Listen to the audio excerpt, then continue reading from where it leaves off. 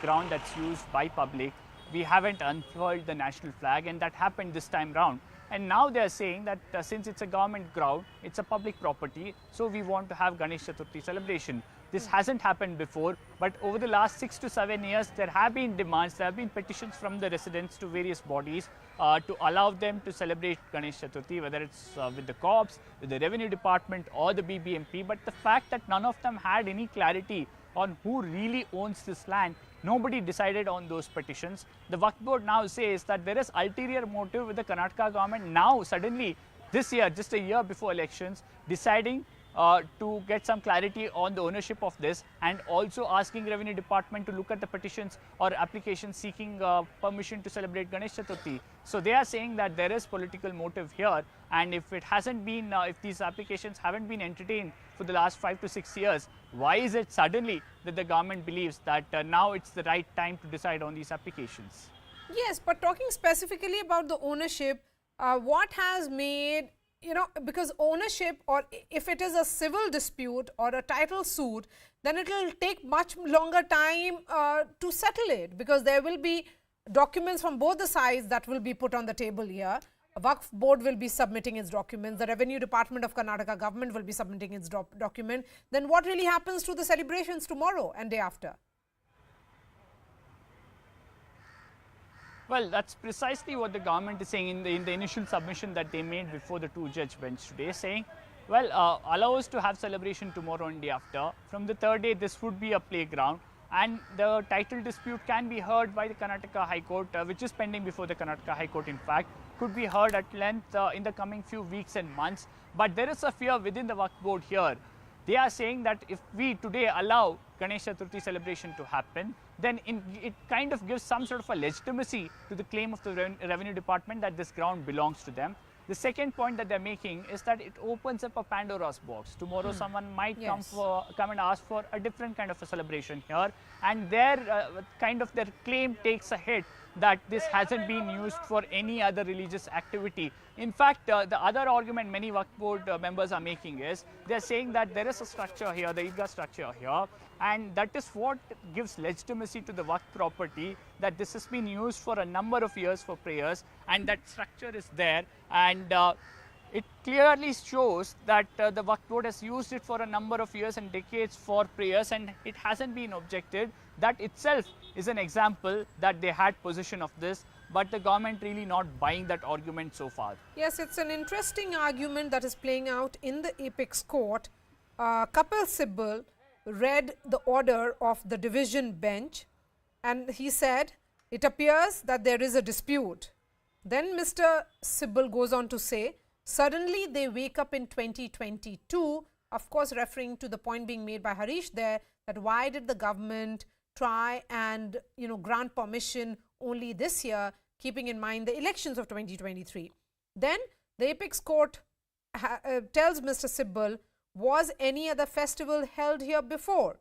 Mr. Sibal responds, as the lawyer representing the Wakf board, no. Then the apex court tells Mr. Sibal, or asks from Mr. Sibal, who is representing the Wakf board, is your grievance against a particular festival or for any other use? The court says it's a piece of land. Mr. Sibal says it is a Eidgah land. Then Justice Sundaresh is saying, is your objection only to the particular festival tomorrow or all after that? Mr. Sibal then is taking the court through the facts, is what our reporter inside the courtroom is telling us. So this is happening in the apex court even as we speak. The hearing is on. 3-judge bench is listening to this petition, and an interim order is what the Wakf board party is seeking. They are saying that if the government has given permission for celebrations for tomorrow and day after, this is in violation of what they say. It is our land. The government has to seek permission from us before granting a permission of celebrations of any other without seeking our permission. This is playing out in the court. Mr. Sibal going on to argue what he says is the fact of case. The apex court is reiterating and asking again and again, is your grievance against a particular festival or for any other use? Then the apex court has also asked the Waqf board, is your objection only to the particular festival tomorrow or all thereafter? This remains our top focus here on CNN News 18. Ridhima will be taking this forward on the other side. All right, so that's the big story we continue to track here on CNN News 18 at The Nation at 5, and this is a crucial hearing happening by a 3-judge bench at the Supreme Court of India after a division bench at the Supreme Court, a 2-judge bench at the Supreme Court could not reach any conclusion. This is a challenge that the Waqf board has made at the Supreme Court, saying that the Ganesh Chaturthi celebrations cannot happen at the Eidgah Maidan. On the other hand, we also have the local municipal corporation which is arguing that this kind of land, the title of the land is disputed and the Waqf board does not have a sole claim to it. And meanwhile, till the time the title is decided, they should be allowed to hold such festivities.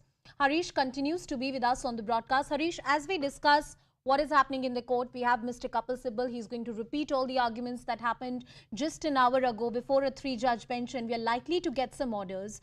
Help us understand what transpired at the High Court. What is the genesis of this entire litigation, which is knocking the doors of the Supreme Court today, and this is the second round of hearing which is happening.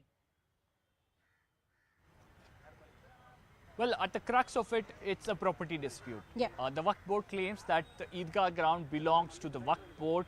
The government over the last few months has changed its stance. It says this belongs to the revenue department. It's a government land. And now the Waqf board says, no, we do not think so, and there should be no religious activity allowed here till this ownership dispute is settled.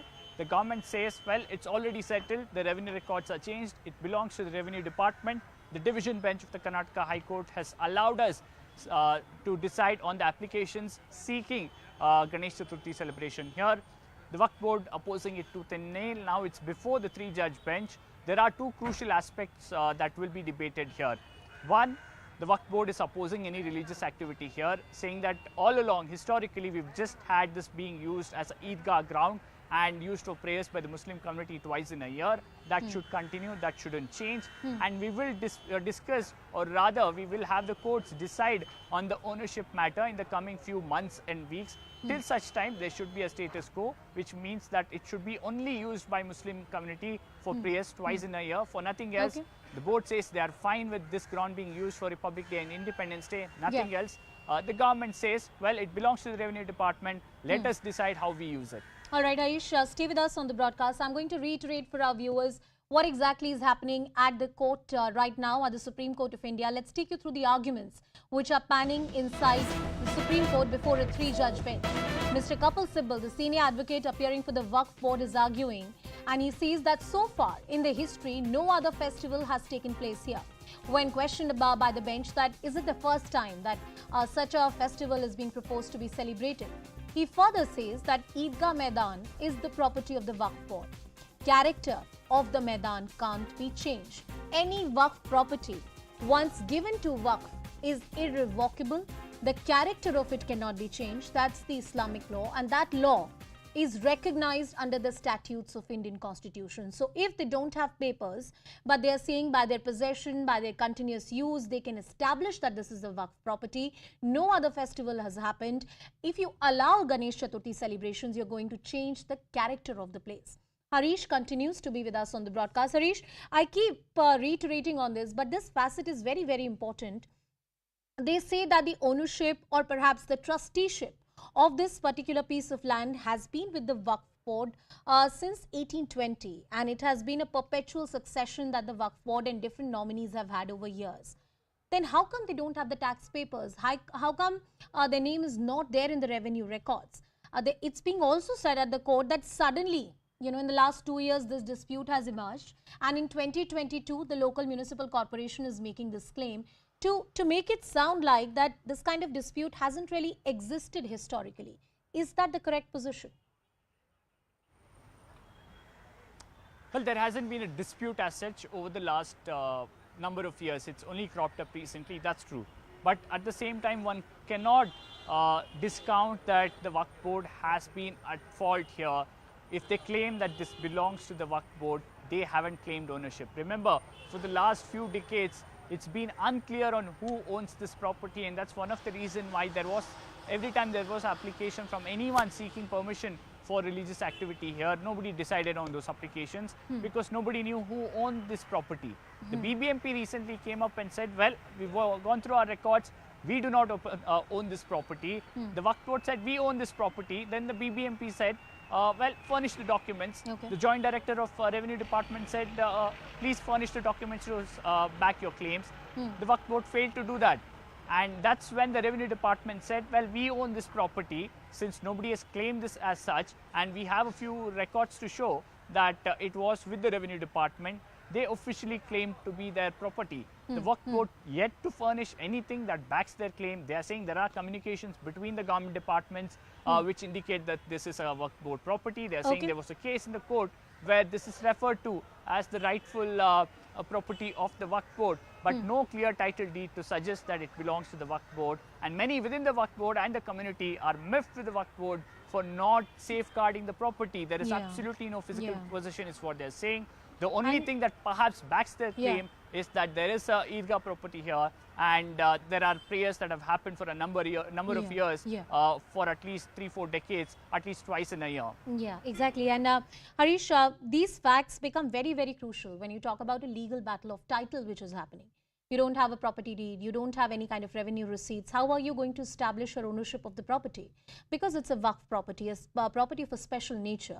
So can the conducting of prayers perpetually for all these years, over 100 years, more than 100 years, can that establish the claim of the Waqf Board? Taking that question to Naveen Chomal, who's an advocate joining us on the broadcast. Tausif Ahmed Khan, who's an advocate and political analyst, is also with us on the show.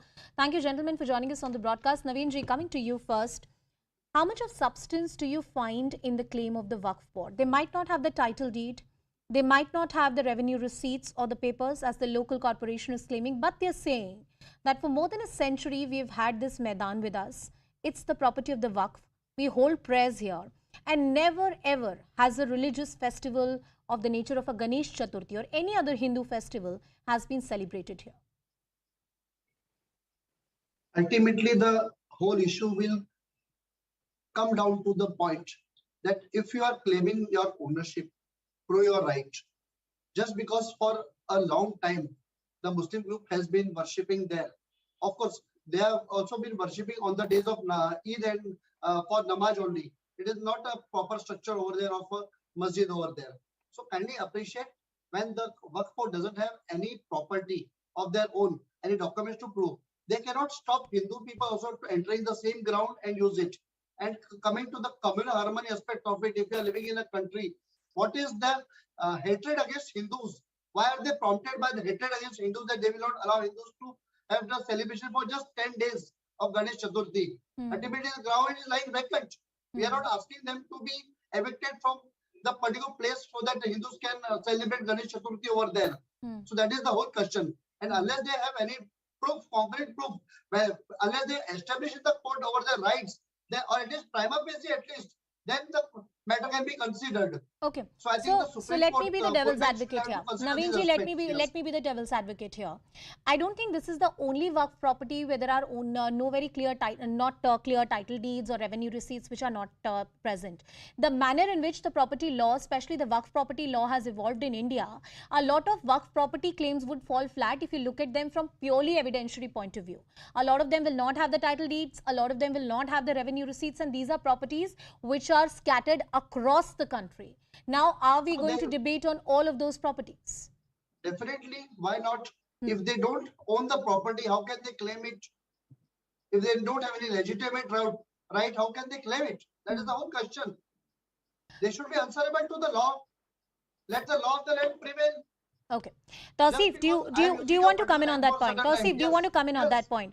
And I'm talking specifically with about various exceptions or various special things that the Wakf Act and the subsequent amendments to the Wakf Property Act that the Constitution of India has enshrined. Yes, Naveen ji, make your quick point and then I'll talk to Tausif. Yeah. Just as the Bengaluru High Court has allowed for the Hubli at least.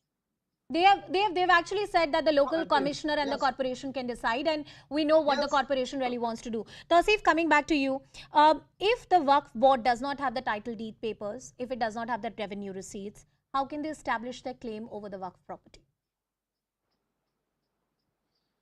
there is no need for Waqf property, the Waqf board to produce the title deed. Waqf properties are the properties which were with Indian Muslims, and they continue to be a Waqf property even after the independence. There is a act, Waqf Act, and if you're talking about this particular case in Bangalore, the 1964 judgment of Justice Hidayatullah also records this fact that this is a notified Waqf property. Now, if anyone wants to challenge Waqf property, they can do so if they follow the procedures. And there is a time limit to do that for 6 months within the notification. All that has not happened from last 200 years. This property's nature has been Waqf property and Eidgah land, and character has not changed. Suddenly now, Tausif, my question to you is straightforward. My question to you is straightforward, and I think this question is also in the larger public interest. This is a larger debate happening about the Waqf properties. That if a Waqf board, the particular state Waqf board, or the particular trustee appointed by the Waqf board fails to produce the property deed or the title papers, the person does not have the revenue receipts. Under law, are you entitled to claim ownership? And I'm talking about the specific Waqf Acts that you're actually quoting here. Do they have any kind of claim under that law? Yes, the claim remains for the simple reason that the land is being used as the Waqf land. It is being used as the Eidgah land. And this very purpose, a very solid and a very weighty point that is with the Waqf board, they're trying to change it now by going through the court and getting an order to perform a Ganesh Chaturthi. Because 10 years down the line, they will say that you do not even have exclusive possession. That is what is the biggest question before the Supreme Court today. That the nature of the land, which has remained an Eidgah land for the last 200 years, even, there may not be title deed. There is not required, if the government has changed or the India attained independence, then you are not bound to go and get a title deed, a title trust deed, because these are land which were dedicated and 200 years ago. But under the Waqf law, and I'm talking about the Waqf Islamic law which is recognized in India, any kind of Waqf property, if it has to be bestowed upon Waqf, it needs to be in writing.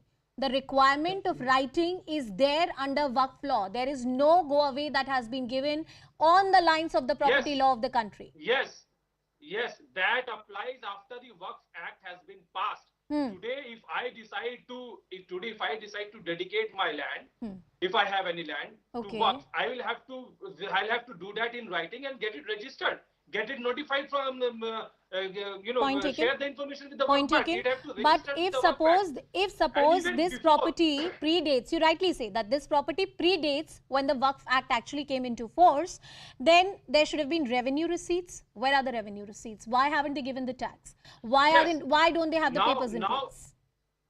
Now, I'll tell you what happens practically speaking. When there are Waqf properties, when Waqf board or people who are managing the Waqf properties, they approach revenue departments. And on one pretext or the other, the revenue department fails to issue receipts, because they will say, show me this document, show me that document. These are things that is happening across the country. I can give you hundreds of examples in Calcutta. Okay, Tausif and Naveenji, I'll come to both of you. I'll take this discussion forward. I want to interrupt and I want to go back to my colleague Harish.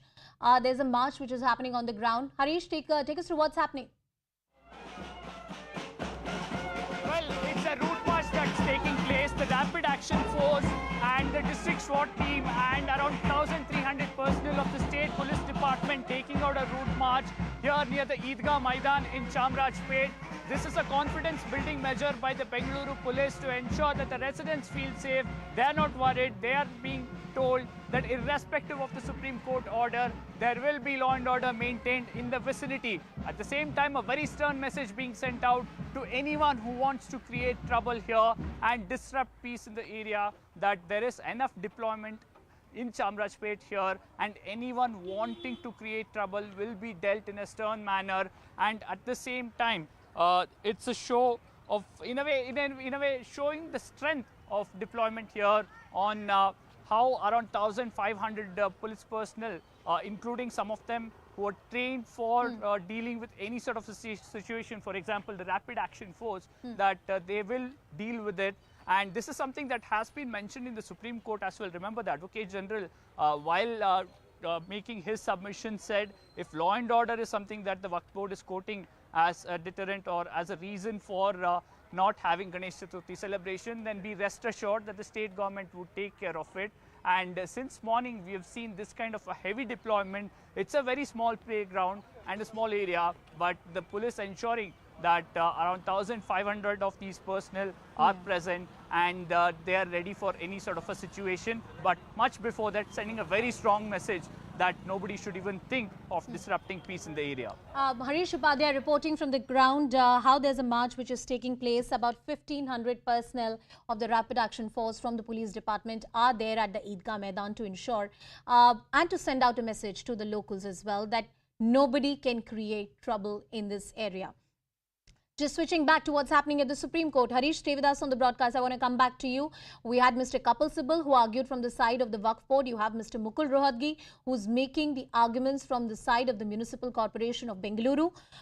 Harish, there's an order that came from the Karnataka High Court, which said that the Hubli Eidgah Maidan, there the local administration can take a call and decide what they really want to do.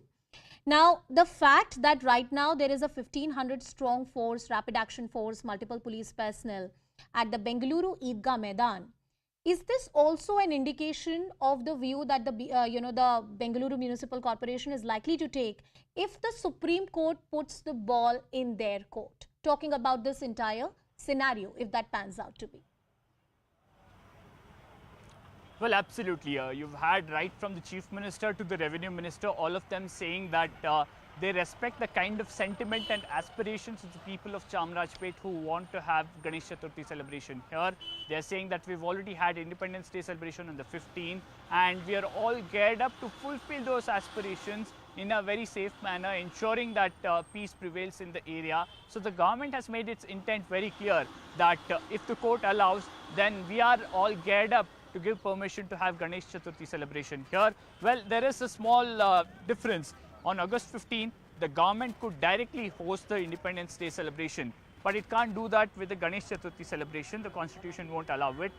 But there are at least 3 to 4 organizations that the government is talking to, the ones who applied for permission. Perhaps there is a likelihood that if the courts do allow, then the Revenue Department might ask all of those organizers or applicants to come together and organize one single Ganesh Chaturthi celebration here.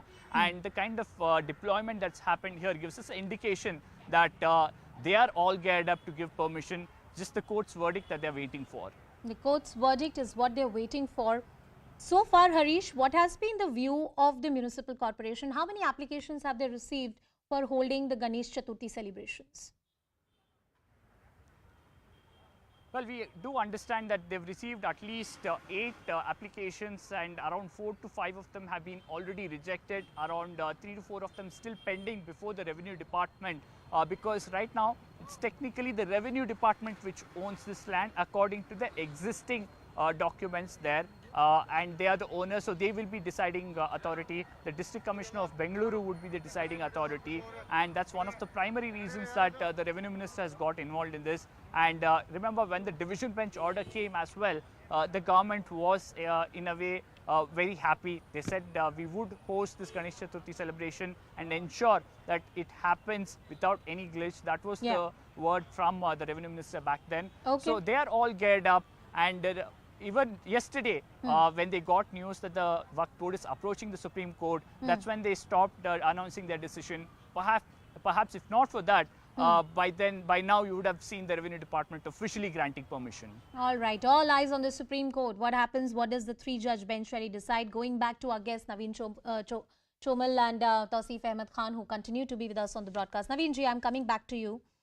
The argument which is being made by Tausif has some degree of substance, I would say, because this is a Waqf property which predates the present Waqf statutes and the subsequent amendments. Most of the Waqf properties in this country are pre-independence properties and in fact have a root in existence from the early 18th century. And hence, in the title deeds, in the revenue receipts, if you look at the papers, it might be very difficult for a lot of these properties, not just this one, to establish clear ownership. But if you look at the character of it, which is that were there religious activities pertaining to the faith of Islam, were they conducted? Were there Friday prayers that were happening, or were there annual prayers or biannual affairs that were happening? From that, you can actually gauge the character of a certain property. Go ahead, Naveen. There is no doubt that many of the properties of the Waqf, which are the legitimate properties, they are also predating the Act. Yes. But before that also, in our entire country, the Britishers who were ruling, they had established a proper system, and each and every acre of land, every piece of land was under the records of the Revenue Department. So it is a farce to say that we used to go to Revenue Department to pay the revenue and they used to ask us where is your document. ये तो बहाना है, मुझे तो ये बहाना ही लगा था जी, ये कोई reason नहीं लगा मुझे आपका. Yes. It never happens. We cannot fool our esteemed viewers. Thousands of people, lakhs of people are watching this program. So we cannot fool those people. They are highly educated people and we have to show respect to them. And coming to the another aspect, if I can be permitted to get just a broader way, there are many properties of collector lands all over India where Muslim people are trying to grab them. Many Bangladeshis are being settled over there. So they cannot claim it to be the property of Wakf and say that it is our property unless you prove the record or the ownership, the revenue records. So it's a very big national issue.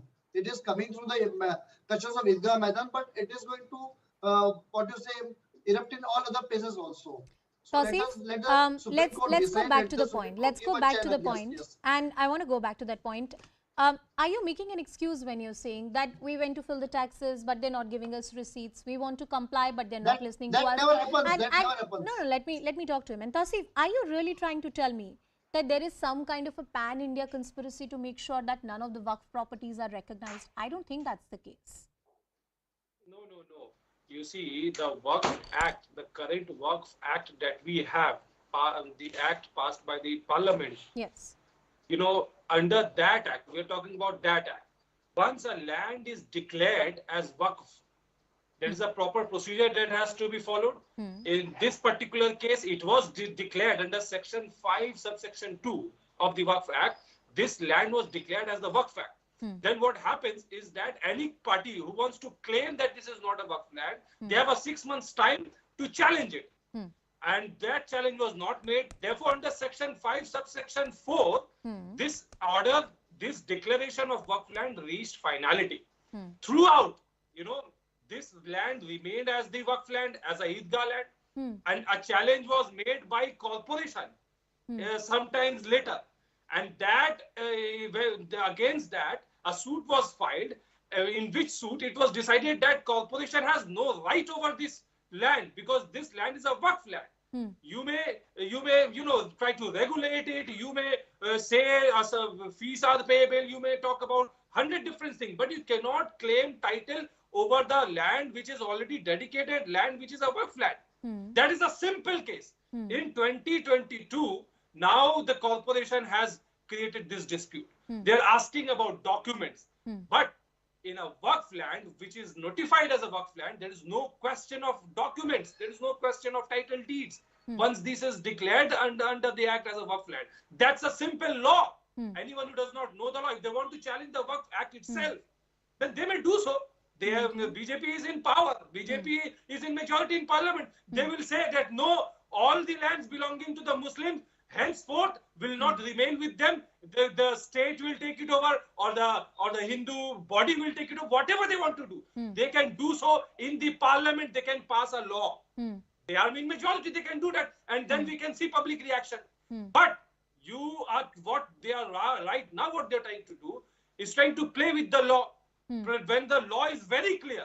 Under the Wakf Act, once the land is declared, you made a point in the beginning. You made a point in the beginning that whenever a Wakf, any property is declared as a Wakf property, there's a process by which a property is declared as a Wakf property.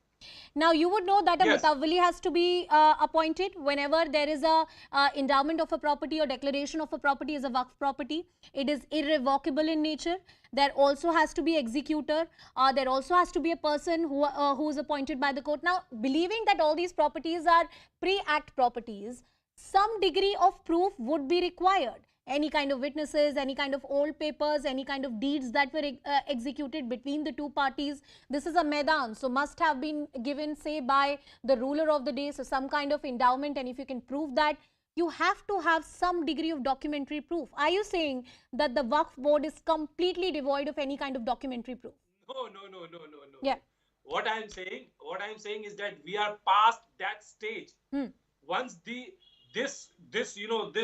verification, the whatever process has to be followed, that has to be. It is only after following those process under section 5, subsection 4, the land, subsection 2, the land is declared as the Waqf property. That process is over. And in anyone who wants to challenge whether there is document or no document, whether it really belonged to Waqf or not, that they had that 6 months window under the Act, section 5, subsection 4. They could have challenged it. Corporation is there, any other state department is there. No one challenged it. They accepted it. Even in at the later stage, when the corporation filed a suit, when the suit was filed, when corporation had raised objections, at that time also they never claimed that it is their own. It is not a Waqf land. They accepted that it is Waqf land. Okay. Therefore, this whole, res judicata, once a question is decided, it is decided. You cannot again after 10 years come and again there is the same dispute. Again, if it is decided again, 50 years later, someone comes and this is the same. There is a legal concept called res judicata. Once a matter is decided, it is decided. You cannot again come to court with the same cause of action. Okay. Naveenji, I'm coming back to you. If there was a problem with the ownership and title of Eidgah Maidan, why did it take more than 150 years for it to be challenged? Why only in the last 2 years has the corporation become so active? Why has it become far more active when we are so close to elections? This is an argument that Mr. Kapil Sibal also made in the court. I agree it's not a legally tenable argument, but it does point out to some political compulsions behind these decisions of the local corporation. Answer that. Well, I don't agree with Kapil Sibal because he is the one who also wanted the Ramjan Bhumi matter to be also held in abeyance for many long years. He's got his personal agenda. What has happened, if you see all over the country, it's a social phenomenon. It's a part of sociology, which we have to understand. That for a long time, the Hindu community has been dormant. And they have not been so vigilant about their rights, and they have always been certainly pacifists. It is the last few decades they have started questioning, especially when their rights have been trampled upon, all their temples have been controlled by the government, money taken. So all this awakening is happening in the Hindu front for a long time. So definitely they are questioning many things. So these questions are bound to arise, not only in relation to the Eidgah Maidan in Karnataka, where their elections are bound to come in future. But all over the country, this is going to happen. And it has just started happening also. So you cannot deny this particular social phenomena which our nation is going through. So now ultimately the question will arise that anybody who is claiming the land, see, nobody is going to grab the land. The government is not going to pass any wrong law in the parliament despite having the majority, because there is something called Supreme Court also in our country. So my learned co-panelists cannot threaten us of the reaction on the road. Okay. There is a police machinery also to help us. So ultimately the whole question will boil in a civilized society that anybody who's got a claim, it is his duty to substantiate the claim. But Naveenji, the argument which is made here, and I'm looking at section 5.4 that Tauseef was talking about under the Wakf Act 1995. And it says that the state government shall publish a report and forward a copy of the same to the board. And this is a list that the government has to prepare of a particular Waqf. And if anybody has any problems, you can have them addressed in the next 6 months.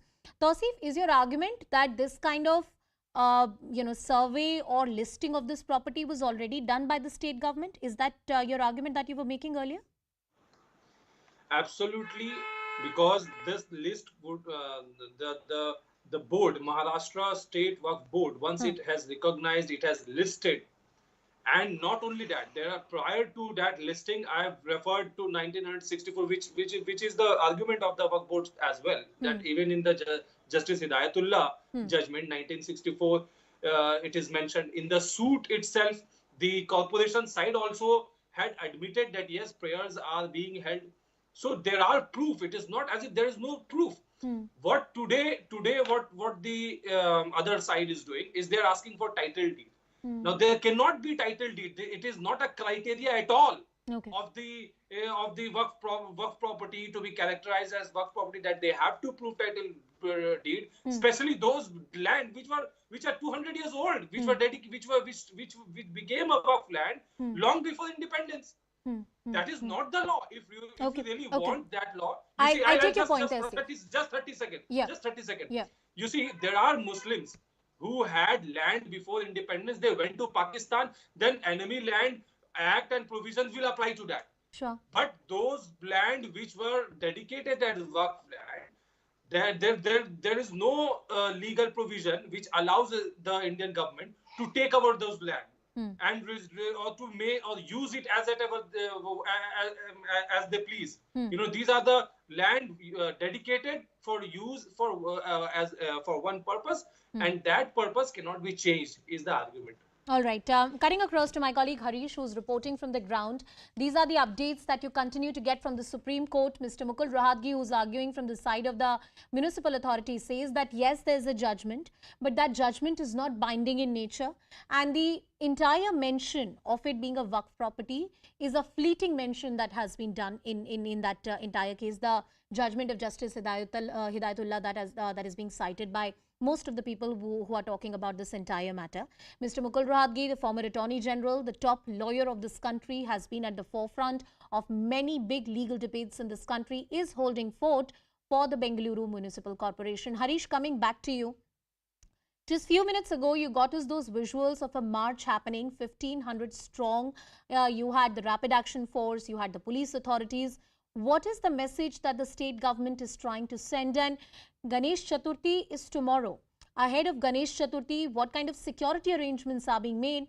Because this sort of debate is having an implication in different parts, including Bengaluru, Hubli, and maybe other parts as well. Well, whether it's in the court, on the ground, or for the optics, the government wants to say that law and order can't be the pretext on which somebody can be denied celebrating Ganesh Chaturthi at a public property. Remember, the government calls this now a playground, a public property, not an Eidgah Maidan. That's not how they are classifying it. Yeah. So that's the message. That's something that's been articulated in the Supreme Court as well, that this can't be the ground on which you can deny someone from celebrating Ganesh Chaturthi. Let's keep it to the ownership matter. Even there are two important clarifications that the government is trying to make here. They are saying that one, just because this hasn't been done before, can't be the ground that now you say we can't do it further. The ownership has now been clarified, so we want this to happen. We are looking at it in a favorable manner. We are okay giving permission to people who have sought, applicants who have sought permission to celebrate Ganesh Chaturthi. Second, as you rightly mentioned, this 1964 verdict as well, they are saying it's a fleeting mention. It doesn't give clear-cut title deed to the Waqf Board. They are saying it's a fleeting mention. It's not a clear-cut order to either the Waqf Board or to the municipal body back then, which was the Bangalore municipal body. That's also something that they're making very clear. In a way, point by point, taking down the claims of the Waqf Board to whatever that they have said to back their claim that this property belongs to the Waqf Board. All right. My colleague Harish Upadhyay reporting all the details. Harish, can you also take us through the key arguments that Mr. Mukul Rohatgi has made so far from the side of the municipal corporation? Well, there are some more bits that's coming out. In fact, Mukul Rohatgi tells the court that properties that don't belong to anyone are of the government. It was a suit for injunction, not for title. And he says Survey 40 has been noted as Sarkari land. And if he's, in fact, the way says if he's wrong, he's in contempt. And in fact, Rohtaki responds to that saying, no, every day we cite Supreme Court judgment. It is his understanding. In a way, he's saying that there might not be clear titles in favor of Revenue Department, but the fact that the Waqf Board doesn't have any titles to prove ownership of this land, and for a good number of decades nobody has claimed this land, so it technically belongs to us now, belongs to the government, to the Revenue Department. Remember, that's the reason the BBMP initially sometime in July claimed ownership of this land, went back, checked their records, came back and said, well, we do not own this property, this probably belongs to the Waqf Board. And when there was a huge uproar and the government asked the BBMP to not talk about deed unless they have clarity, that's when it became even more clearer that even the Waqf Board perhaps doesn't have any papers to back their claim. And eventually the Revenue Department, via its Joint Commissioner, asked for the Waqf Board to furnish any details or any documents to back their claim. The Waqf Board failed to do it. So eventually the Revenue Department said, well, this belongs to the government. So nobody has clear title deeds over this property. That's something that's very clear. The Waqf Board, depending on a few government communications and a reference in a High Court, in a Supreme Court order. That's an important point that we continue to reiterate for our viewers, and there are arguments on both the sides. Most of the Waqf properties are pre-independence. To have a title deed is almost impossible. The kind of dedication that was done for the Waqf is usually in writing, but to have those papers at this point in time could be a challenge, because largely Waqf is an Islamic trust. That is the nature of it. And these kind of trusts are not outside the scope of Indian law, but they are recognized as part of Indian law. There are specific acts, the Waqf Property Act 1995 and the subsequent amendments to it recognize the special arrangement of Muslim properties for pious and religious purposes. Harish, I also want to talk to you about the kind of politics that we have seen on this issue. Yes, what the Supreme Court says today is going to have huge ramifications. It will decide the matter one way or other. But the politics and the undercurrent which is running in Karnataka for the last 6 to 8 months is a communal one, a deeply polarizing one, and the present incident and debate only adds to it. Well, absolutely. Ever since Mr. Bhumi took over as the Chief Minister, then later on at the Bengaluru airport, he gave a comment saying that for every action there is a reaction, which was highly criticized. Ever since then, we have seen polarizing issues cropping up, some that were lurking around that was highlighted, new ones were brought into the forefront, started with hijab, went on to halal, went on to boycott of Muslim traders in temple fairs and other public places. We have seen a deep divide on alleged saffronization of textbooks. We've also seen communal clashes in Shivamogga, in Dakshina Kannada, coastal Karnataka, various other places. Just around August 15th, we have seen clashes over Veer Savarkar's photo. Some didn't want his photo at a mall in Shivamogga, and others, when they wanted to remove it at AA Circle in Shivamogga, we had seen clashes on the 15th. And today, the Udupi Municipal Corporation wants to have a Veer Savarkar Circle. It's a never-ending spree of polarizing issues coming up. The government says we are responding to all of them under the ambit of law. None of it has been cropped up by us. We are just responding to whatever is happening. Others saying that this is well planned, well engineered. This is not mere coincidence that all these are coming up just a year before election. All right, I want to reiterate what's happening at the Supreme Court. My colleague Ananya Bhatnagar is reporting all the details. These are the arguments of Mr. Kapil Sibal, who goes on to say that in between what happened was Mysore State Wakf Board declared this as the Wakf land under Section 5.2 of the Wakf Act, and under Section 5.4 this was given finality. 5.4 is the same section that Tausif you were also talking about, and under this section property is enlisted as a Wakf property.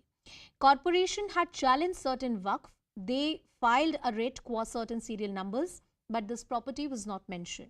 The same argument that was being made on the debate some time ago, that there was a window of 6 months to challenge the status of this property, but that was not done. That's what Mr. Kapil Sibal is saying. The argument is that in the revenue record, it's a state property. You also have Mr. Mukul Rohatgi, who continues to argue this matter and present this argument on the other side. Is the injunction against the BBMP operational? That's what the court is asking. But yes, it's only for not building a school there. Mr. Rohatgi continues to argue that this is an open property, it's open to children, and no kind of enclosures are there in this entire property. Naveen Chomal and Tausif Ahmed Khan continue to be with us on the show. Naveen ji, coming back to you once again. Under Section 5(4), and you're a lawyer, you would know that the state has the power to enlist some properties as Wakf properties, challenge certain if they think that there is some kind of encroachment that has been done. Was a proper procedure followed by the Bengaluru Municipal Corporation under the Wakf Act 1995, or this is a mere conspiracy or some kind of controversy which is being engineered, like the political opponents are accusing the BJP of? See, at such a high level of the government, you can allege a conspiracy, but such conspiracies do not take place. We are a very civilized society. Ultimately, whatever the government does, it is on record, documented record, and anybody can challenge it. And ours is a progressive democracy, and anything wrong goes in our system, the entire world is watching. And it has got, far-reaching consequences on our national interest also if our governments try to do such activities which are being alleged against the government. So, no mature person will make such allegations, at least seriously. So coming to the entire issue, Section 5(4), even accepting that initially it was recorded as a Wakf property, and also let us accept that for 6 months nobody had challenged, but that does not mean that still they have the entire right. If the record can be put to straight, then definitely it can be done. You can put the record straight in many ways. Subsequently, for example, now that records are coming up that the revenue has got the record that the land belongs to the government. So how can the work claim unless they can show certain things that the government is wrong? Tausif, I'm running short of time. So only thing is they have been using the according to your reading of law, what is the presumption if there is a some kind of dispute to who owns the property? And I'm not using the word title deed here because it's the Wakf property, and Wakf properties have special nature recognized under the Wakf Property Act. But if there is a dispute, in whose favor does the presumption lie in law? Tausif. Very important and very relevant question in this kind of matter. Even if it is not a Wakf land, even if it is a normal land, the possession is very important. The use is very important, and that is why the Wakf board side is harping on this fact that there is a continued possession of the land and continued use of the land as Eidgah. There is materials to show. And in fact, the judge, even the Supreme Court judge, even today asked whether the land was used for Ganesh Chaturthi or for any religious Tausif, I'm very sorry, I'm interrupting you in the middle of that wonderful argument that you're making. I'll come back to you. We'll talk about the importance of possession and the importance of holding certain religious festivals at a Maidan like this where there is no enclosure, so you can't have a possession in the literal sense of the term. Right now, slipping into a short break, this continues our focus on the other side.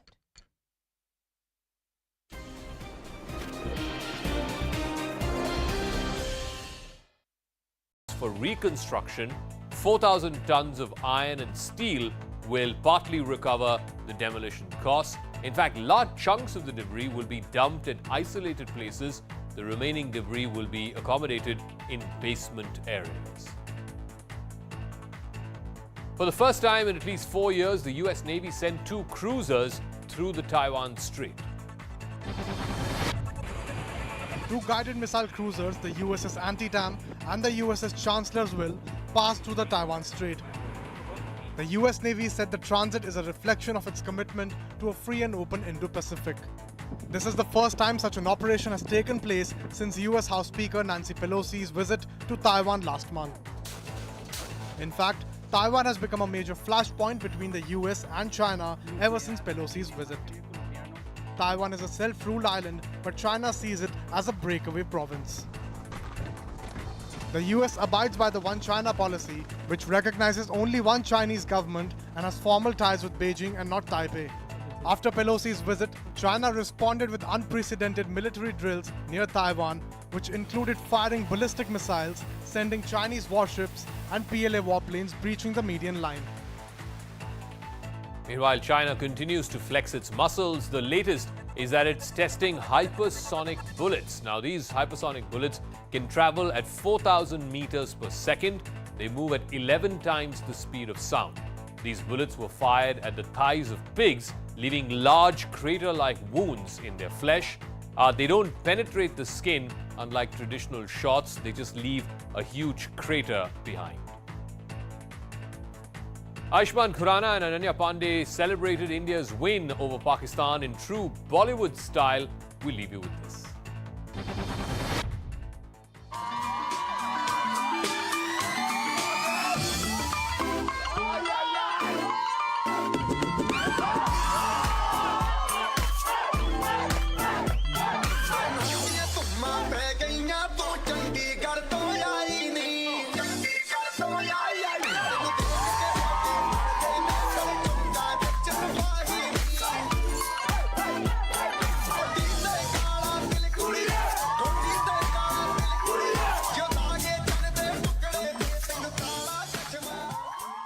Heavy rains in Karnataka have led to widespread destruction, even shutting down large sections of the Bangalore-Mysore highway.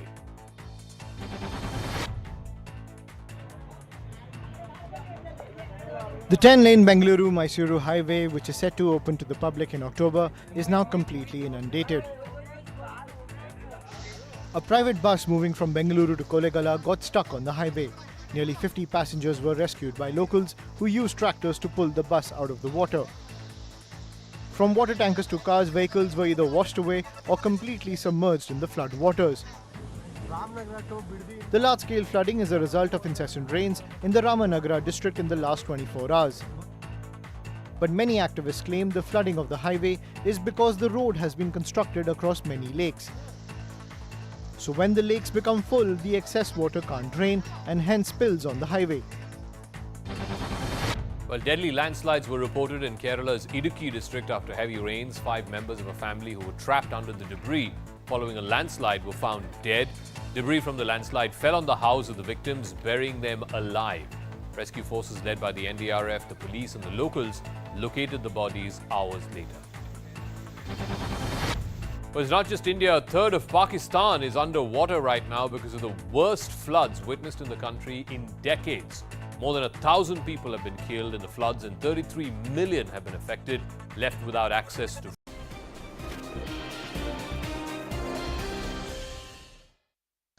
Welcome back, and we continue to keep our focus on that very crucial hearing which is happening at the Supreme Court before a 3-judge bench which is deciding on whether Ganesh Chaturthi celebrations can be held at the Eidgah Maidan in Bengaluru or not. You have 2 parties. You have the Bengaluru Municipal Corporation versus the Wakf Board. Couple Sibbal versus Mr. Mukul Rohatgi, and these arguments are happening in the court right now.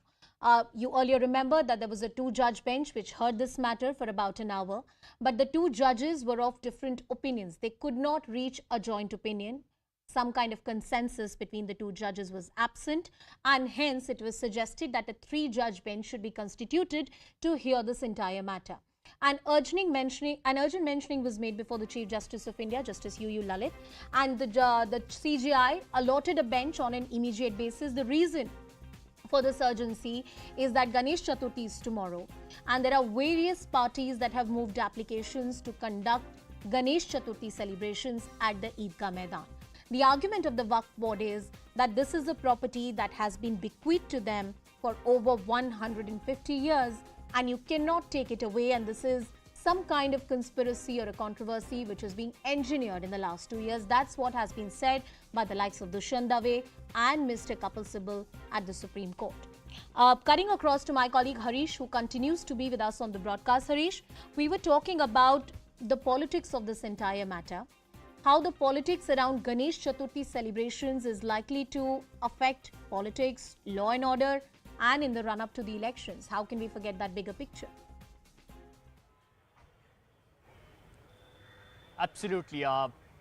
Look at where this is happening. This is happening in Chamrajpet in Bengaluru. Currently, the Congress holds this seat. Zamir Ahmad Khan is their popular leader from here, and there is assessment that if there is any sort of a polarization that happens here, there could be gain not just in Chamrajpet.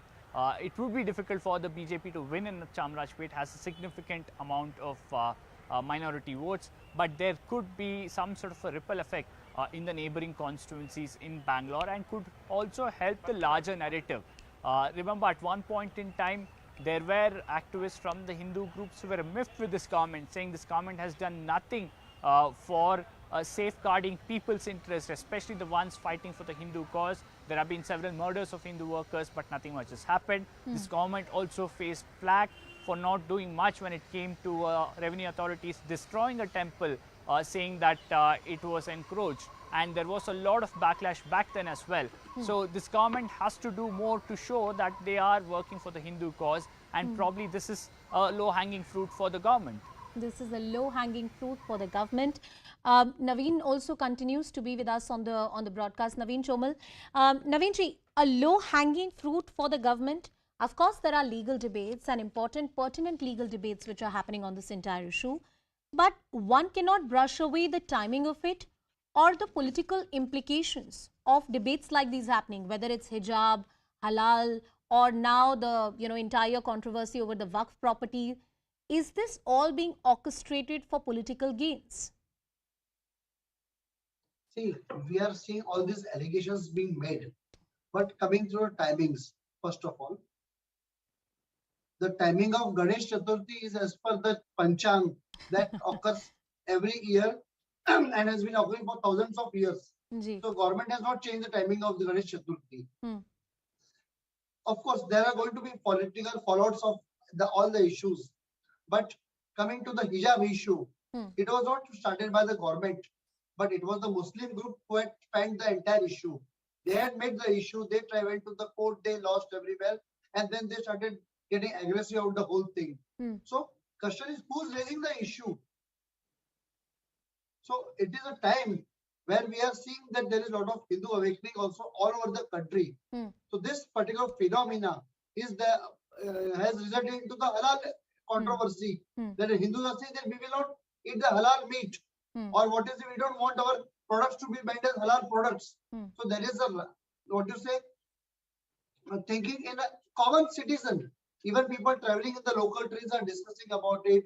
People traveling together in a bus, they are discussing about it. Naveen ji, the million-dollar question is, and it's the chicken and the egg question, that, is it the public opinion which is framing these political debates, or the political debates which is framing the public opinion? We will never be able to conclusively make any statement about that fact. Coming back to the legalities of this entire discussion, Tausif Ahmed Khan had an important point to make, that in the absence of, or in the presence of some kind of a dispute, and in the absence of a title deed or any other conclusive property papers to prove any kind of ownership, the presumption lies in the favor of the person who has the possession of the property. Now, this is a Maidan, you can't really have possession, it's not a house, you can have a possession. But there are certain religious activities which have happened persistently for more than 100 years. And that establishes the character of this place, and this should be titled and understood as some kind of possession. Is that a sound legal argument according to you? Actually, kindly appreciate that in 1913 also there was the Wakf law. So they could have resorted to the records of that from 1913 at least. Why didn't they register that property as a Wakf property in 1913 also? So they are trying to say that the law has come recently and then it has been registered as per this thing. There is no record of previous record of being a Wakf property. Since 1913 the law is there. So why didn't they register that time also? So ultimately everything will come down to the proof. Who's got the proof will take the land. Otherwise, it's a public property. All the people from all the religions can enjoy the land. Be the Muslim, be the Hindus, Sikhs can also have their festival over there. But Naveen ji, that has not been the case for more than 150 years. They're saying since about 1830, if I'm right, no other religious festivals have happened. It's only very recently that national festivals like Independence Day have been celebrated there. It was only namaz that was being conducted, and they're saying if it has not happened for so many years, why do you want to do it right now? If we allow this festival to happen, then it will open up Pandora's box, and our claim to a perpetual right to this property and ownership to this property will be diluted. But can they have the right to grab all the lands unless they have any proof of their ownership? If they must have grabbed certain lands, it's the duty of the government to take the lands back. So they cannot threaten the law and order action on the ground. And appreciate. Ultimately, we are in democracy. The law will prevail. If they cannot prove their rights over the land, they have to give the land. And if it is applied to thousands of other lands also, it will follow. The people of the country are going to demand. No, I take that point that just because the scale of an order or a particular legal dispute is going to be too vast, that cannot stop the courts or the judiciary from looking into an entire issue. The Pandora box argument is a very, very limited argument in law.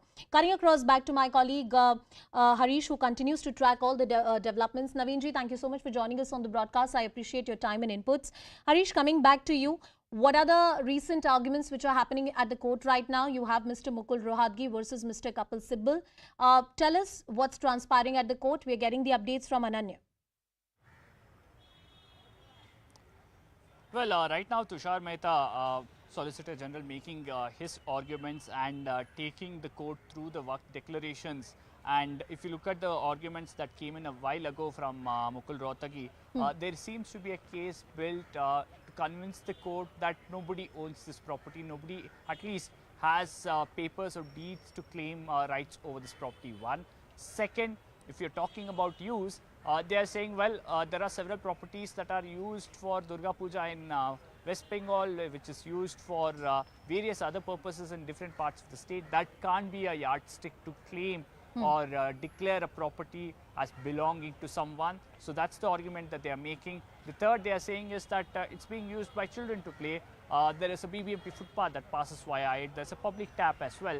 So going by that logic, then the BBMP too can claim a part of it. So the government saying at least that nobody technically owns, nobody has papers to declare or claim ownership of this. So in such cases, it's usually the government which owns it, and that's one of the reasons why we've declared it as the property of the Revenue Department. Will the court buy this argument as another claim?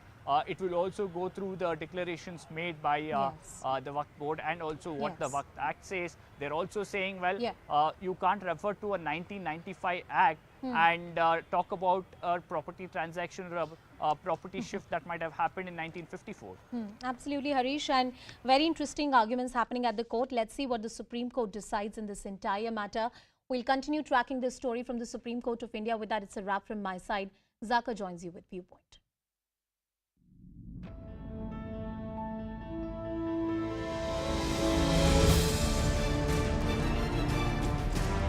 Many people who called the Shivling at Gyamrapi fountain a stone, what is the big deal, and there were very many derogatory remarks made, but how many Hindus came out and said Sartan se juda?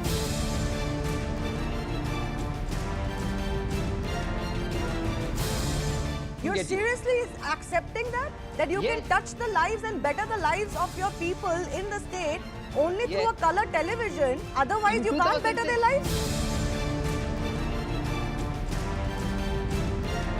आपकी party के corporator है जफर खान जो लोगों को भड़का रहा है ऐसे नारे लगाने के लिए कि सर तन से जुदा। 24 घंटे हो गए, आपने क्या कुछ शो कॉज नोटिस भेजा उसको? आपने उसको सस्पेंड किया?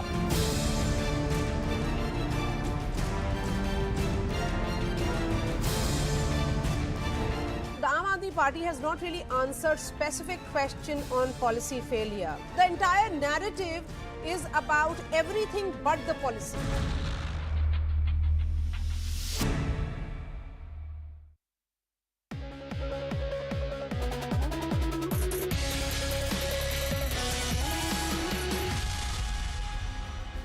Good evening, this is Viewpoint. I'm Zaka Jacob. There is a heated battle going on in the Supreme Court right now about this 2-acre property in Bangalore, in Chamrajpet.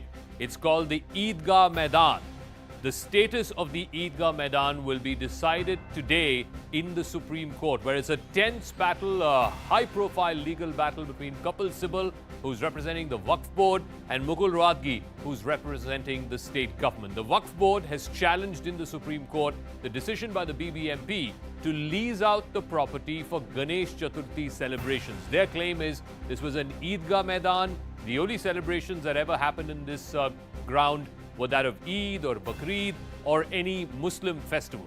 The High Court had earlier said that the Maidan can be used for other purposes, including for Ganesh Chaturthi celebrations. That decision by the High Court is under challenge in the Supreme Court. And the reason why this particular verdict today is going to be closely watched and it could be precedent setting is because there are numerous such Eidgah Maidans across the country for which title deeds are not clear, property papers are not clear, revenue receipts are not clear, but ownership seems to be with one set of individuals. The question that's being asked is also of double standards. If you can have Ram Leela Maidans in Delhi and Mumbai and other cities across this country and use it not just for Ram Leela and for Hindu festivals, but also for other purposes, why can't the same be applied for the Eidgah Maidan? But first, the story so far in what has been a tense day, a tense run-up to Ganesh Utsav.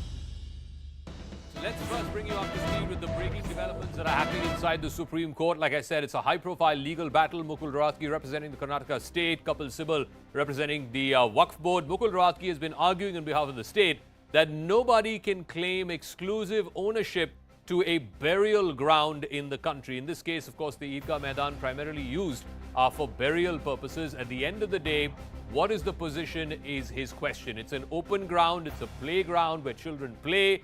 There are prayers allowed for 2 days in a year for Eid and for Bakrid.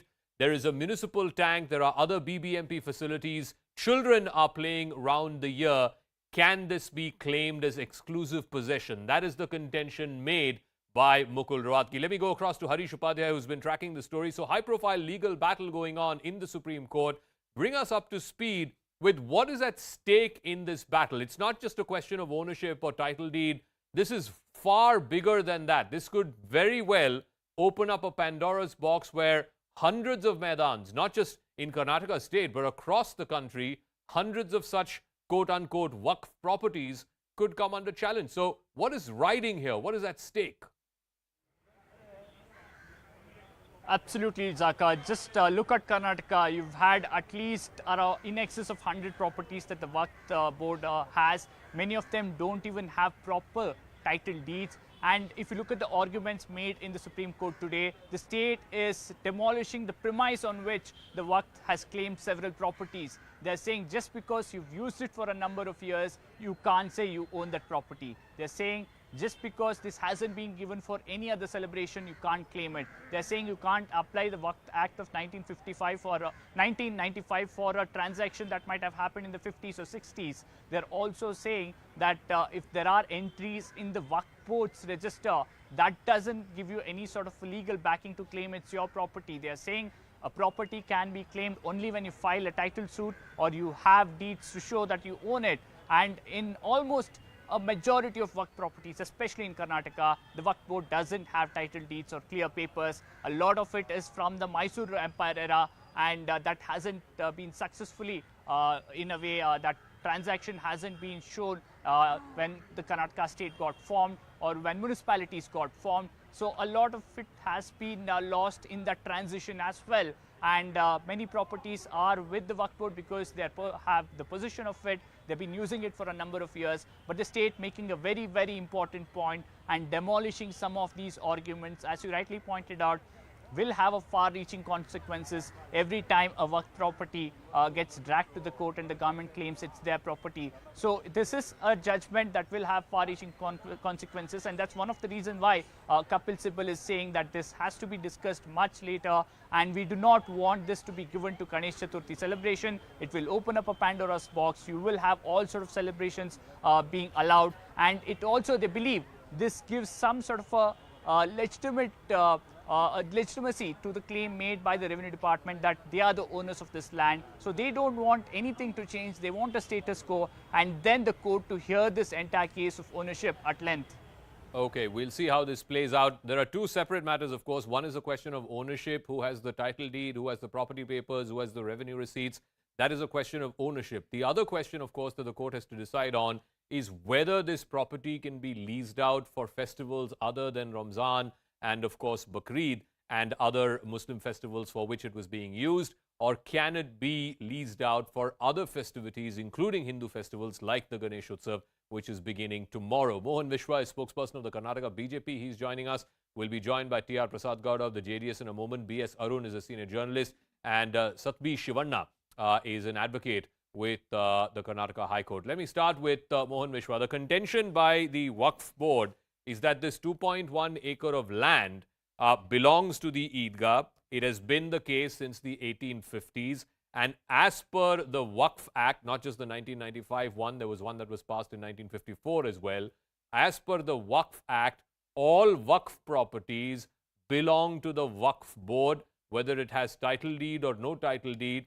That this is their contention, and it is up to the caretakers, the Wakf board appointed caretakers, to decide what the Maidan can be used for, whether it can be used for any other purposes other than Ramzan and Bakrid. Mohan Vishwa, respond. See, Zaka, we have been witnessing, this issue from past 4 to 5 months. The issue with the work board is the BBMP gave 2 months of ample amount of time. Okay, it's not 1 or 2 days; it's 2 months of time to produce what document they have to prove that that is their property. They haven't provided that. Okay, post that the BBMP Commissioner Tushar Mehta, initially there was some issue. Okay, he said it comes under BPMP. Later on, he said, no, since there was some sort of rectification happened in the Khata, so he said it belongs to, the revenue department. So 2 months, they have not submitted any document at all. If at all, if it belongs to them, they should have had some sort of basic document. Like as you said, all work property, okay, belongs to work board, post work act. Okay, so first of all, it should be a work property to come under work act. So to prove that, they don't have any papers as of now. Okay, so that's why if that is the case, our revenue department have taken over the land. See, that's how it works. Okay, and we are very clear that if it is a government land, if it is a revenue department land, being a secular, it is our duty of the government to provide, usage of the land for all the religions. It can be for Hindus or Muslims or Christians, for any festival for that matter. So Okay. anybody can use that. So that is our stand. This is not only even our government is also argued in Karnataka High Court, and the same thing is happening in Supreme Court also now. Let me But ask one T.R. point Prasad which, Gowda, the which is basic very contention, sir, is does this Wakf board have the property title deed? Does it have revenue receipts from 1974? The BBMP has been saying that in 1974, there was a metropolis survey that they had undertaken. The Eidgah Maidan at that time was earmarked as a playground, as a civic property belonging to the city corporation. They also say that neither the Karnataka State Wakf Board at that time nor any other Muslim organization claiming ownership took part in this survey or was able to produce documents. So if they don't have the property title deeds, if they don't have the revenue receipts, then how can they claim ownership over this land? A land which has been declared by the municipal corporation as a playground. Yeah, at this point of hour, I should speak the truth. Okay, and I know about this issue from quite a long time, and as a matter of fact, there is a dispute. Of course, there is a dispute between Waqf Board and the BBMP. Actually, as a matter of fact, about portion of the land has left. Portion of the land has left for the prayers for Muslim community. But not full land has left for the Waqf Board. Okay. Actually, till now, it is not declared as Waqf property. So I am from JDS. But I stand by my words because when I speak, I should tell you the truth. portion of the land, about 10,000 square feet of land, has left for offering prayers for the Muslim community. The rest of the land can be utilized by the public. Of course, it is a BBMP land. So now, Work Board as is telling, and they are fighting in the court of law. In the High Court also, the High Court also reserved the powers to give it to any other celebrations. Yes. It is left to the government. That is all. That is what High Court of Karnataka has observed. And over that, Work Board has moved it to the Supreme Court. Now the question here is, Work Board moved it not to allow other religion people to celebrate their festivals. Supreme Court is going to allow their petition or not. That is the point at this point of hour. But as a matter of fact, this ground can be utilized by any other religion, irrespective. Because when I talk to you over the television, national television, I should tell you the truth. This is the truth. Yeah, let me ask Advocate Shivanna. Now, two arguments are being made by Mr. Sibal in court, in the Supreme Court right now. Number one, he says that this is part of a political project. This is being done for political reasons because elections are nearby. There is a obvious communal polarization intent behind this move. Now, that is not a legal argument, but anyway, he has presented that in court. Number two, and I think the point that Mr. Prasad Gowda made is absolutely valid. If nobody is claiming ownership to the Eidgah. What they are saying is that the Maidan, which is 2.1 acres of land, which is a BBMP designated playground attached with the Eidgah, but it's a BBMP designated playground. That is the land that the BBMP is free to lease out to any person, whether it is for a festival or for a protest or for a cricket match. It's up to them. Now, see, it is Mr. Shivanna, yeah. Understanding that the Mysore State Wakf Board declared this as Wakf land under Section 5.2. And under Section 5.4, it attained finality. So the land dispute with respect to whose land it is or not was settled as per the Mysore Wakf Board declaration under 5.4. Now, despite that, it is true that there is a dispute arising with respect to this land because their names have not been mutated into the land entries. Yes. Into the revenue entries, their names have not been mutated. But it is also a point of consideration that the Muslim community has been in possession of this land for over 200 years now. And it is for over 60 years that they have been conducting certain festivals or Muslim festivities in this particular ground. And it was never disputed then. It was never disputed now. After 200 years of possession, it is today, for the very first time, that the BBMP makes a claim over the property, and they say that the property belongs to us, and that is when the entire dispute No, Mr. Shivanna, there are two contentions in that argument. Number one, this Section 5.4 would apply if, let's say, the dispute is between the Wakf Board and let's say a Hindu organization or with another private individual. In that case, okay, 5.4 might apply. But the dispute is not between the Wakf Board and another individual or another body. The dispute is between the Wakf Board and the government. The state can take over any land where possession or ownership cannot be shown by a third party. That is number one. Number two, just a limited point. This is again something that Mr. Rohatgi cited in court today.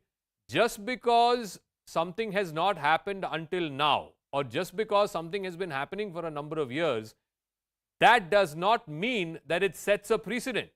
That does not mean that it cannot change. So if it has not been leased out for other religious festivals, then it doesn't mean it cannot happen from tomorrow. If the Wakf Board had the property papers, the title deed, the revenue receipts to show from 1974 or even earlier, then that's a different matter altogether. Then it is as good as a private property. In this case, it is not a private property. It's between the Wakf Board and the state. And the state is saying either you show the records that you have ownership of this property, or the state is free to take over this property. No, I'm not for a moment disputing that the Wakf board needs to produce certain relevant documents, where may it be taxpayer receipts or any other documentation to suggest that the property has been allotted to them. But one important factor in property law that we need to, anyways, this particular thing is governed by Waqf law, which has different implications. But nonetheless, possession of property is an important ground or an important point of consideration to establish your claim or right over the certain property.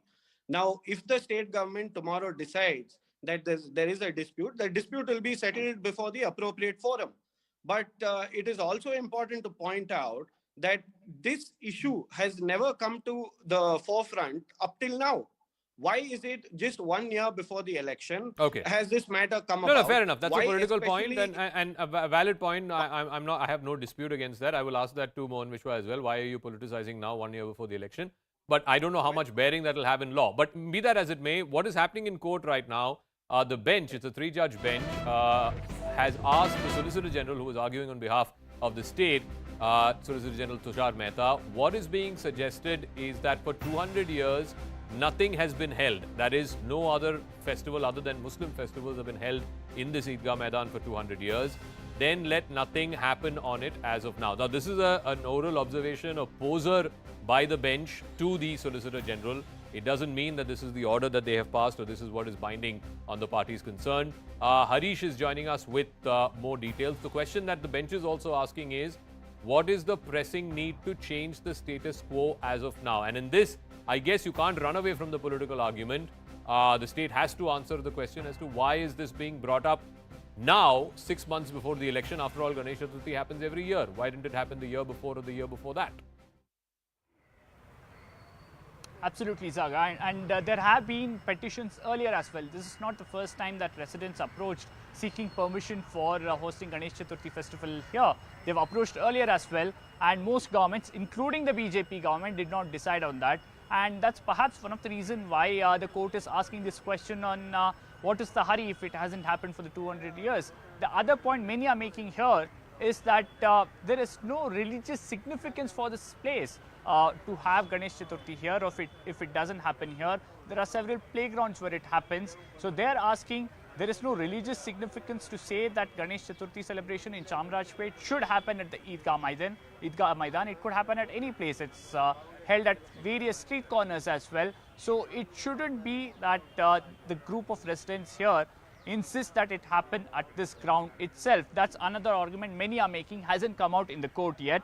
At the same time, you have another point being made by the way, saying that the Section 3 of Places of Worship Act says there's a bar on the change of religious character of the place. So they are saying constantly the effort is that there is a character here for this ground. The possession might not be with the Waqf board, but there is a religious character in terms of practice, what's happened, prayers being held for a number of years now. The structure that they refer to, saying that there is a structure which says that this has some sort of a religious character. So the court being convinced that this has a religious character that shouldn't be changed. On the other hand, there's no pressing need to allow Ganesh Chaturthi celebration here, and it's not a place of any importance, especially when it comes to hosting Ganesh Chaturthi celebration here. Okay, let me also go back to B.S. Arun and get the answer to that political question, because it's a question that I don't think the BJP or the Karnataka state government can run away from, not least because opposition is asking it. But Ganesh Chaturthi has been celebrated for every year. Why is it now, 6 months before the election, this has become a full-fledged battle between the BBMP on the one side? They went to the High Court, and then the High Court gave a ruling, and now both parties are in the Supreme Court. The Karnataka state government is in the Supreme Court, so is the Waqf board. This has become a high-profile battle. Why now?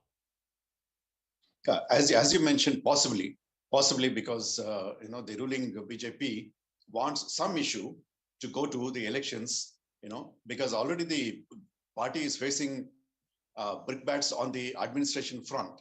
There have been many failures, and the government has not been able to answer them properly. So perhaps as a sort of a diversion, they may have taken up this issue.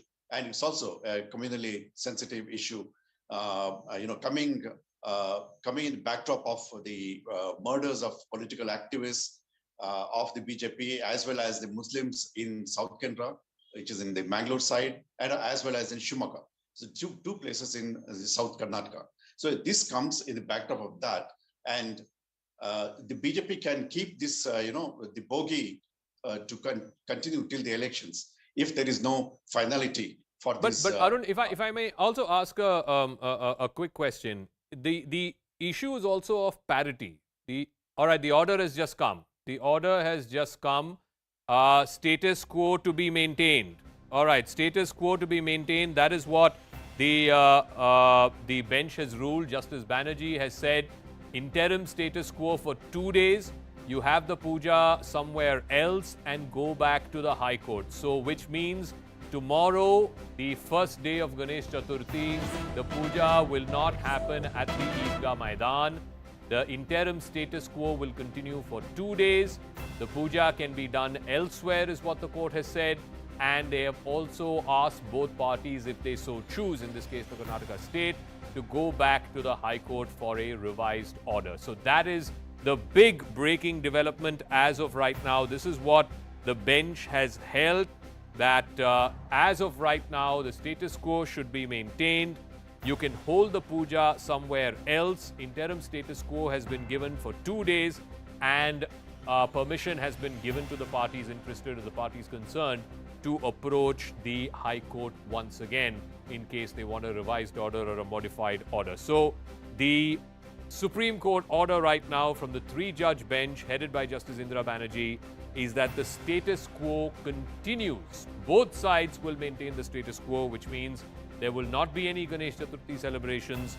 There will only be, the ground will be used only as a playground for most days of the year.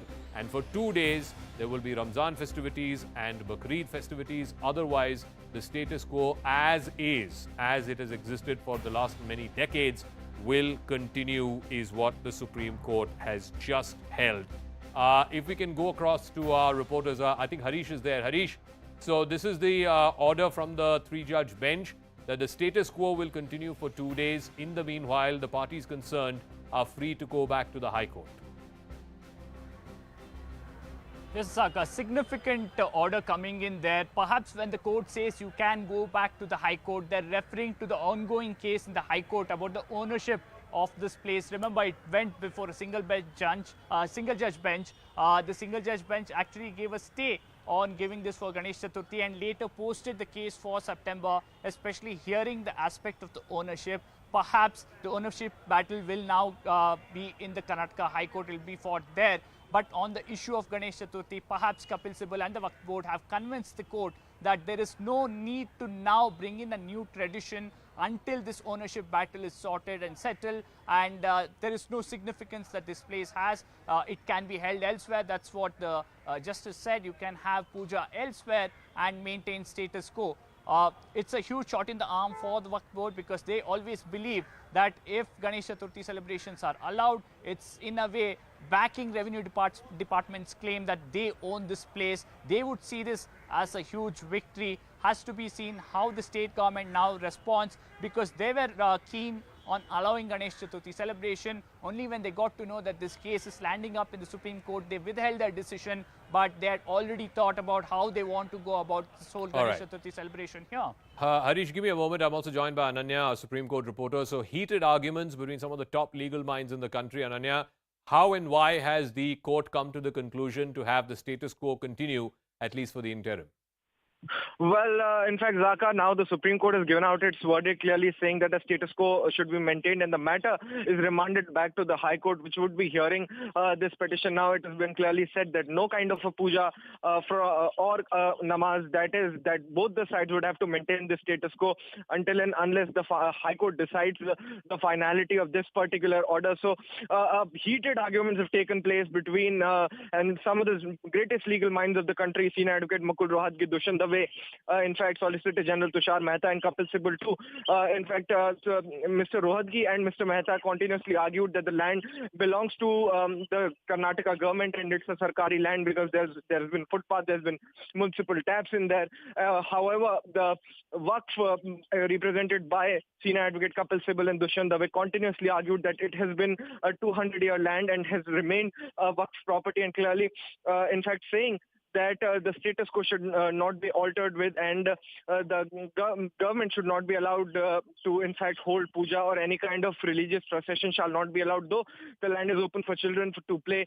And in fact, namaz is also offered 2 times a year, though in the normal courts also namaz is not allowed. But now it's very, very clear from the topmost court of the country that no kind of religious activity can continue at this point of time, and interim status quo has to be maintained until and unless the Karnataka High Court actually hears this matter completely and decides onto the same, Zaka. All right, Ananya, we'll leave it at that. I want to get a word from Mohan Vishwa as well. Mohan Vishwa, your first reaction. All right, he has just left. Do we have any of the other guests who are there still?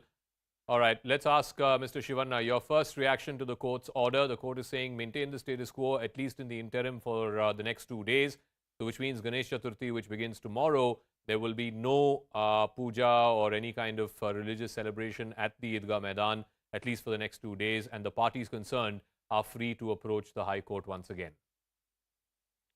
Now, I welcome this order of the Honorable Supreme Court of India. I think it's a wonderful decision. It is also, to ensure that communal harmony and peace is maintained throughout the state of Karnataka. This issue would only have large and grave implications on the state of Karnataka amongst the mindsets of the two communities as well. Now, it is very important to point out that what is status quo?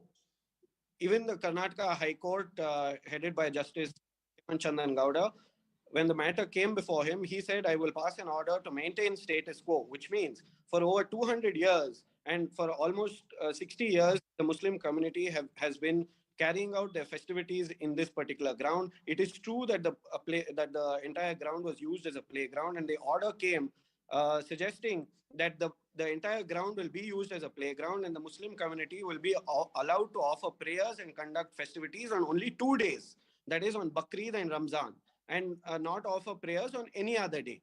This was the entire situation that came about before the single judge bench. That was challenged before the division bench, which had separate views, but I completely welcome the judgment passed by the Honorable Supreme Court today. I think it is wise, and it ensures that communal harmony and peace Mr. will be Prasad maintained Gowda, throughout your the reaction to the 3-judge bench basically saying maintain status quo.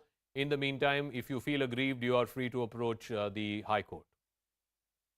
Yeah, see, end of the day, whatever we argue, or whatever we give our observation, whatever we feel like talking, we will talk. But end of the day, the Supreme Court is the highest authority, and now it has given the order to maintain the status quo. Let us maintain status quo, and of course, as Mr. Shivanna said, Supreme Court is always concerned about communal harmony.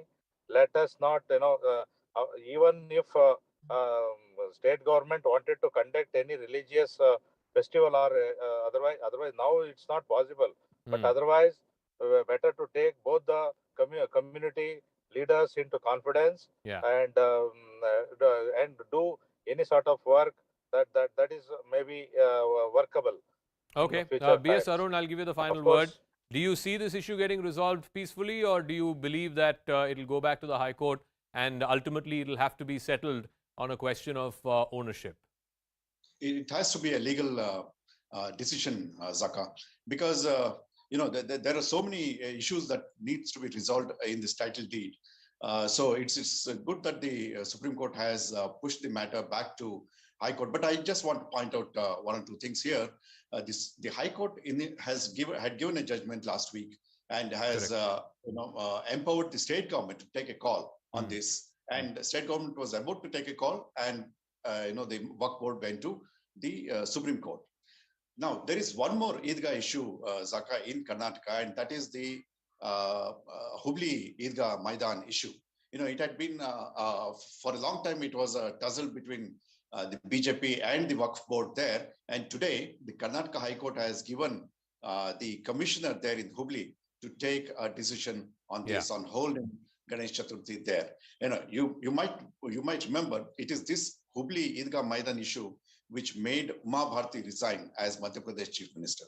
So there's a political history for that. Okay, B.S. Arun, thanks very much for that. We'll see how this story plays out. It's political, it's legal, at least for the moment, the Supreme Court seems to have put a full stop, if not a comma, on this issue. We'll take a quick, in fact, right on the other side, Anusha will be joining you with the biggest exclusive.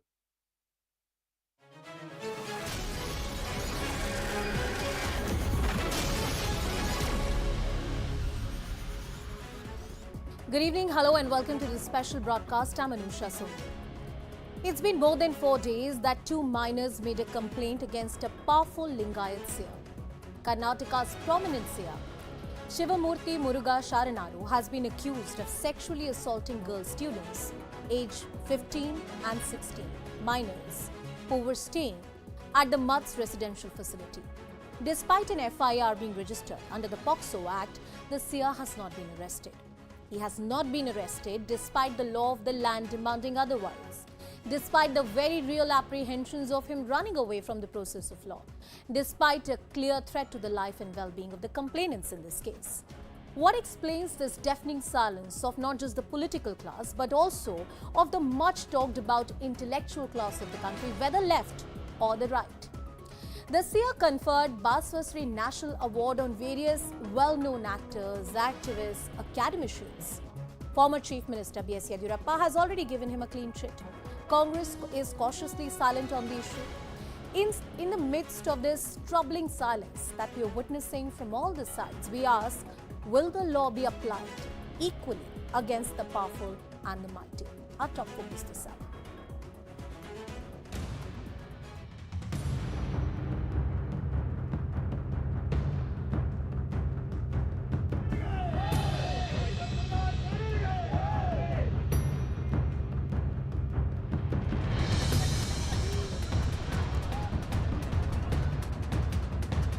We are already filed bail application. The Honorable Court also issued notice to the victims for their presence.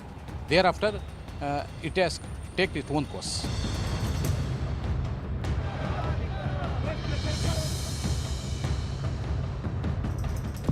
ಇದರ ಬಗ್ಗೆ ಸರ್ಕಾರ ಯಾವ ರೀತಿ ಮುಂದುವರಿಬೇಕು ಯಾಕೆಂದರೆ ಇಲ್ಲಿ ಕೆಲವು ಕಾನೂನಿನ ಚೌಕಟ್ಟೇನಿದೆ. Nobody will interfere in this matter. Even government will not interfere in this matter. Fair inquiry will be conducted. Whoever is found guilty, they will be punished.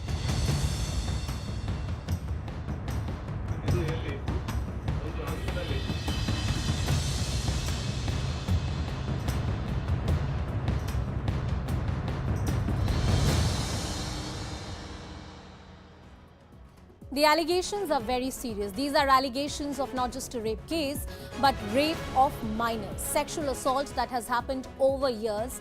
And this is a person who is in custody, who is in a position of authority and power as recognized under the POCSO Act. And the provisions are far more stringent. The penalty, the sentencing is far more stringent. Then why is it that an alleged rapist is being handled with kid gloves? Let's take you through some key pointers. This is Mr. Basuraj Bommai, the present Karnataka Chief Minister. He said that the probe is underway and no right to comment on a matter which is presently underway, which is sub judice. That is what Mr. Basuraj Bommai is saying. Then you also have another big face of the state saying, Prahlad Joshi, who's the Union Minister, let a fair investigation take place in this entire matter. Where's all the outrage? Where is all the concern that should be there for complainants in a case like this?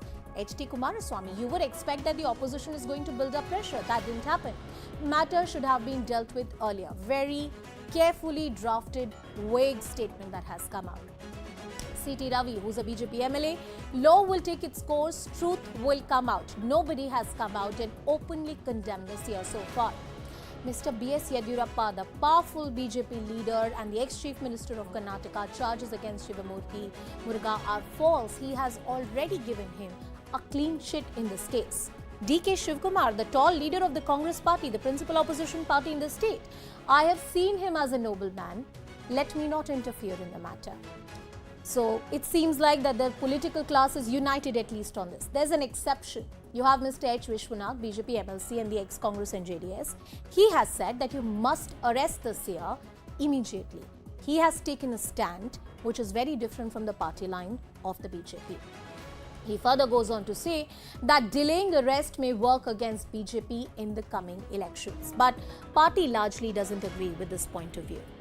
Let's move on. Let's take you through some other key things about what kind of activities was he really involved in, an alleged go-soft pitch which has been going on.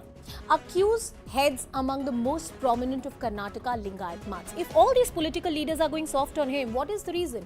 Because it's a very strong and a powerful mutt in the state of Karnataka. Karnataka is set to enter election mode. It's already in the election mode. Elections are set to happen next year. The Lingayat community is a much talked about community. Each political party wants to woo it.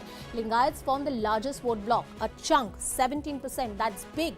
That is why you have the likes of Mr. Yediyurappa dominating the politics amongst various other reasons.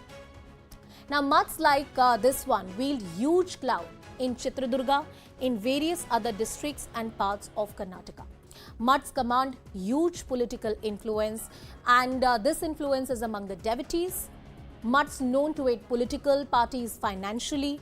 These religious sects and mutts not just have the power of the people, but they also have money. And this is the nexus with the politics which has always been known. So that's the question we ask, that there's heat on the Lingayat Seer. The charges are very, very serious. But is the vote bank politics bigger than justice in this country? Why do you have the former chief minister and big political voices of the state giving him a clean sheet before he's been arrested, before a probe has actually begun? Well, joining us on the broadcast is Pramila Nesargi. She's a senior leader of the BJP, also an advocate. You also have Mr. Kapil Sankla, who's an advocate of a senior lawyer from the Supreme Court of India. You have Mr. KV Stanley, who's the founder secretary of Ordinadi. It's an NGO. Today, I want to begin the show by a statement from a lawyer. Mr. Sankla, Dr. Sankla, I'm coming to you. If a complaint has been made under POCSO, these are sexual assault charges. It's not a stray incident that has happened. It has happened over years. The accused is in a position of power and authority.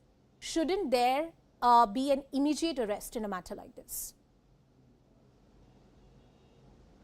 Well, you're absolutely right. But then that's also prejudging the issue. It doesn't matter for me whether he is a high pontiff, a person who's a leader of a mutt or a politician or whosoever.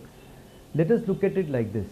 That there are two minors, 16 years, 15 years, who made some very serious allegations. As you rightly stated, it is not just a case of sexual assault, but of aggravated sexual assault, because he's a person in trust and in authority. And therefore, the minimum sentence is 5 years, and it can go up to 20 years if there is penetrative sex that's involved, which does not seem to be the case right now with whatever is there. So the punishment could be anything between 5 to 7 years, right? But the matter is under investigation, and a statement under 164 CRPC has to be mandatorily recorded in such cases as per the Supreme Court guidelines. The person, as far as I understand, has deep roots in the society and is not absconding. He has already moved for protection of the court. So the matter is already in court. Should he be arrested? Yes, definitely, why not? But this is what we are as a country, that the moment there is an FIR, we all create hue and cry that a person should be arrested, till it comes to somebody like us. And then we say, oh, why is there a necessity to arrest? Kapilji, I disagree with you there. I disagree with you there. Let me finish. I agree with you. No. Let me just this is a case under POCSO, sir. The POCSO in law, in substance, is very clear. If you have a complaint of that nature, arrest is immediate. As I said, I completely agree with you. But I also said that there is another part of it as a defense lawyer. Sure. The first part, yes, the person should be arrested. There are minors involved. It's very heinous offense. Such things should not be let to go scot-free. But the second part of it is that what does a person do in such instances? If he has a case, if he has a prima facie case, if he has a case that he can bring to the court, and if he is arrested, then he will move a regular bail. Am I right? Or he will abscond, he will go underground and move for an anticipatory bail.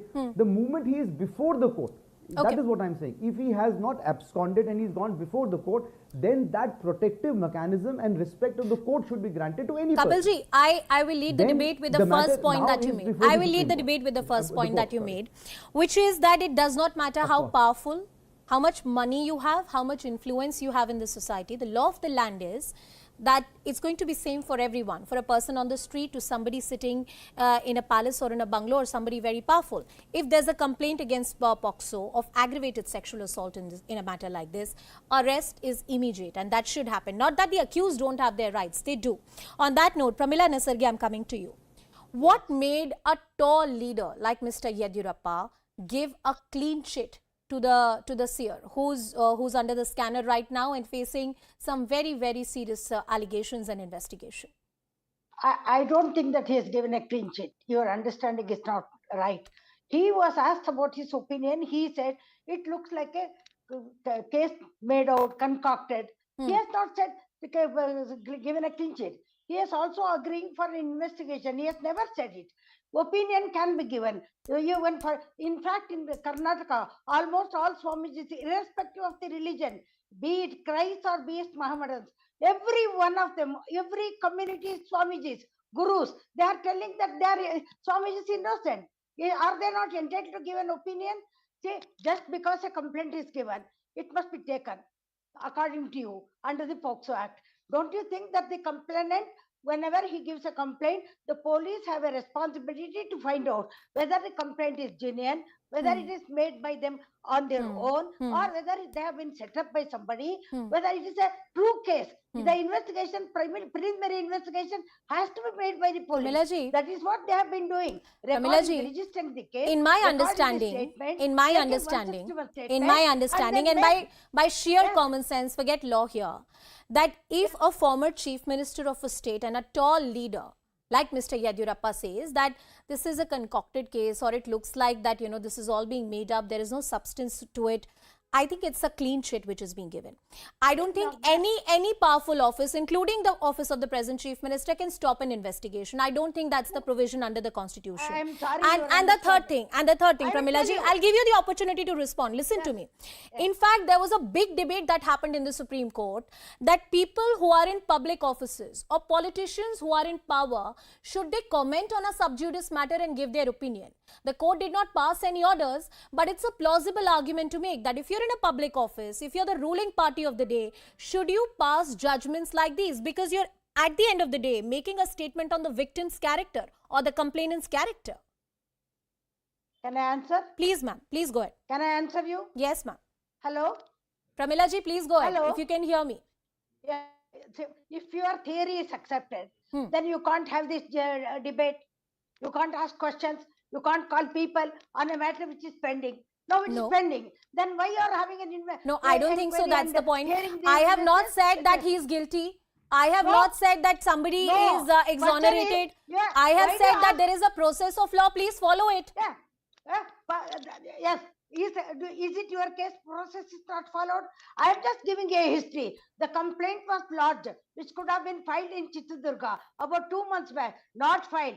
I do not know who financed, why she came, why she went to Mysore, who accompanied her, who financed her. Nothing is known. Why they go to the Nazarabad police station? Why? Because they had some clout there, they go there. All right. The complaint is registered, complaint is transferred to Chitradurga. What is happening? In Chitradurga, inquiry is being held. Statements of the victims have been recorded. Medical examination has been done. Their 164 statement is also being How taken. long did it take for the 164 statement to be recorded? So they're doing it. Yes. 164 is being recorded now. From after 72 hours. After Everything 72 hours. is being done. And in law, under section 41A of the Criminal Procedure Code, under 41 capital A, a notice has to be issued to the accused persons. Now, in this case, notice has been issued. Inquiry is being held. So why do you think that I think all these statements which are coming in, which are borderline character assassination of a victim. I'm not saying that just because somebody makes a complaint, they are guilty. That's not my case. My case is that if there is a process which is prescribed under the POCSO Act, it should be followed by the police authorities in letter and in spirit. And nobody should be given a go-by as far as the procedure is concerned. Procedure forms the core and the substance of any law which is supposed to impart justice. On that note, Mr. T.R. Prasad Gowda of the JDS is also with us on the broadcast. Mr. Gowda, has your party also failed as an opposition party to raise the right questions? On multiple issues, the Congress and the JDS have cornered the government, rightly so. That should be your politics as the opposition. Why are you maintaining a deafening silence or a very carefully crafted ambiguity on this entire matter? Not really. We are not kept quiet on this matter, and we are watching what government is going to do about this. See, as you said, as you rightly said, whether the person is, no matter how much big he is, or how much big office he is having, or what is the, even if he is a Matadipati, the land of the law is same for everybody. Everybody.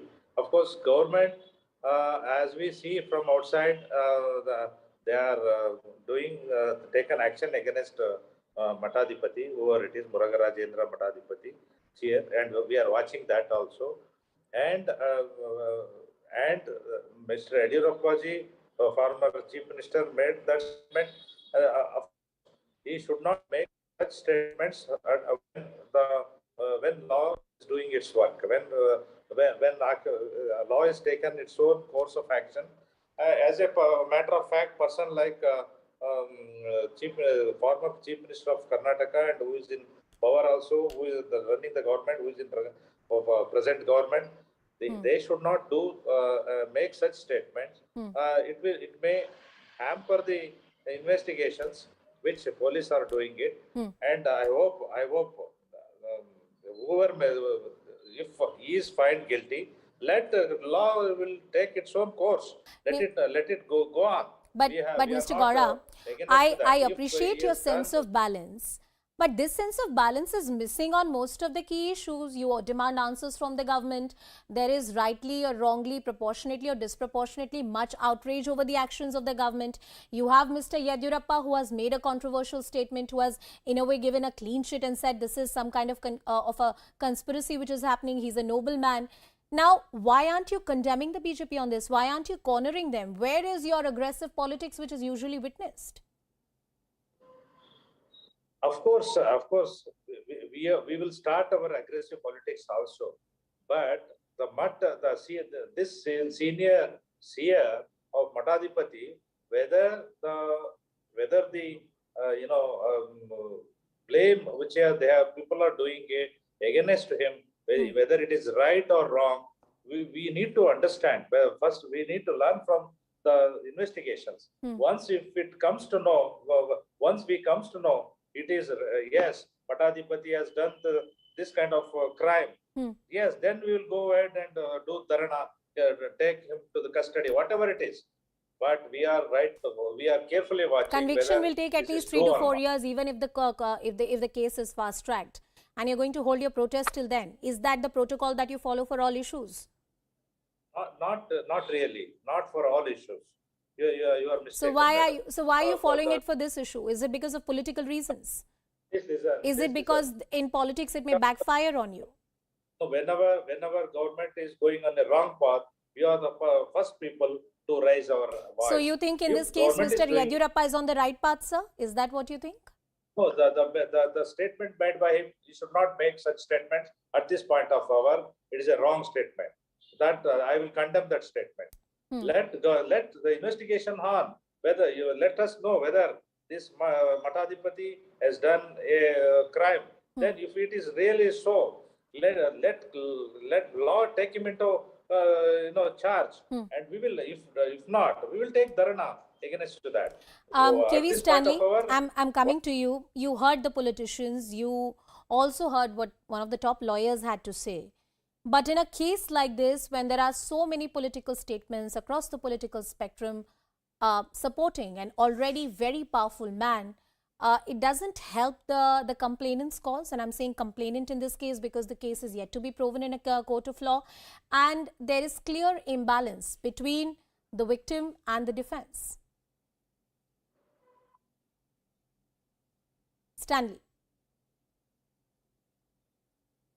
Stanley, can you unmute yourself, please?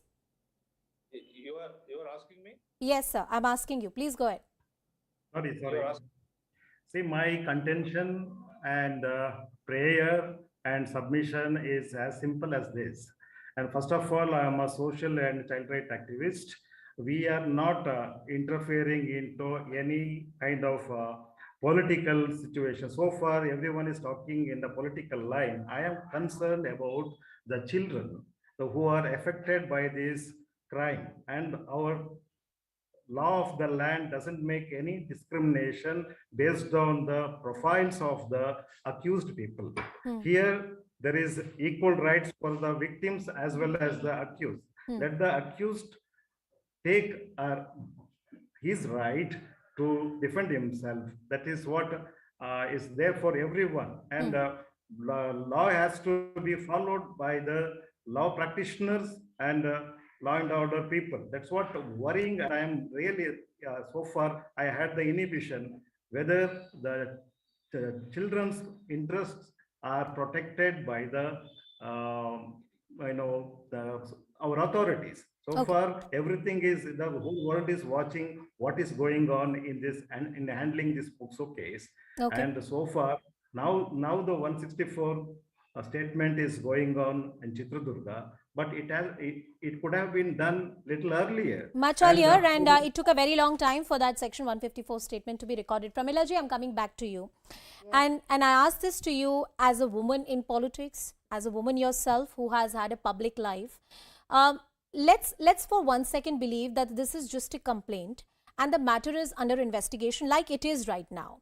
Don't you think that there should be a fair opportunity in law and in the public discourse that should be accorded to the victim or the complainant in this case? When high-profile people from the BJP, Congress or the JDS make such statements, it is likely to affect the process of law. Police works under different kinds of pressure in this country. It works under some kind of political pressures as well. Don't you think you are going to in some way impede the process of law? Pramila ji? I don't think so. Please tell me, what is the objection raised by anyone?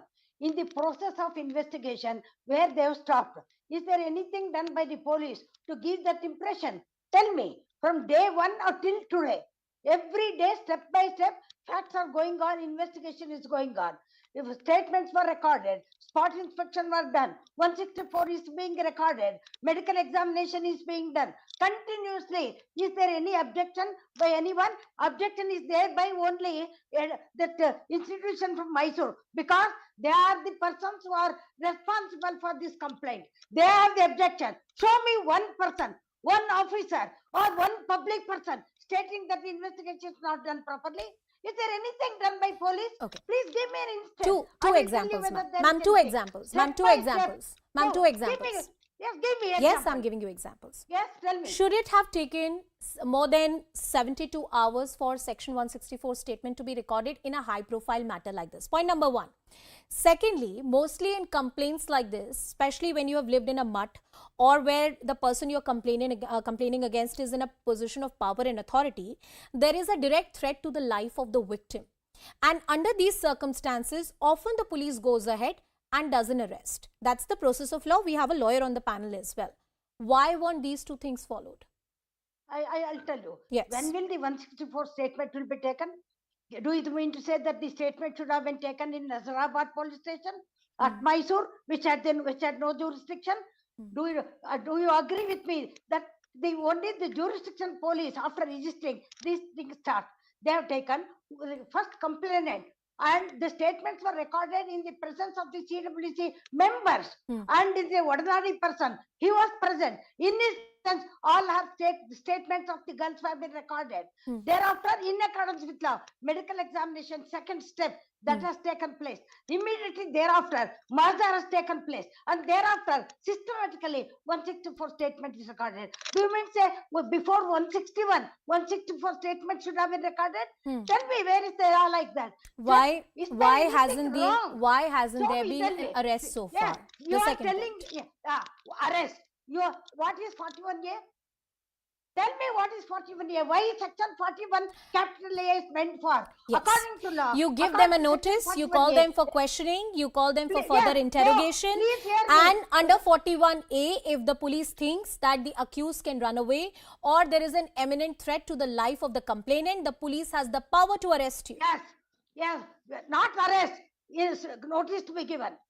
That's why I said step by step it is going on. 41A notice was given and now the investigation is going on. Do you mean to say that the police will not take action?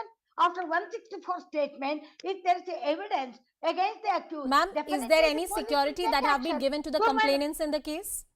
Yeah, complainant. What complainant?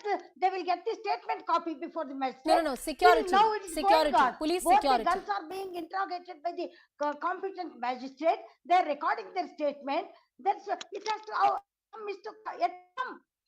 Once the outcome comes, Ma'am, has the state accorded any kind of protection to the complainants in this case? Yes, in this case, protection has been given. They are kept in the custody in Bala Mandira, state level organization in Bala Mandira with due protection.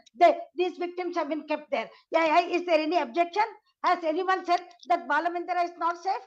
Is there any complaint to you or to any department? But ma'am, many times in your arguments, you already said that this is some kind of conspiracy and we don't know who's sponsoring these girls who have come forward and made a complaint. So you've already made up your mind that this is sponsored. What made up my mind, madam?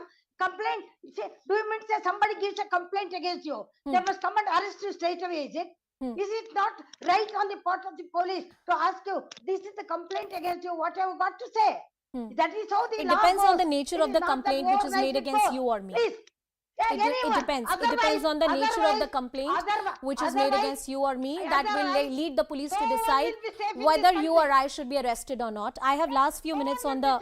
Yes, Pramila ji, I'll give you the opportunity. Go ahead and make your point. Then I'll bring in Kapil Sankla also. Yeah. Yes.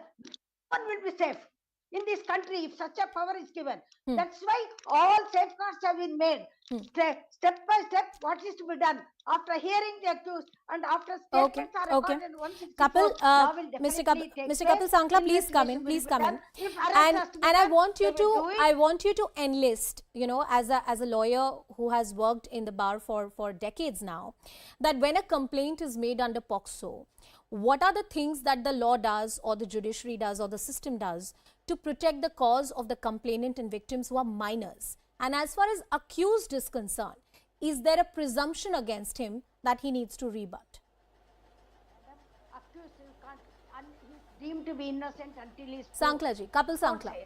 Mr. Kapil Sankla. Section 29. Yeah. Under section 29, there is a presumption of guilt and the accused has to meet that presumption of guilt. So that's the difficulty in any POCSO matter, or that's the beauty of any POCSO matter. Even if the complainant resiles from the statement made, independent of that, the court will still want that test and test the case of the accused on that there is a presumption of guilt and he has to meet it. So section 29 is very clear. There are various judgments. Imran Shameen Khan judgment or 2019 also reiterates that fact. That's one. Okay. The second part is a little controversial. The controversial part is that in any offence of where the punishment is less than 7 years, Arnesh Kumar guidelines come and protect the accused if he joins investigation. Now, there are various judgments of various high courts whether Arnesh Kumar will be applicable or not. The Honorable Supreme Court now and the Allahabad High Court also recently reiterated the fact that in any offence where the punishment is 7 years less, the protection of Arnesh Kumar will be granted to the accused. So I mean that's the second facet of it as far as this particular case is concerned. Sorry, Dr. Sankla, I'm interrupting you there. I'm very short of time today, but always a pleasure to listen to you. Pramila Nesargi ji, Mr. T.R. Prasad Gaura, Kapil Sankla, K.V. Stanley. Thank you everyone for joining us on the broadcast. The limited point that we make through this debate is that the due process of law should be followed. If there's a law of the land that is similar, which is similar for everyone, nobody should be high and mighty enough that they can evade the due processes. With that, it's a wrap. Shivani Gupta joins you on the other side.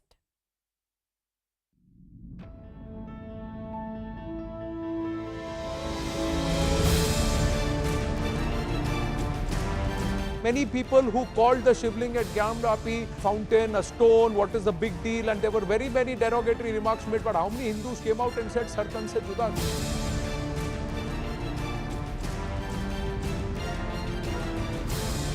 You're seriously accepting that you can touch the lives and better the lives of your people in the state only through a color television, otherwise you can't better their lives? आपकी party के corporator है जफर खान जो लोगों को भड़का रहा है ऐसे नारे लगाने के लिए कि सर तन से जुदा। 24 घंटे हो गए, आपने क्या कुछ शो कॉज नोटिस भेजा उसको, आपने उसको सस्पेंड किया?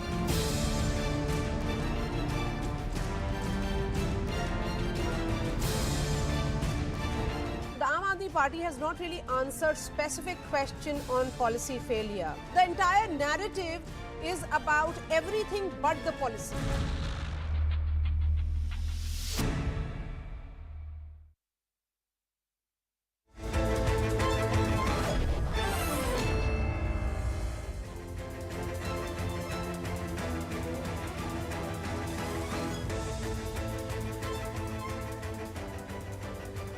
everyone. Thanks a lot for staying with us. I'm Shivani Gupta. You're watching Plain Speak with me.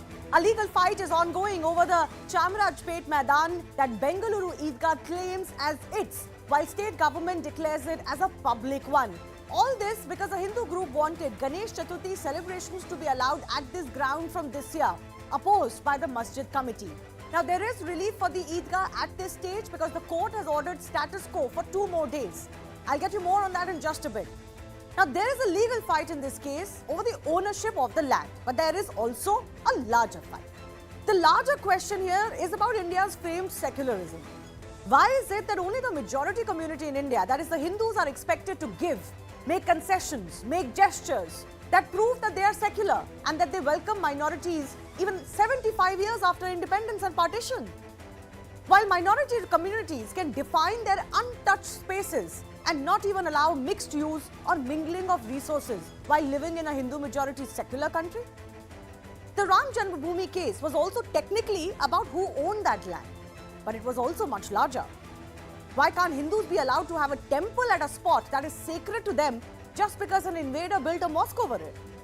Are these just unavoidable battles we will continue to witness in India because of the particular makeup of Hindu-Muslim relationships? Or are there vested groups that deliberately take a very hardened, extreme position to further their political ambitions or philosophy? Those are some of the larger questions we will raise today, but first a look at the latest developments. The Supreme Court, which was knocked on the door of by the Eidgah, has decided to maintain a status quo at this Maidan in Chamarajpet.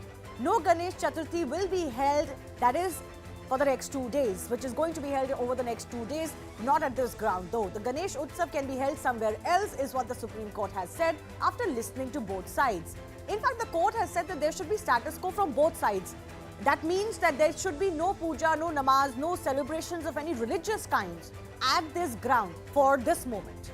In fact, the court has said that you can go back to the High Court over the ownership battle. As I mentioned, at the heart of it is that. A quick reminder of what the 3 sides involved are saying. First up is the Wakf Board or the Masjid Committee, which is saying that this property can only be used for Muslim events. They don't have a problem if it is used for some national events. Although in similar cases, we have seen that objections have been raised even for something like Yoga Day. There is, of course, the BBMP, which is saying that this is a public playground and it can be used for anybody else or anybody else's functions depending on permissions. There is the Vishwa Sanatan Parishad, which basically raised this issue, and the Hindu Jagrati Samiti, which said that this should be made available for all events, and similarly Ganesha Chaturthi should be allowed at this ground. From mid this year, this ground has been witnessing a conflict of ownership since the Hindu groups demanded that Yoga Day type events be held at this ground, and these demands were objected to by the Wakf Board. The battle intensified when groups demanded that Ganesh Chaturthi celebrations also be held here. Now that battle also hinges on ownership eventually. Now let me just break down what we know as far as who owns this land is concerned. Now from 1955, there's the ownership of this 2.5 acre land was claimed by the Wakf Board. But in 1965, it claimed that ownership was handed over by the Supreme Court. It claims that there is a verdict in its favor. But in 1974, the city survey records show that this is a playground in name of the BBMP. It is being alleged that the Wakf Board did not present itself at an opportune time back those decades to claim the ownership. You have to do some formalities to be able to get that land in your name. In August, the Wakf petitions were dismissed and court said that land belongs to the state. And Karnataka High Court earlier gave a nod to Ganesh Chaturthi celebrations, and then eventually the Wakf Board challenged it in the Supreme Court. Today, there is a status quo that has been ordered. A similar row has broken out in Hubli, and that has been decided in a manner that favors Chaturthi celebrations at that ground. So the Hubli municipal body had given a permission for the Ganesh Utsav to be carried out on their ground yesterday. Today, the Anjuman-e-Islam moved the High Court challenging that decision, and this is what the High Court has done. It has said that it is up to the municipal commissioner's discretion, and the commissioner can take a call deciding on the applications that have been made seeking permissions for whatever events are to be held there. The larger question that we're asking today, as far as these Eidgah Maidan rows are concerned, or grounds are concerned, who is really being intolerant here? First up, here's one.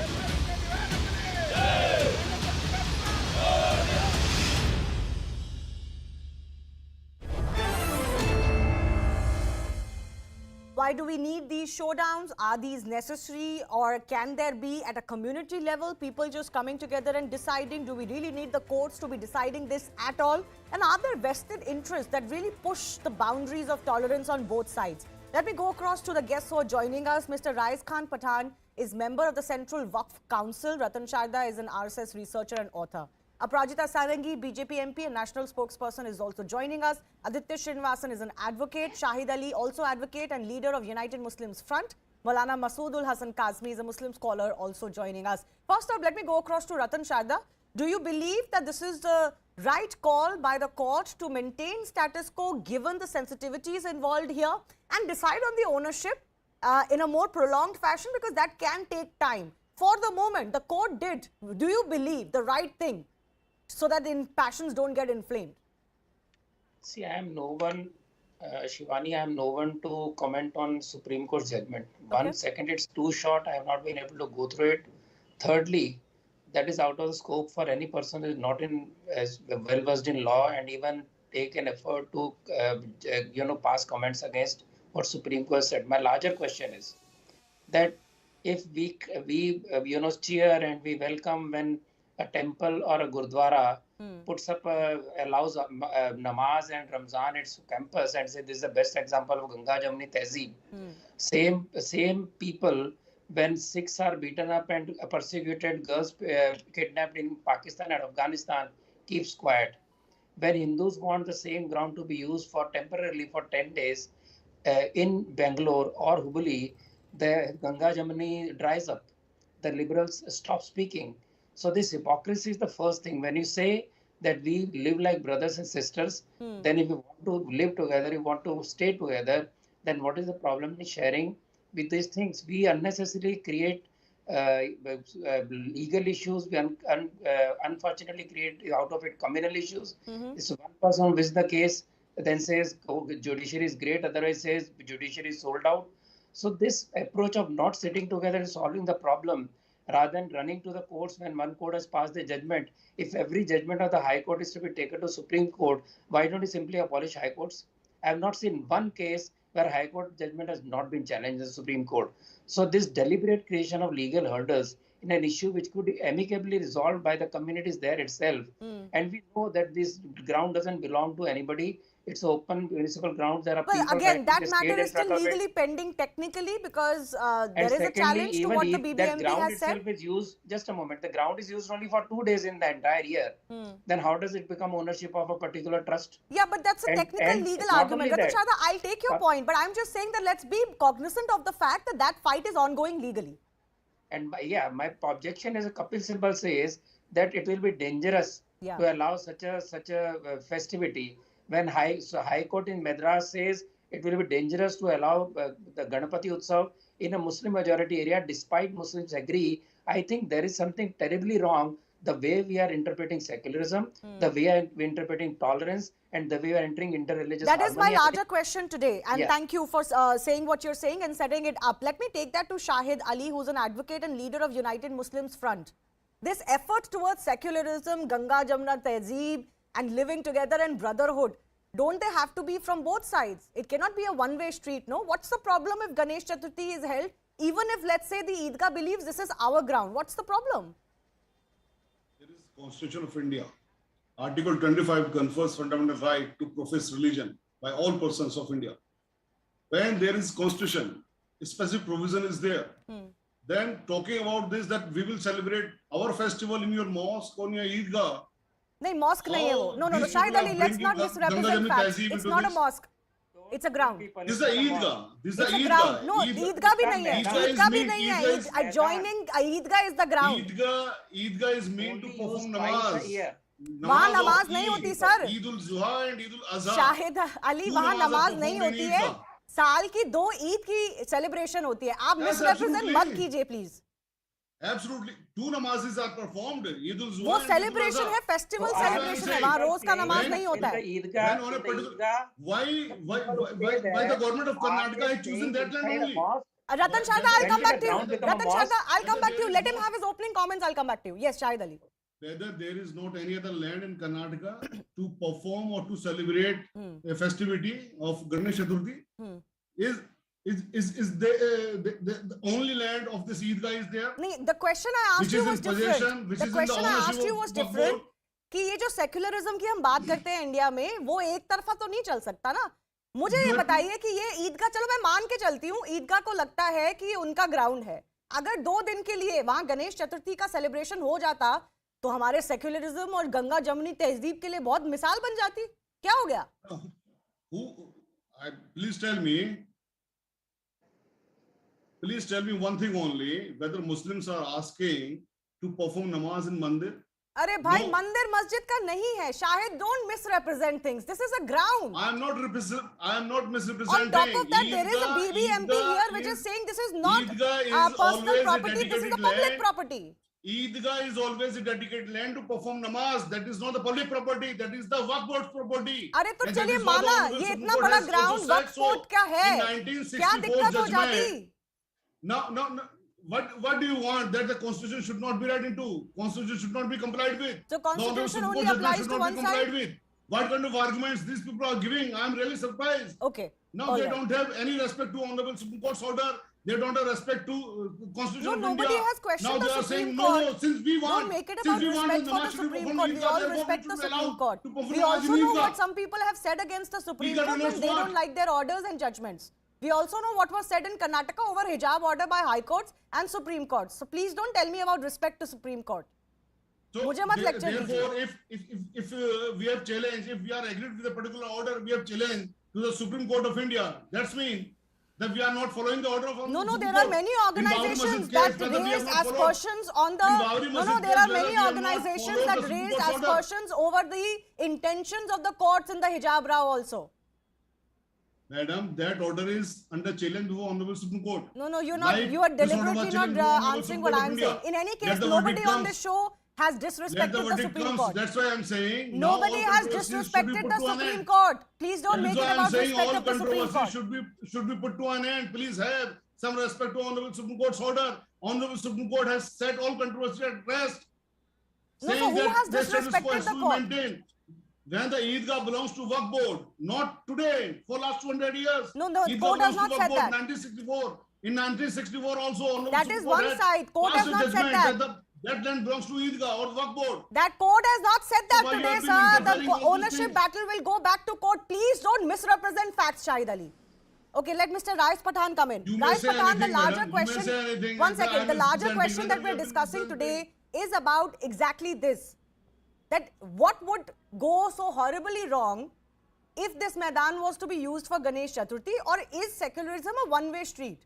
This is the big problem and big discussion over the last few days. आपको क्या लगता है?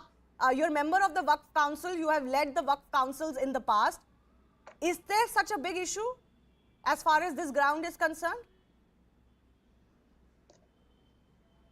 देखिए, सबसे बड़ी बात तो यह है कि गंगा जमुनी तहजीब कहते हैं, लेकिन गंगा जमुनी तहजीब को अमल करके दिखाने का जो वक्त आता है, उस वक्त तनाज़ा खड़ा कर देते हैं. तनाज़ा खड़ा करने की ज़रूरत नहीं थी, यहाँ पर दिल बड़ा करने की ज़रूरत थी.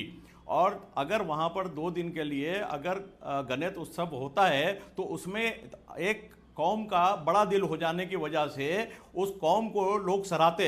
लेकिन ये तनाज़ा खड़ा करना है, उसके ऊपर ये इस तरह की बहस करना कि वहाँ पर जो है वो रिज़र्व कराया हुआ है. अगर वहाँ पर ईद की नमाज और बकरीद की नमाज होती है, अगर वहाँ पर ये गणेश चतुर्थी का 2 दिन का प्रोग्राम हो जाता है तो किसी को उसमें कबाहत नहीं है. इसमें बड़ा दिल करने की ज़रूरत है. और गंगा जमुनी तहजीब की जहाँ तक बात करते हो, उस पर अमल करने की ज़रूरत है. आप उस पर अमल करिए और इसको बड़ा दिल करके आप उसके अंदर शामिल नहीं अगर हो सकते हैं तो आप उसको कम से कम इतना तो कर सकते हैं कि उसमें आप अपनी तरफ से उनको ये कह सकते हैं कि भाई आप की खुशी में हम शामिल हैं और आप अपना मजहबी त्यौहार आप बनाइए, हम आपके सपोर्ट पे हैं, हम आपके साथ में हैं. ये त्यौहार 2 दिन का है, 2 दिन में ख़त्म हो जाएगा. प्यार मोहब्बत जिस तरह से कायम है उस तरह से और उसको बढ़ाने की ज़रूरत है. उसमें दिल बड़ा करने की ज़रूरत है. झगड़ा करने की या तनाज़ा खड़ा करने की ज़रूरत नहीं है. इसको तनाज़ा अगर आप इसको बड़ा करना चाहते हैं, आप इसको बढ़ाना चाहते हैं, एक इशू बनाना चाहते हैं, वो अलग बात है. इसको इशू बनाने की ज़रूरत नहीं है. इसमें बड़ा दिल करके आगे बढ़ के गले लगाने की और उस त्यौहार को और अच्छे तरीके से मनाने की कोशिश है और आप उसमें अगर बढ़ चढ़ के हिस्सा लेते हैं तो मैं समझता हूं सही गंगा जमनी तहजीब का ये एक मिसाली और नमूना होगा। Shahid Ali, respond to what he's saying. Ultimately, this is about communities living together. You want to set an example that communities can live together, they can all give and take, then it's fine. Because ultimately then, people will also ask a question, which has become a question recently, that what are these Muslim areas? आज तो आप कह रहे हैं कि जमीन हमारी है, कल को लोग बोलेंगे ये मुस्लिम एरिया है, कल को क्या आज ही बोलते हैं ये मुस्लिम एरिया है, यहाँ पे मत आइए. No Hindu processions from here. If Hindu processions happen, then stone pelting happens. There are only two questions, madam. Whether the country, our great country, would run by television channels and these kind of persons or by the constitution and the rule of law. Whether any Muslims in all over India are objecting ever about these cowards celebrations used to happen every year for 15 days or for a month. No one objects. But why there is any need today that we will celebrate our festival in your mosque, in your Eidgah, in your Dargah? What is this? What is this going on? Now, and particularly when the Honorable Supreme Court has set everything at rest, particularly then why you have been questioning all these things? This really a matter of grave importance. Okay, Rais Pathan, क्या जरूरत क्या है? मैं ये कहना चाह रहा था कि अगर ये कोई पॉलिटिकली प्रोग्राम होता या और कोई मुस्लिम मजहबी प्रोग्राम होता तो क्या उसके ऊपर भी ये तनाज़ा इस तरह से खड़ा करते? आज अगर मजहब की बात आ रही है और उस मजहब के अंदर अगर हम गंगा जमनी तहजीब की बात करते हैं तो उसमें आगे बड़ा दिल करके आना क्यों नहीं चाह रहे हैं? सिर्फ कहना और उस पर अमल नहीं करना ये तो गलत बात है. आप जो कह रहे हैं उस पर अमल भी करने की जरूरत है और आपको बड़े दिल से उस पर अमल करना चाहिए. I think you have not followed entire thing. I think you have not followed entire thing. There was the order passed by municipal corporation that was challenged. This was not like that two people or the Muslims and Hindu came to a conclusion that we will celebrate this festival over there and the Muslims objected to that. Now the municipal corporation claimed that the land belongs to them, whereas there is judgment of the Supreme Court that the land belongs to Wakf board. So this is the real question and controversy. No, so please ownership do not will be deviate the decided issue. later. Please do not One second, ownership will be decided later. later. Aditya Srinivasan, I began by saying this only. Let's assume that the Wakf claim is standing, it is legitimate. The larger question is that what is the big deal if this event happens at this ground? Ultimately, Hindus, Muslims live together in this country, right? We all give and take. But the counter question is also important. Is there no other space? Are these Hindu groups deliberately trying to vitiate atmosphere in Karnataka by making such demands? If no Ganesh Chaturthi has happened on this ground for the last 75 years at least since independence, what is the need to push those boundaries? I think there are two or three things in your remarks which I need to address. The first is with respect to the assumption. I think, whilst that seems to have been the prima facie assumption that the Supreme Court has made, ultimately what the Supreme Court has done is, as you've yourself said, relegated the issues back to the High Court so that those can be adjudicated on the merits, number one. Number two, with respect to the point you make about whether there was any other space in which the Ganesh Chaturthi celebration could have been done, the answer to that is, whilst there are, of course, many other places and many other spaces in which it could be done, the fact that there was an intent or a desire to do it in this space which is led to this controversy, that in and of itself does not create an issue other than the legal issue that we are faced with today. There might be 100 motives for why it is being done or why this particular space has been created, but that does not change the question of whether it is right or wrong and whether legally they are entitled to do so or not. Okay, fair enough. Aparajita Sarangi, I'm coming to you. One of the charges that the BJP government faces is that repeatedly such issues are cropping up in Karnataka, and there seems to be some sense that these are happening because elections are also approaching, and there seems to be nothing else that the government also wants to focus on. They also want polarization with these Hindu-Muslim issues. I would just request for not reading too much between the lines. There are many things which are innocuous by nature, but people like us debating actually ascribe reasons to it. Now here, this is an issue which has emerged out of a non-issue. There's a mountain out of a molehill. Now what happened? The mayor announced that in the committee which had been constituted to deliberate and discuss and recommend whether this Ganesh Chaturthi celebration should take place on this 2.5 acres of land or not, 28 people said yes, it should, and 11 people said no. So at that point of time, the mayor, who is the chief executive of the municipal corporation, said, I think the matter should have rested there, then and there. Unfortunately, as has been told by some of the esteemed panelists, it went to the Supreme Court. It shouldn't have gone even to the High Court. You know, we talk of Sabka Saath, Sabka Vikas. We want to take everybody along. And we are trying to have kind of goodwill and peace and tranquility in the country. We want to walk hand in hand. But it takes two to a tango, as you said. It cannot be just one-way street. You know, both the parties have to come together, both the parties have to talk to each other and resolve the matter. Now, what was the big deal? If Ganesh Chaturthi celebrations for 1 or 2 days would have been celebrated there, I think our friends from the other side, I underscore, our friends from the other side would have come and would have shown their large-heartedness. Yes, we would also participate. This particular issue has already been settled by the mayor, and let's do it that way, and it should not go up. And now Supreme Court has, you know, gone for a status quo. We are all bound by the directions, and I'm sure we have to exercise restraint as per the orders of Honorable Supreme Court. But the fact remains that this should not have happened at all. Now, please allow me to say, I may sound slightly unpleasant. I have all regards for the panelists there sitting, but I must say that some of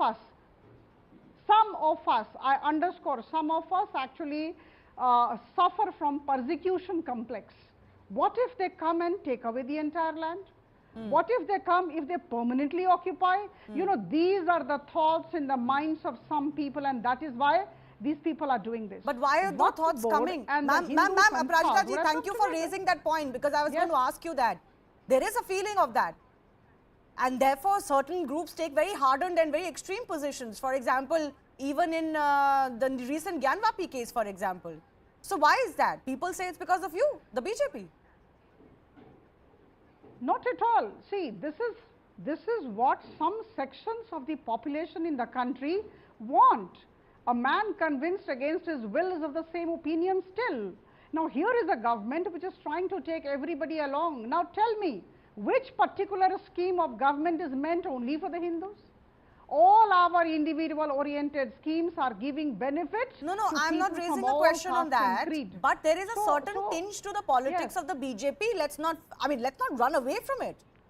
And people and minorities in India, especially the Muslims, feel wary of it.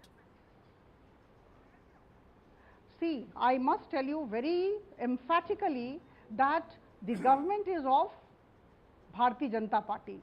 Now, here no government, whether at the central level or the state level, if the state is run by, say, the BJP in 18 NDA states, now no government will like the jeopardizing of peace and tranquility in its area. So why should the government of Prime Minister Modi want the disruption of peace in the country? We would like everybody to go along. Now, here the problem is, some of the sections of the population want to destabilize the nation. So a narrative is being created. Please try to understand. Okay, Maulana Kazmi wants to come in. Then I'll take some final comments as well. Maulana Kazmi, is that the problem here that, you know, आज अगर हम ये allow कर देंगे तो कल और demand हो जाएगी और उस वजह से ये position ली जाती है? Should the Muslim community not have come forward and said that, yeah, fine, this is a ground, let's say they believe they own, hold the Ganesh Chaturthi celebrations for 2 days, no big deal. Shivani ji, first of all, let me make it very clear. We respect our Hindu brothers and we respect Ganesh Chaturthi also. They are our big brothers. But as far as the Wakf land of this Eidgah issue is concerned, this land belongs to Wakf board, to Wakf of Karnataka, as per the Limitation Act 1963. By all the count, this land belongs to the Wakf, to Eidgah, and Eidgah is place of worship. On the two Eid, Bakrid and Eid al-Fitr, the worship is taking place there. Right. Worship takes place there. There is no celebration. This is namaz on two Eid, Eid Yeah, al-Fitr but only or on two Bakrid. Eids, na sir, on the because it's both a larger occasion. congregation. I get that. Continue. Yes. Yes the point ये है, सवाल ये है कि लोगों के mind में ये है because of the establishing new parampara establish करने के बाद there will be huge issue between Hindu and Muslims. First of all let this issue be set in the honourable Supreme Court. if the order verdict comes in the Muslims' favor, Hindu community can sit together and can negotiate it in the friendly way. But forcefully it is not proper to grab the Muslims' land. Arey sir, this is a bit much. Maulana Kazmi, this is a little excessive. First of all, nobody used force. Secondly, nobody has grabbed land. No. Point is making the politics over this, making the communalization, polarization over this issue for the gain of the vote. It is very dangerous for the community, for the country, and the peace and communal harmony of the country is the paramount for all. I take your point, but the larger question I'm asking is exactly this: is maintaining peace and communal harmony the responsibility of Hindus alone, or Muslims will also participate in that? Your this very preamble of your debate is objectionable, madam.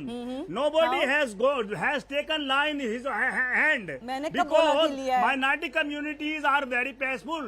You are from the very beginning. I am saying that. No, Muslim ka Hindu kab tak which is the only responsibility of the Hindus. No. The responsibility of Hindu and Muslim are both for the men to maintain the question I asked you was, Maulana Kazmi, the question I asked you was, चलिए मैं अभी वैसे इस पे सवाल है, but I take it hypothetically that this land belongs to Eidgah. Do you believe it can still be used for a Ganesh Chaturthi or no? वो नहीं चलेगा, secularism के नाम पे भी नहीं चलेगा. No, the point. ऐसा है, सवाल ये है कि मुस्लिम कम्युनिटी और हिंदी कम्युनिटी के लोग एक साथ मिलकर बैठेंगे, they will come to conclusion, but forcefully. But if the mayor already said that let it go ahead, why did they object? जी.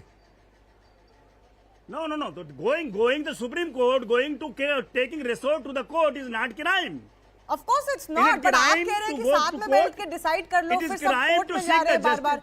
जब राम जन्मभूमि के केस में या ज्ञानवापी के केस में कोई कोर्ट में जाता है, तब लोग बोलते हैं कि क्यों जा रहे हो कोर्ट में? Why are you instigating these court battles? Then you object to going to court. Gyanvapi के केस में भी this is a little strange, na? Then everybody has the right to go to court. Ratan Shah wants to come in. वहाँ भी यही हुआ था कि परंपरा थी कि यहाँ पर इतने दिनों से पूजा हो रही है, कोई कह रहा है यहाँ इतने दिनों से नमाज हो रही है, और same will appear in those issue also. Okay, Ratan Shah, final comments please. Ratan Shah. मौलाना अगर आपका इतना ही दिल बड़ा था, जब हाई कोर्ट ने जजमेंट दे दी थी कि यहाँ गणपति का कार्यक्रम हो सकता है, तो सुप्रीम कोर्ट में क्यों गए? आपका दिल केवल वन वे सेक्युलरिज्म के लिए है, आपका दिल टू वे सेक्युलरिज्म के लिए नहीं है. अगर आप ईदगाह को पूजा का स्थान मानते हैं, मतलब ये कह रहे हैं कि वहाँ अगर गणेश पूजा होगी तो वो आपके धर्म का अपमान होगा, क्योंकि आप दूसरे मजहबों को अपने बराबर मानते नहीं है. आप ये सिद्ध कर रहे हैं कि दूसरा मजहब के बराबर नहीं है. अगर ईदगाह रिलीजियस प्लेस है तो वहाँ और कुछ हो नहीं सकता. अगर ईदगाह केवल पूजा का स्थान है साल में 2 बार, तो आप उसको दे सकते थे, आपने नहीं दिया. ये जिद है ना आपकी, ये जिद आपकी बताती है. देखिए हुबली का केस दशकों से चल रहा है. Shivani, it is around for decades, so let us not put it on BJP government. It is there for decades. Bangalore also, see, if these people become so interested and they will not allow anybody to share anything. Tomorrow, if Hindus become equally bitter and equally cutter, it's not a crime. It's not the communalism. It's not the polarization. Goodwill have to be earned. मौलाना, मैंने आपको टोका नहीं था. आप इतना परेशान हो रहे हैं, आप बोल लीजिए. जितना आप बोलेंगे उतना अपने आप एक्सपोज करेंगे. कि आपके अंदर में कोई सौहार्द नहीं है, आपके अंदर कोई टॉलरेंस नहीं है, आपके अंदर कोई ब्रदरली फीलिंग नहीं है, कोई गंगा जमुना नहीं है. गंगा जमुना तो हिंदुओं की है और जमुना गंगा में आके मिल जाती है. अगर इस्लाम जमुना मानते हो तो वो तो गंगा मिलकर गंगा बन जाना चाहिए। आप नहीं चाहते, आप चाहते हैं मुसलमान अगल आइडेंटिटी रख के जिद करके वीटो पावर के साथ में यहाँ रहे, लेकिन साथ में ना रहे। Okay. Maulana Okay. I have to go to Rais Khan for one final comment. Rais Khan, two things. Respond to what the Maulana said. I want to ask you as a member of the Wakf Council, if indeed this is Wakf land, is it right?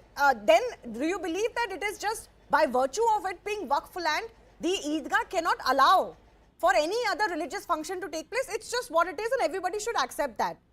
First of all, that question. And secondly, on the persecution complex that Aparajita Sarangi mentioned, do you believe that has become indeed an issue? That there is some narrative being spread that Muslims are in danger, therefore hardened positions are being taken on every issue?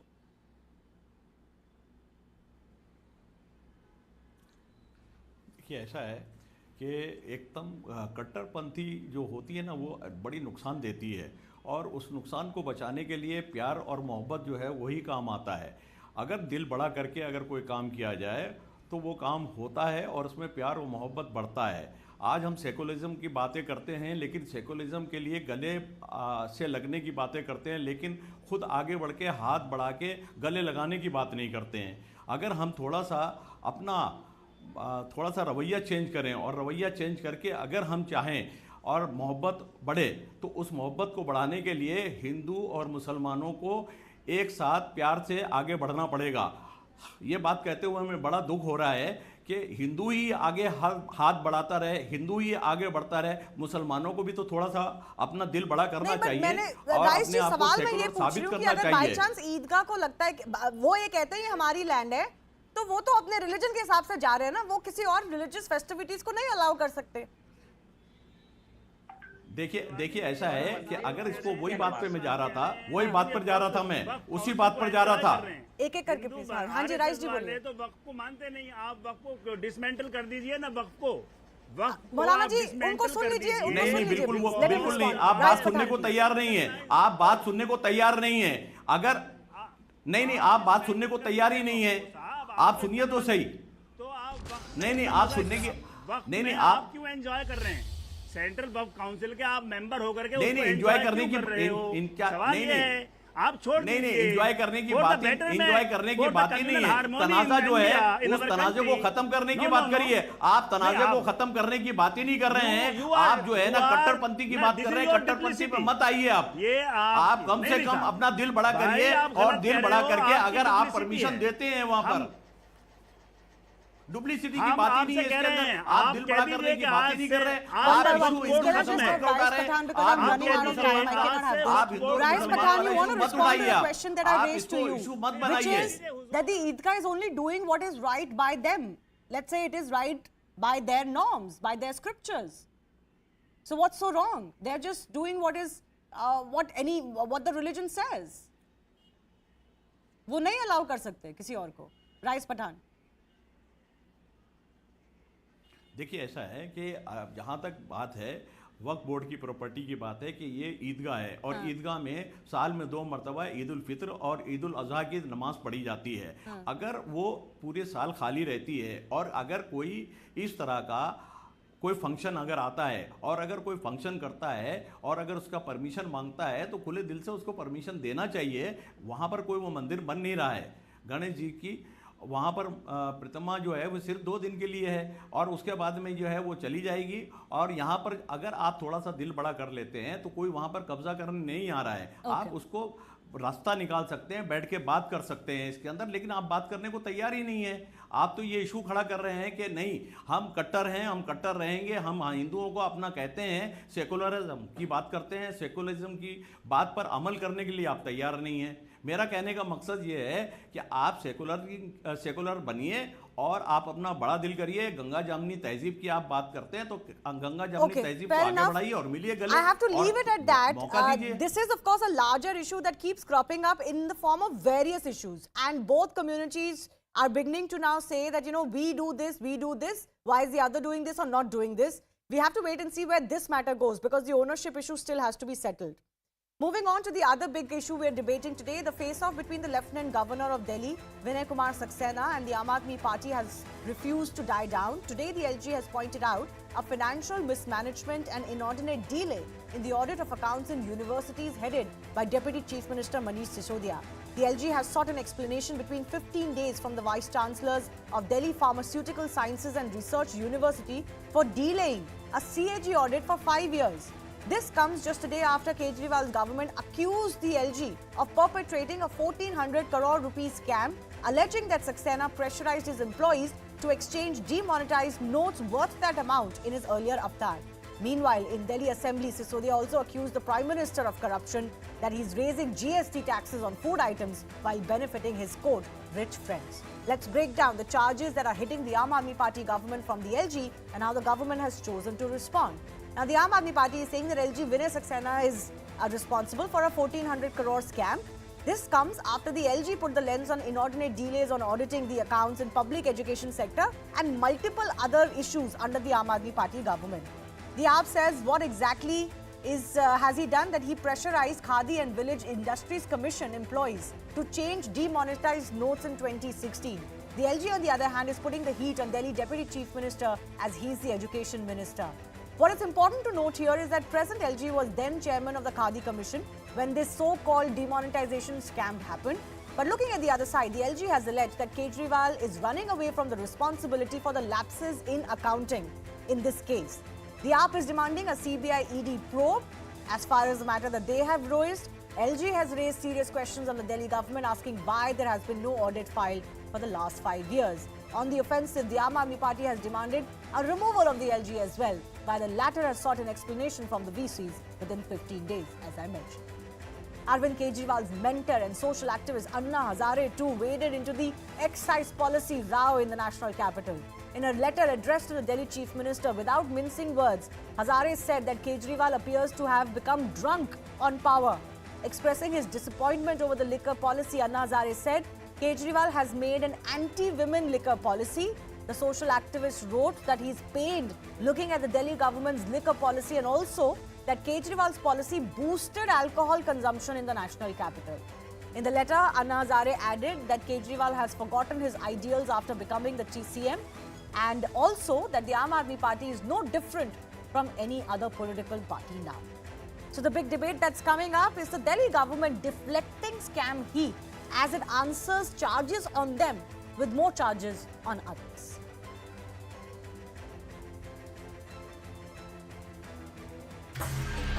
CBI ने पूरी जांच कर ली है। मनीष जी के घर पे भी 14 घंटे जांच हुई। मनीष के घर में भी कुछ नहीं निकला। आज लॉकर चेक किया, लॉकर में भी कुछ नहीं निकला। तो एक तरह से इनफॉर्मली तो एक तरह से सीबीआई की क्लीन चिट मिल गई है। बाकी सीबीआई के ऊपर प्रेशर है, पॉलिटिकल रीजंस की वजह से हमें लगता है कि हफ्ते 10 दिन के अंदर गिरफ्तार तो करेंगे ये लोग। ये सामाजिक प्रश्न होने के कारण एक शराब की रणनीति पॉलिसी एक गलत बनाई और हमारी युवा शक्ति जो राष्ट्र शक्ति है वो युवा शक्ति बर्बाद हो जाएगी। पहले तिमाही में 2375 करोड़ रुपया प्रॉफिट आना था और प्रॉफिट आया 1100 करोड़ के अगर नुकसान हुआ है तो आपको फिर वापस लेनी पड़ी पॉलिसी। तो फायदा पहुंचाने वाली नहीं थी ना। एजुकेशन में 27 करोड़ का एक ही ठेकेदार को ठेका दे दिया, बगैर बिट डाले हुए। हर स्टेज पर 1 साल इनको काम करने दिया गया था और इन्होंने दबा के भ्रष्टाचार किया।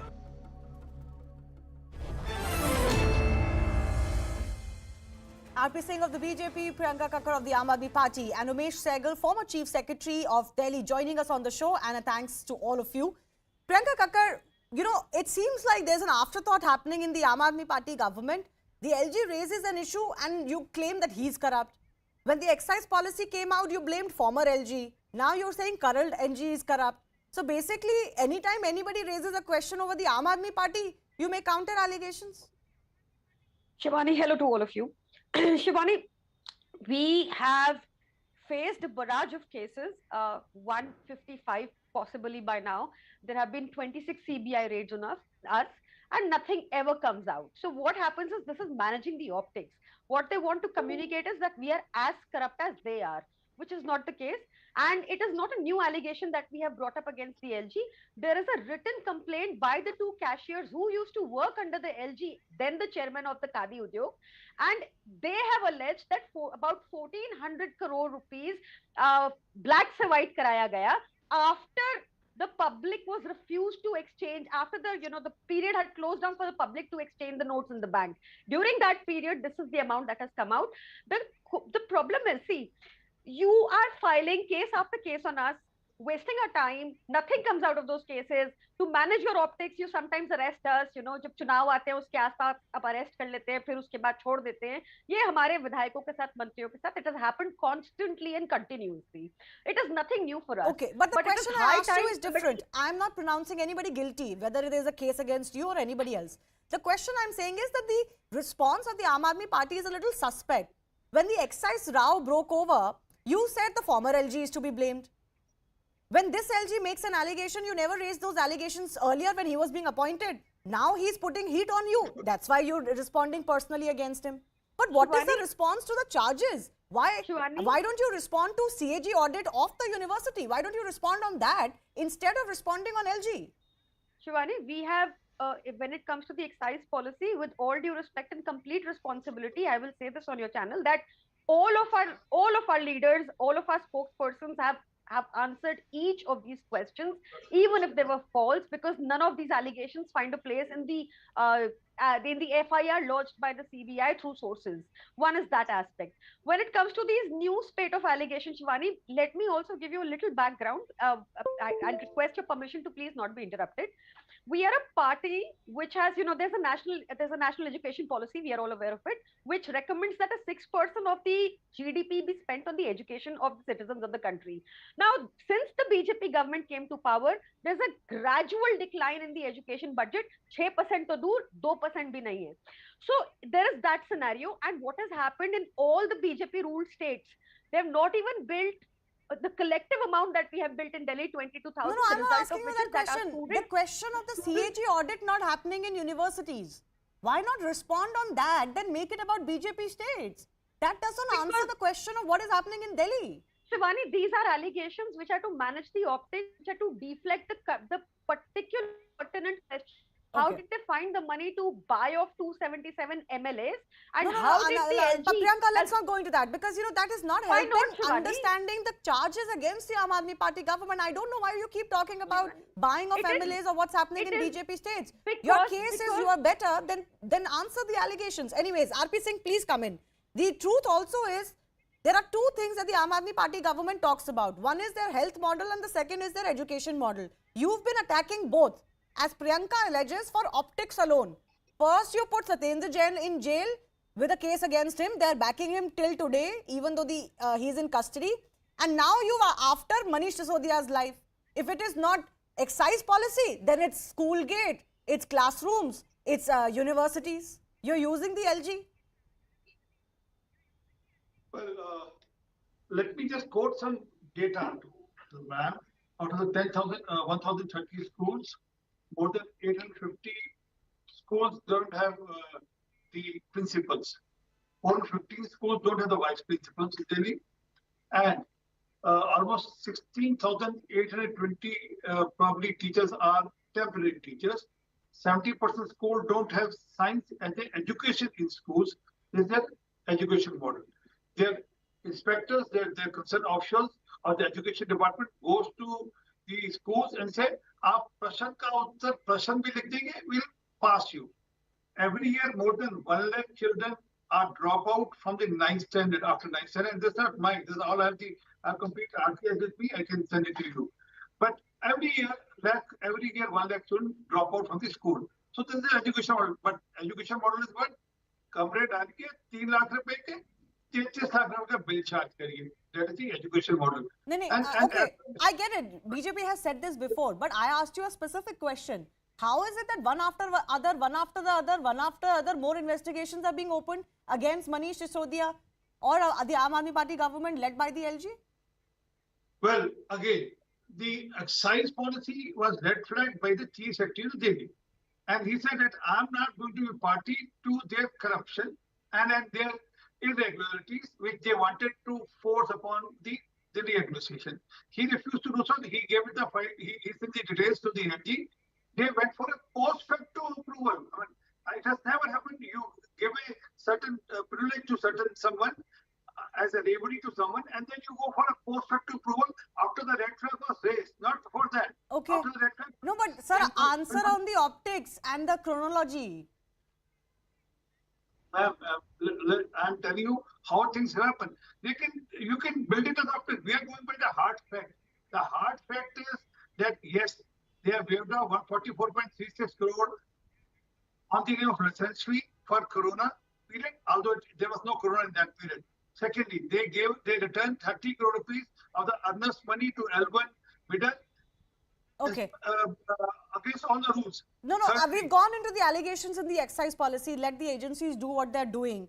Mr. Sehgal, I'm coming to you. As far as this battle between the LG and the Delhi government, what is your sense? Is the LG only discharging his duties, flagging of the issues? For example, he has now flagged off an issue that university CAG audits haven't happened for 5 years. Or is there something more? Well, I cannot say if there is something more or something less. But the point is that if an irregularity or an alleged irregularity comes to the LG's notice, what is he to do? He is to get a report. He is asked to ask the Chief Secretary to order inquiry, or he can ask a report from the Vice Chancellor. What else do you expect him to do? To put it under cover just because an allegation is to be made against him? So I don't think the LG is wrong. If the thing that has come to his notice, it's a 5 years there has been no audit, it's a serious matter. It is not a matter which has to be put under the carpet. And if, for instance, in the schools, if somebody has said that the schools are ideal and best in the world, then why is the enrollment going down? Why is the absenteeism so high? I think if these issues are there, they must come out. They must come out in the public and they must be answered. And the answer is not that the LG is corrupt, or Chief Secretary is corrupt, or X is corrupt, or Mr. Prime Minister is corrupt. No, the answer is that you are wrong. These are the facts. Actually, our enrollment has gone up, or our absentee rate has gone down. These are or in the excise policy, no, we have not lost 146 crores. If I remember right, the Deputy Chief Minister himself said that hundreds of crores of rupees have been lost, although he put the blame on the Lieutenant Governor. The point is there is a loss. Whether it is the Lieutenant Governor's, ex-Lieutenant Governor's responsibility or the Deputy Chief Minister's, and the inquiry is a must. Just to say that the particular government is in power, so they have put pressure on the CBI. Let me just come to another point. This is this 1400 crores which has suddenly emerged. This case is in the court.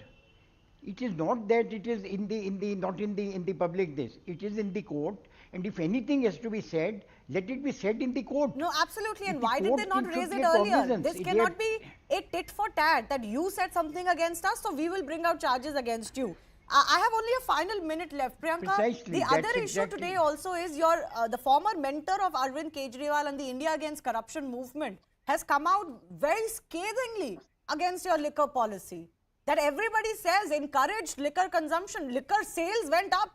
Revenue went down. There was 1+1 sale happening on liquor, which I don't think anybody has ever heard happening anywhere in the world.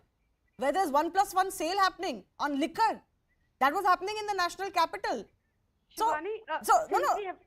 point is that everybody is not out to get Aam Aadmi Party. People are holding you accountable for the standards you set for yourself. Shivani, since we have a very limited period, I'll go chronologically. Once Mr. R.P. Singh was, he was mentioning Gujarat data from the government school. No, Priyanka, I'm sorry, I don't have time for that. Can you please respond on the Anna Hazare issue? I don't have time for that. I'll have to cut you short. Please respond on the Anna Hazare statement. I must tell you that Niti Aayog has consistently held that Aam Aadmi Party is the top performer when it comes to schooling. The top 3 schools in the country Anna are Hazare's letter schools under Aam Aadmi Party. I must say that. Secondly, like Sir said, there is already a criminal defamation matter pending against Manoj Tiwari ji and Harish Malhotra ji on this education policy that they rigged up in 2019. It is the same matter. We are already in Anna Hazare's letter, Priyanka. He doesn't have any political reason to attack you. Sorry, Shivani, your voice. I'm saying Anna Hazare's letter. Please address that. He is not a political representative. Shivani, this is basically BJP के कंधे पर रख के बंदूक चलाना. and these are allegations and counter allegations. We are undergoing the inquiry जिसमें हमारे खिलाफ कुछ भी नहीं मिला, तो एक और चिट्ठी लिखवा देना, it is not something I'd like to respond to. All right, I have to leave it at that. Thank you everyone for joining us. But of course, we will keep a very close watch on all of these allegations and counter allegations that are coming in the national capital, especially the excise policy row, where there's a serious investigation going on. Time for a very short break. On the other side, we'll get to the day's biggest story.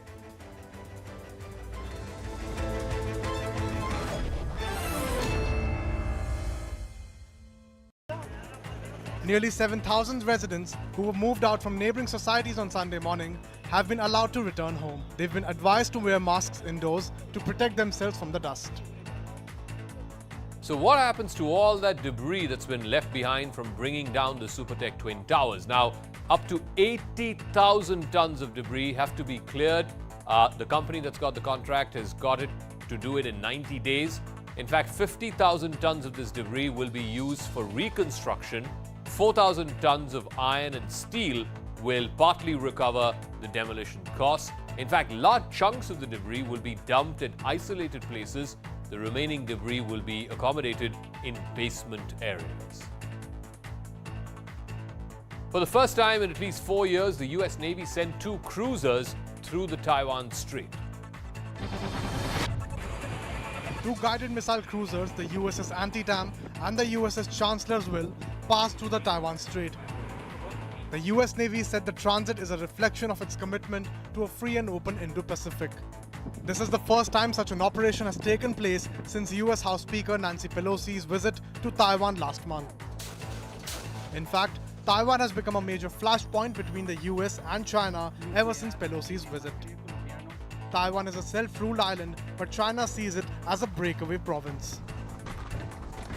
The US abides by the One China policy, which recognizes only one Chinese government and has formal ties with Beijing and not Taipei. After Pelosi's visit, China responded with unprecedented military drills near Taiwan, which included firing ballistic missiles, sending Chinese warships and PLA warplanes breaching the median line. Meanwhile, China continues to flex its muscles. The latest is that it's testing hypersonic bullets. Now, these hypersonic bullets can travel at 4,000 meters per second. They move at 11 times the speed of sound. These bullets were fired at the thighs of pigs, leaving large crater-like wounds in their flesh. They don't penetrate the skin, unlike traditional shots. They just leave a huge crater behind. Ayushmann Khurrana and Ananya Pandey celebrated India's win over Pakistan in true Bollywood style. We'll leave you with this.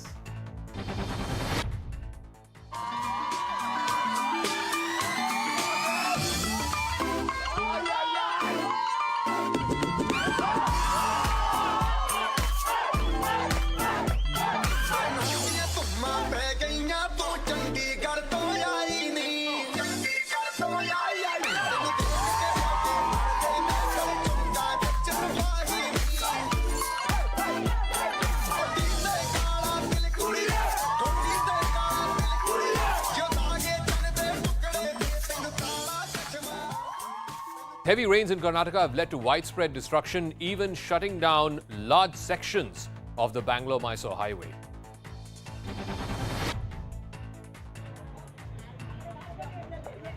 The 10-lane Bengaluru-Mysuru highway, which is set to open to the public in October, is now completely inundated. A private bus moving from Bengaluru to Kollegala got stuck on the highway. Nearly 50 passengers were rescued by locals who used tractors to pull the bus out of the water. From water tankers to cars, vehicles were either washed away or completely submerged in the flood waters. The large-scale flooding is a result of incessant rains in the Ramanagara district in the last 24 hours. But many activists claim the flooding of the highway is because the road has been constructed across many lakes. So when the lakes become full, the excess water can't drain and hence spills on the highway. Well, deadly landslides were reported in Kerala's Idukki district after heavy rains. 5 members of a family who were trapped under the debris following a landslide were found dead. Debris from the landslide fell on the house of the victims, burying them alive. Rescue forces led by the NDRF, the police and the locals located the bodies hours later.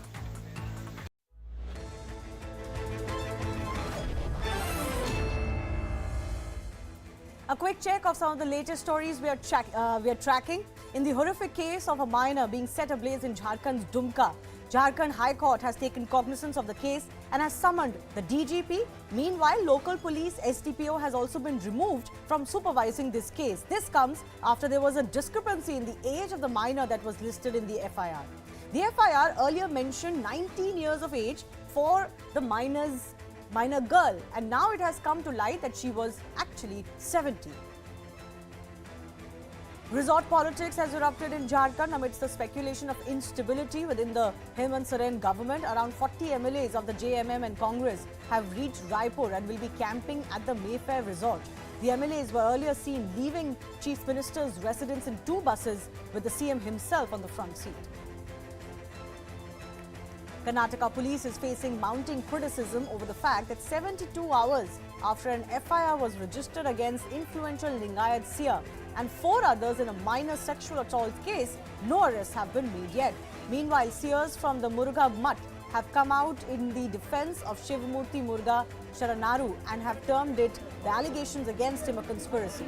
On the other hand, 2 victims have recorded their statements today against the seer under Section 164. Heavy rains have lashed Karnataka, leading to waterlogging in many areas affecting normal life. Bengaluru-Mysuru highway, which is set to open to public in October, has been completely submerged. Overnight rain has once again exposed substandard work and lack of planning in Bengaluru-Mysuru highway project. Even the IT corridor of Bengaluru, Balandur and areas of Madhavpura have been flooded. Amidst the heavy rainfall and worsening weather in Uttarakhand, SDRF teams rescued locals stuck amidst the blocked roads following continuous rainfall in Chamoli. Badrinath National Highway has been inundated, causing issues to the public. Met Department has issued an alert for moderate to heavy rainfall in the state. Ahead of Congress presidential poll, senior Congress leader Shashi Tharoor has tossed his hat into the ring. According to sources, Tharoor is exploring the possibility of running for the post of the Congress president, although he has declined to comment on whether he would actually do so. The speculations arise after Tharoor wrote an article for the Malayalam daily Mathrubhumi calling for a free and fair election. Goa police has intensified its probe into Sonali Phogat's murder. Police, along with Goa Tourism, has started the investigation on all documents. According to sources, Curly's management knowingly permitted the use of narcotics inside the shack. Meanwhile, one of the accused, Sudeep, has confessed to the use of narcotics right before Sonali's death, hence confirming the drug overdose claim. In a major breakthrough in the murder of Punjabi singer Sidhu Moosewala, the Punjab police has claimed to have traced and detained key accused Sachin Thapan in Azerbaijan with the help of the central government. Thapan was allegedly exchanging calls with gangster Goldie Barar, another member of the Lawrence Bishnoi gang who has claimed responsibility for the singer's murder. After hours-long heated arguments between the ruling and the opposition benches, Kerala Assembly has passed the controversial Lokayukta Amendment Bill, which seeks to make the executive the appellate authority over reports by the Lokayukta. The Congress UDF boycotted the proceedings before the voting. More than 50 senior Congress leaders, including former Jammu and Kashmir Deputy Chief Minister Tara Chand, resigned from the Congress party in support of Ghulam Nabi Azad. They supported a joint resignation letter to Congress President Sonia Gandhi. Azad, who quit the Congress last Friday, is all set to launch a national level party from Jammu and Kashmir. And finally, visuals of a British stunt driver, Paul Swift, who made a Guinness World Record performance for the tightest parallel parking in an electric car ever. Thanks a lot for watching.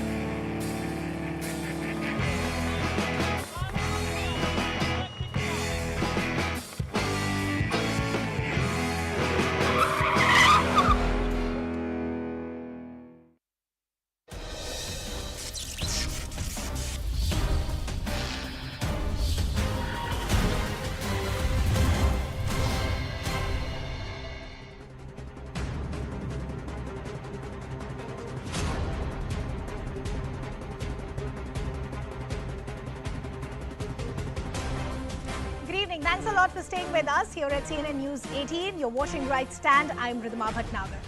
A fierce battle transpired at the Supreme Court between the Wakf Board and the BBMP over the ownership of the Eidgah Maidan over Ganesh Chaturthi celebrations. The Wakf Board had approached the Supreme Court against the plans to allow Ganesh Chaturthi festivities at the Eidgah Maidan. Senior advocate Kapil Sibal mentioned the plea before Chief Justice UU Lalit on Monday to seek an urgent hearing, saying, and I'd like to quote, unnecessary tensions will be created, end quote. Remember, it was on the 25th of August when a single bench of the Karnataka High Court had said that the land could be used only as a playground and for celebrating Independence Day or Republic Day by the government or the BBMP. They had also mentioned that the Muslim community can offer prayers on both Eids. A day later, however, a division bench modified the order on appeal and followed the government to take a decision as far as this land is concerned. The contention was whether the ground is a Wakf property or a public property to be open for festivals across religions.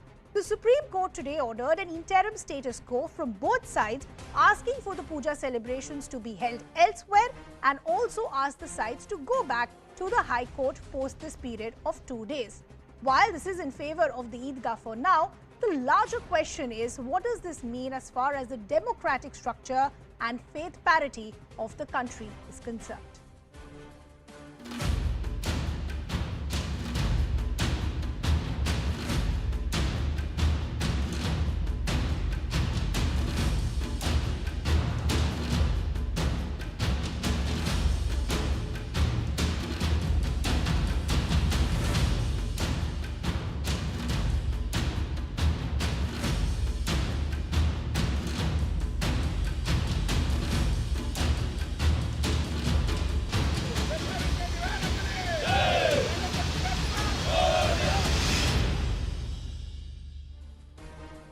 Let's first talk to you as far as this legal battle is concerned. Let's first break down in terms of what happened as far as the Hubli High Court is concerned, and then we'll talk to you as far as the legal battle in the Supreme Court is concerned. Now, as far as the High Court Hubli Eidgah Maidan case was concerned, the Hubli Eidgah Municipal Commissioner to decide, that's what we've heard, and they've referred it to the High Court order in the Chamrajpet Eidgah Maidan case. The High Court go ahead for Ganesh Chaturthi at Maidan.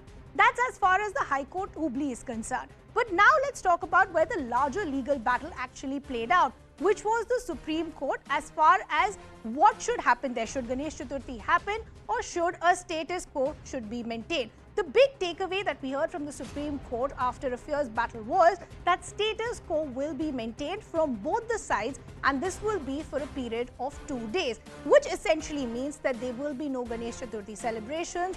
You have to hold your festivities elsewhere, and you can also go back to the High Court after 2 days. Essentially what I said, which essentially means that no Ganesh festivities at the Maidan tomorrow. This is what we heard as far as the Supreme Court is concerned.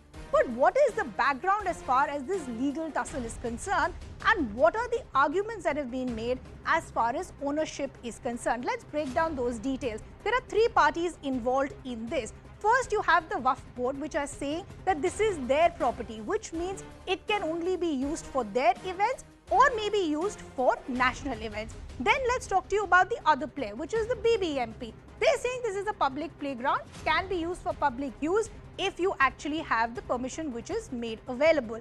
Then let's talk to you about the third party, which is the Hindutva groups, which are saying you actually make it available as far as all events are concerned and allow these Ganesha festivities. Of course, as I pointed out, as far as the Supreme Court is concerned, a status quo now has been asked to be maintained for an interim days of 2 days, and then the parties can go back to the High Court. But let's also now talk to you as far as the past controversies as far as this Eidgah Maidan is concerned. In June 2022, you in fact had pro-right organizations who had sought permission to hold multiple events. As far as the Yoga Day in June 21 was concerned, the permission was not granted by the BBMP. Then let's talk to you about what happened Independence Day. On the August 6th, BBMP declared it as a government land. For the first time at that point, the tricolour was hoisted after 1947. The Wakf Board at this point had challenged the ownership decision. Then let's talk to you about another example as far as the Qibla wall is concerned. There, the Hindu outfit had given an ultimatum for the demolition of the wall, and FIR was filed over this thread. Then let's talk to you about the most recent flashpoint, which is the Ganesh Chaturthi celebrations. The Ganesh Chaturthi demand for celebration was raised in July actually, and then on the 26th of August it was cleared by the High Court, and this, as I pointed out, was challenged by the Wakf as far as the Supreme Court is concerned, and there a status quo today has been ordered for the Supreme Court. They've also gone on to say that you can go back to the High Court as far as this time period of 2 days is concerned. The larger question that we are asking this evening is this: what does this mean as far as the democratic fabric of the country is concerned, and whose Maidan really is it? You can also use our hashtags and then get involved in our debates.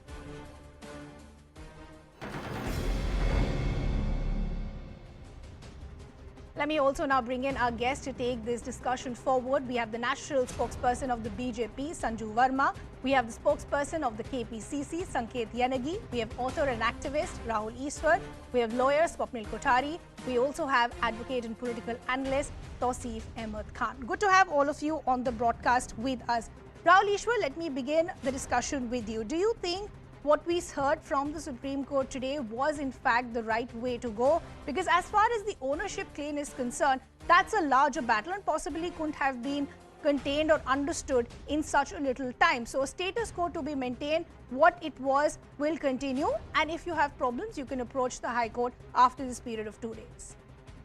There are two questions. One is a larger question of ownership. Please remember, every Maidan in India belongs to India. They might be held by various communities, but every Maidan should be a Maidan for harmony, pluralism, celebration of diversity. If tomorrow, I know I am proud to belong to a tradition where we celebrate our Hindu festival with the Muslim brothers, and Muslim brothers, most festival are being celebrated by us in Sabarimala. So such kind of pluralism should be the right tone to go ahead. Second point, please remember, Ganesh Chaturthi is a much larger festival than a religious festival alone. It has a great cultural legacy. You know, it was a channel of anger against the British government, and Balagangadhar Tilak, the great leader, channelized Ganesh festival as a nation-building festival. So it is a much larger connotation rather than a mere ritual or a religious festival. Ganesh festival has a cultural, nationalistic subtext and a context. Third, our Muslim brothers of various communities participate in Ganesh festival, showing solidarity, just like we participate in many of their festivals. My only humble request to our Muslim brothers is, rather than confrontation, we need conciliation. Rather than having different kind of confrontational attitudes. I'm a Hindu activist, so it would be great if we can talk to Hindu community members of Karnataka, resolve it, take it in a very positive spirit. And please remember, one core point is Ganesh Chaturthi festival is a passing festival. Nobody is going to consecrate anything. Nobody is going to build any temple or something. So as a Hindu activist, my only humble submission is, inshallah, there be harmony, but at the same point of time, please send out a good message by showing great examples of brotherhood, so that we can celebrate it together and tell to the world we had a Ganesh Chaturthi festival with the great assistance and brotherhood from our Muslim community. That would have sent out a greater message to the world rather than arguing on technicalities. Okay, so you're saying this is the time to keep differences aside, and as a community we should have come together to have a feeling of brotherhood that should have been sent out. Possibly this is an issue that shouldn't have reached the courts as well. But Swapnil, I want to first bring you in, and I want to understand the legality. As far as the Wakf board is concerned and their legal team is concerned, they're saying there is no real dispute here. This is our property, this is our land, so there is no conversation as far as any other festivities are concerned. As far as the BBMP is concerned, they're saying this is public land, so this can be open with permission for various activities. As per the law, is there a dispute? Well, obviously there is a dispute, because that's forming part of the pleadings, and the court, after hearing both the sides, decided that it should be shunted back to the high courts, where the people can go ahead and litigate their grievances. If the title doesn't seem to be in dispute, because in terms of ownership of the land, it's there in the name of the Wakf. But if there is an argument and BBMP is able to show that this belongs to the state, as there was some sort of a conciliatory gesture 15 years ago between them, that yes, religious activities of any nature should be allowed, and if there was some sort of a concession, then there is some strong argument to the effect that it does not belong to anybody in particular, and it does not stand in the name of anybody in particular. If BBMP is able to prove that, then it belongs to the state. And once it belongs to the state being law and order being the subject of the state can decide eventually what sort of activities should take place on which ground. Now, this forms the substratum of the legal case. Then you have the Places of Worship Act. Then you have Article 25 of the Constitution. All of those things come into play. Obviously, any High Court, once it's seized of this matter, will have to marry all these issues together and at the end of the day come out with a conclusion one way or the other. But there is one thing that I'm happy about the Supreme Court on a larger perspective, Nidima, is that, as you rightly pointed out, and I agree with you in totality, that this matter should have never reached the courts at all. Both the factions should come across and sit together and decide this matter as if it was some matter, where, some very little bickering should have taken place, and thrash it out rather than taking it to the courts. Because once the matter goes to the top court of the land, and if the top court decides one way or the other, it opens up a Pandora's box for further litigation. If, say, for example, today the Supreme Court would have held that, yes, let the Ganesh festivities be allowed, it would have been a good judgment. The Hindu side would have been very happy. But then what would have happened is that, okay, fair enough. The Muslims were to take it this way that, okay, on our land, you've allowed Hindu activities. Tomorrow we'll go ahead and litigate that on Hindu land, there should be some Muslim activity. Where does this or then Parsi end? land, And there this should be Sikh also activity. results in really charged, polarized atmosphere, which is what we want a solution to. But Tausif Ahmed, I want to bring you in. Even if the court was to say that you allow these Ganesh Chaturthi celebrations, personally asking, as I said when I started the show, I feel this shouldn't have even reached the top court or the apex court. But what is the harm if the Ganesh Chaturthi celebration even had to happen? There is no taking away as far as the Eid celebration or the Eid festivities. Nobody is touching with that. What was the fear? No, you see why the matter has come before the court. Because the entire fact that this is a Wakf land, that this is dedicated for religious and charitable purposes, and that it has been in continued possession from last 200 years with the Muslim side, with our namaz being offered there. This entire fact was being disputed. This entire fact was being challenged. And therefore, the Supreme Court has decided that it is admitted position of the Hindu side or the state side that there was no Ganesh Chaturthi or any non-Muslim religious cultural functions were held in that land before. Therefore, why change it now? Let the matter be settled. If it is a matter about who controls the land, who owns the land, whether it is a Wakf land or not, then let the matter be decided by the court, because now the parties have come to court. It is the appeal was taken out by the state side. The Wakf board did not go in appeal against the single judge's order. The appeal was taken first in 2022 by the state side, and therefore the matter has reached Supreme Court. If the matter was to be amicably settled, then it could have been very easily and amicably settled. A simple permission from the one who holds the land. So why wasn't it settled? The reason that I'm asking you this is when we talk about the democratic fabric, or as far as the secular fabric of the country is concerned, there now seems to be a lopsided expectation that only one side needs to come forward and be ready to give more than the other. That seems to be the sentiment as far as this argument is concerned. If we are so open with the idea of brotherhood, why did this even reach as far as the legal battle of the apex court is concerned? Yes, the idea of brotherhood has to be, shown by action by the state government. The state government banned Muslim traders, poor Muslim traders, from opening their shop next to temple. What harm could it done? Could it, these poor traders who just want to earn some kind of money by selling stuffs outside the temples, they were not entering inside the temple and disturbing the devotees. But yet the state government, Bengaluru state, Karnataka state government disallowed them. There was a whole ruckus. We all know that. How could we forget Sanju that? Verma, I want to Therefore, bring they you have to in come. here. While we continue to discuss and debate as far as whether they should have even reached the top court or not, the other part of this discussion is that somewhere the state government is responsible for what is happening. Karnataka seems to be seeing a pattern of polarized situations because it's 1 year as far as the elections are concerned, and possibly there is a thinking today as far as optics is concerned that this could work in the favor of the state government. Ridhima, I think Swapnil made a very interesting point. I also believe that how I wish this entire fracas had not reached the apex court, because there are some things which can easily be sorted out if you sit across the table and are willing to have an amicable discussion. True. But given the scenario that we are caught in currently, let us just examine a couple of things.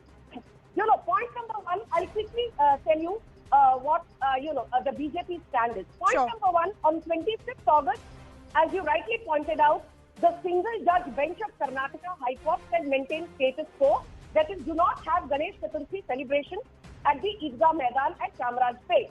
But on 26th August, a two-judge bench of the Karnataka High Court said, no, Ganesh Chaturthi celebration can be held at the Eidgah Maidan. It is after that the Karnataka Wakf Board and the Chamarajpet Muslim Association, they said we will go to the Supreme Court, and they brought this matter to the voters of the Apex Court. Now the Apex Court will give its final verdict presumably after 2 days. In the interim period, there will be no Ganesh Chaturthi celebrations at the Eidgah Maidan. But one very important thing which nobody seems to be mentioning here is that if you look at just the technicality, on the 6th of August 2022, when the entire issue was just about beginning to blow up, the ownership of the Eidgah Maidan, that became a matter of controversy much later in the public eye. But it had already reached the court in the first week of August, and the Karnataka Revenue Department and the Karnataka Revenue Minister, Mr. R. Ashoka, clearly said on the 6th of August that the Chamarajpet Eidgah Maidan belongs to the Karnataka Revenue Department. It does not belong to the BBMP. It does not belong to any Muslim association. It does not belong to the Karnataka Wakf Board. And do you know something, Ridhima? Nobody has disputed that particular claim. Okay. The fact that the Eidgah Maidan is owned by the Karnataka Revenue Department, that claim has not been contested either by the Karnataka Wakf Board or by the BBMP or by the Chamarajpet Muslim Association. So Sanket Yanagi, help me understand, if taking on from what Sanju Verma is saying, that the Eidgah Maidan, one second Sanju Verma, I'll come back to you. If the Eidgah Maidan is as far as the ownership of the Revenue Department is concerned, then where real is the dispute?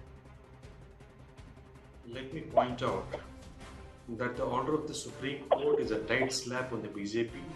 It's communal and divisive politics and religious hatred being spread through the organizations for facing 2023 elections. So if you look at the facts of the matter, there are three interesting factors. Number one, it is the case of the Muslim Association that they have been in possession of the property and enjoying it since 1871. And they further claim that under section 5.2 of the Mysore State Wakf Board, which was constituted under section 5.2 of the Wakf Act, this property was declared as the Wakf property. And the recent act of Karnataka Wakf Act of 1995 clearly says that the provisions of the Wakf Act override any other provisions which are prevailing in the state. So once it is declared as a Wakf property, that continues to be the Wakf property, and no department would have any right over the property except other than the Wakf Board, which is the absolute owner and enjoying the right of ownership, enjoyment and possession. And now coming back to the facts of this matter, there are a few interesting factors which are relevant. So firstly, the property is a place of worship and it has been declared so. If it is a place of worship, the next question is as to whether a place of worship could be converted under any other provision of law for any other religion. Section 3 of the Place of Worship Act. But this is where I think there is a grey zone, because there is no conversion happening and neither is there any construction happening. But I just want to one sec. I'll come back to the larger issue. Rahul Ishwar, I want to bring you in. Just sticking to the legality and technicality as far as the Wakf law is concerned, if it is their property, which means only their events can take place. Till the time any court actually quashes, the law and the legality still holds. So what is wrong in that? Today possibly there is a fear that today they're asking for Eidgah Maidan, tomorrow it could be something else. 2 points. One, see, I am being a common man who vouches and who works for Hindu-Muslim unity. I am not that adept in the in-depth technicalities of law, even though being a law student. But more important is the harmony of mind.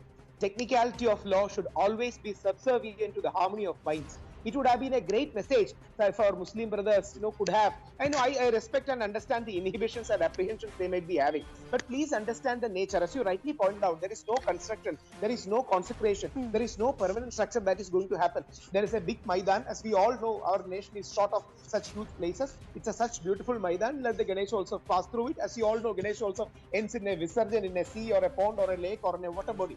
So it's a procession, and I respect the apprehensions of our Muslim community, but rather than talking to your Hindu brothers, talking it out, solving it out, that would be the great thing. And I would request people like Tawfiq ji to come to Kerala, because in Kerala, in many places in our temples and mosques, there is a competition between Hindus and Muslims of who will perform the festival better in a positive light. That means Muslims are that much cooperating for Hindu festivals and Hindus are that much cooperating for Muslim festival and Christian festivals. See, this is how our nation is built. Only upon harmony can we build a nation and not upon the mere technicalities of law. Supreme Court ने जो कहा, हमें respect करता है. We are totally respected. But at the same point of time, there is a much more larger message of harmony, goodwill and brotherhood that needs to be sent. And that is the core here. Had Mahatma Gandhi been alive, had Vivekananda been alive, whether it is a Muslim land or a Hindu land, would they object to a Hindu or a Muslim procession in any other temple land? See, this is our land. We are having such good density of population. What is the harm in mingling well? What is the harm in celebrating? Tawseef well? Ahmed Khan, respond to what Rahul Ishwar is saying. Why can't Karnataka take examples from what is happening in the other states? What about the idea of being one India? For how long can we continue as far as this polarizing narrative is concerned? Where does it end? No, Karnataka must learn from West Bengal. I can cite West Bengal as an example. The one of the very revered temple, Kali temple, the Kineshwar temple, is has a Muslim as the chief of the management. Why can't they learn instead? And there is no ban, like you have banned in Karnataka. Muslim traders are banned from coming near the temple and opening shop. There is no such ban in Bengal. They can learn it from here. I'm openly inviting them. But what is happening is BJP is indulging into Hindu appeasement politics because they have gone bankrupt with their policy failures. So how do they dupe the people of country is by evoking the sentiments. When they evoke these Sanju, is this Hindu appeasement politics that is resulting in us having debates like these? Yes, Ridhima, this is so laughable and yet so tragic. The fact of the matter is that Hindus are very tolerant, very peace-loving, but at the same time, for way too long, Hindus have been subjugated. For instance, I'll tell you, I stay in Mumbai. For the last 3 years, the Muharram processions have always clashed with the Durga Puja immersion. And every time I see that the timings were changed to accommodate the Muharram procession, and the Durga Puja immersions happened 12 to 24 hours later than when they were supposed to. Now please shut up, I did not interrupt you. Shut up, I did not interrupt you. Ridhima, either you give me my time or I walk out of the debate. Okay. I did not interrupt. Tawseef, let Sanju make her point. I'll let you respond. Sanju. Yes. The problem with this man is he wants to be politics, but he does not have the decency to listen. Now the fact of the matter is, why is it that each time there is a Muharram procession, Hindus are asked, अरे भाई अपनी दुर्गा पूजा की immersion को थोड़ा रोक दीजिए. Let the Muharram procession pass through peacefully.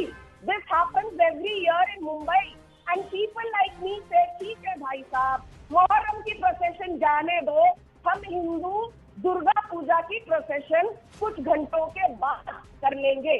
But the fact is that once if you raise your voice, जैसे देखा, इस बार इन्होंने आवाज उठाने की जुर्रत. The point is this. Oh, you please stop lecturing.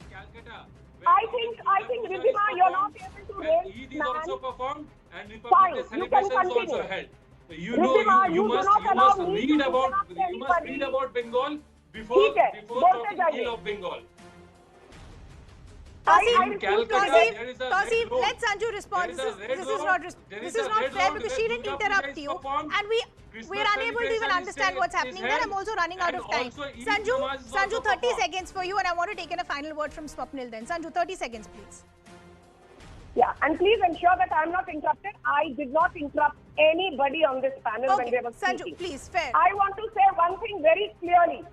If you look at Karnataka's history in the last few months, be it the halal meat versus the jhatka meat debate, be it the hijab verdict, what happened prior to the hijab verdict?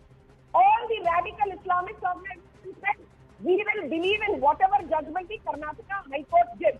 The moment the Karnataka High Court said that wearing hijab is not mandatory, it is not dictated by Islam, it is not a matter of choice, you have to adhere to the school uniform. If there is already a pre-prescribed school uniform, fair enough. Don't believe the Karnataka High Court.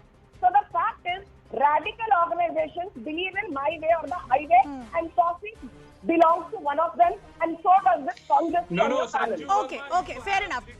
Okay, fair enough. I want to go back to the larger question, which is, could this have been solved without going to the courts? I want to bring in Tosi, 1 second. I want to give the final word to Swapnil. Swapnil, now that there is a status quo for the next 2 days, what the Supreme Court has also said, if you want, you can go back to the High Court after this. What are the legal options as far as the High Court is concerned? Well, in fact, today in Hubli, I think the High Court has voted in favor of the Ganesh Chaturthi celebrations, and even earlier, I think the High Court had said that I leave it to the state because if it's a state land, we don't want to interfere. I think, I pretty much knew what the Supreme Court judgment was going to be, because I know that what the Supreme Court is trying to do is trying to say that, look, as far as these kind of issues are concerned, we leave it to the wisdom of the two factions. We do not want to enter into this arena at all unless really made emergency, or really it's urgent for us, or unless it's really mandatory for us to step into as far as more important questions of law is concerned. Because otherwise the court is going to wrangle itself into multiple litigations on these issues. And Justice Uday Lalit's beckoning call yesterday that he's got his 74-day tenure and he's trying to reduce the backlog of the courts, that will go into oblivion completely. So this is something which the court has done a fantastic job. It has said that please go ahead, and let me tell all your panelists and all the audiences that this is not the slap on the face of a BJP, or this is some, every time I do not understand why BJP has to be made some sort of a culprit. It is a slap on the face of every politician who tends to use religion as a political tool. Now, whether that person belongs to any of the parties is secondary. That is what the Supreme Court is trying to say, that do not politicize this issue. Do not come to us. We are not going to. Don't create a controversy when there is none. Why are you making a mole out of a mountain? That exactly was the essence as far as the courts were concerned. Unfortunately, I've completely run out of time. I appreciate all our guests who took out the time to join us. We'll really have to see which way this goes. We're now shifting our focus to the other big debate, which is what can really save the Congress party today with these presidential elections that are due. Can we actually now see a non-Gandhi president?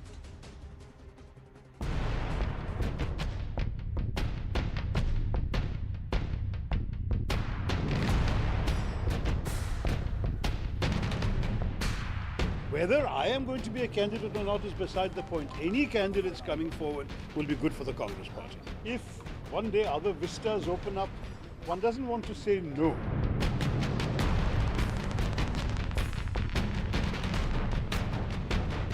नहीं भी होगा, जो भी होगा वो चपरासी की तरह फाइल लेके जाएगा, किसको बनाना है, किसको नहीं बनाना है.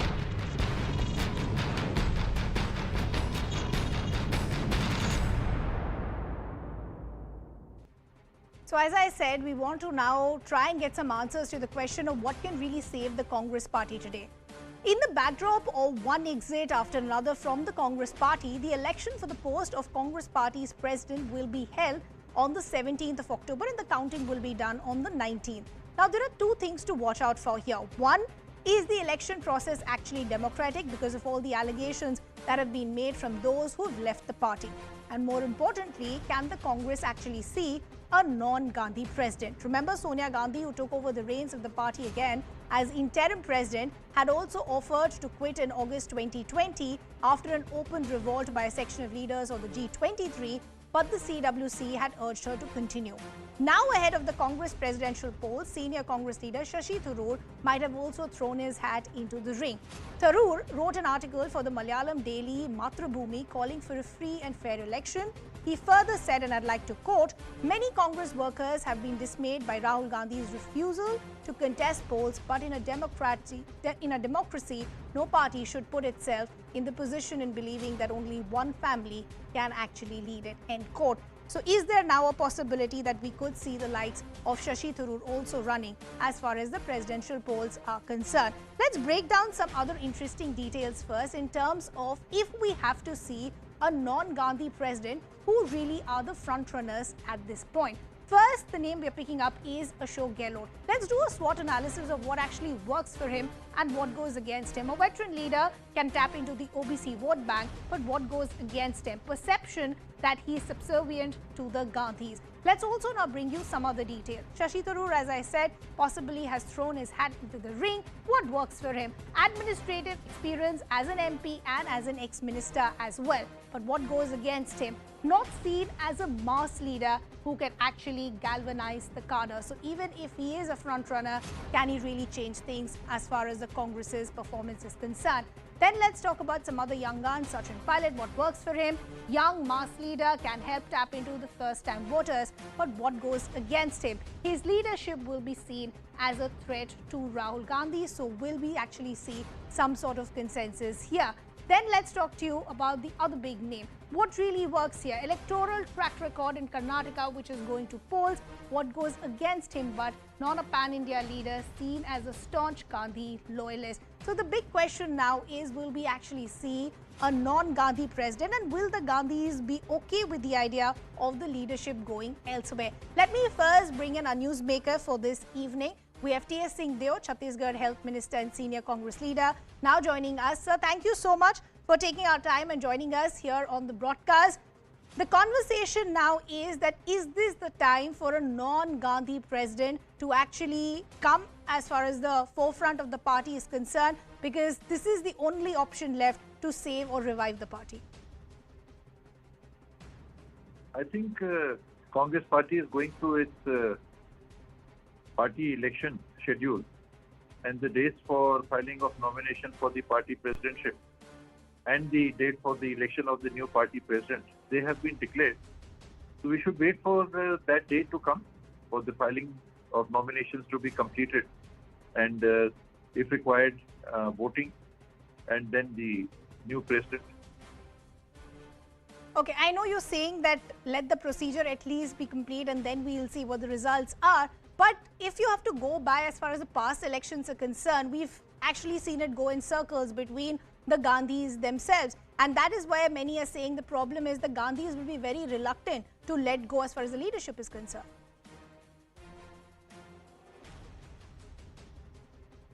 I think these are news and views which are brought to public platforms through interested parties. People who feel that the Congress would be best served probably by the strongest leadership it has, which today happens to be the members of the Nehru Gandhi family.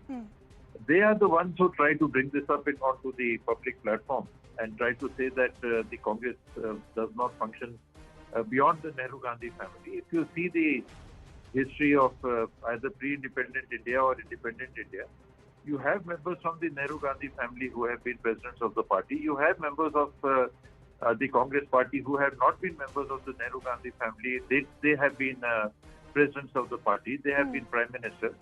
So it is quite unfair, to try and single out a particular family, to try and sort of eliminate them from the political process by insinuating that there is some such agenda to capture power by a particular family or to stay in power by a particular family, which is just not true based on the fact of pre or post-independent India. But sir, going by the comments that we've heard from those who have left the party recently, for example, what Ghulam Nabi Azad said, he said, yes, you can have elections all you want, but the entire election process is a sham, is just for optics. Is Mr. Nadda an optic? He is the president of the Bharatiya Janata Party, Should we treat him as an optic? Should we treat Mr. Amit Shah, who had been party president, as an optic in the BJP? Should we treat Mr. Singh, who was the party president before him, also as an optic? Mr. Advani as an optic? These are views which seem to be extremely biased. And again, like I said, they are views already formed to try and harm the Congress party by eliminating a particular leadership, which may be within the party its strongest leadership. Its appeal amongst the people today could be the broadest and the strongest. So how to harm the Congress? Put up a bogey. Nehru Gandhi family, they are hungry for power. They don't want to let go. Rahul Gandhi himself resigned from the presidentship of the Congress party and has been espousing this view that he is extremely reluctant to take on the responsibility. And why? I really, frankly, do not agree with his view, but that is his personal view. He is the strongest president that the Congress party would have today from amongst itself. But these are the impacts of propaganda that people are able to create successfully through the media and the social media today. And Rahul ji is saying he is not keen to, or he won't be going to take the responsibility of the party president. It will be unfortunate, but it is for him to take a call. Okay, you're saying it's for him to take a call. The other allegation that has been made as far as this entire process is concerned, and again by those who left the party, saying that there is a coterie which is today actually leading to the downfall as far as the Congress party is concerned. Again, these are malicious propaganda. You yourself are a very intelligent individual. You would be working in a system. Do you not have a hierarchy in your company? Which party, which organization does not have a hierarchy which you want to name? You can name as a coterie, whether it is in business, whether it is in any political party. Does not every political party have a hierarchy?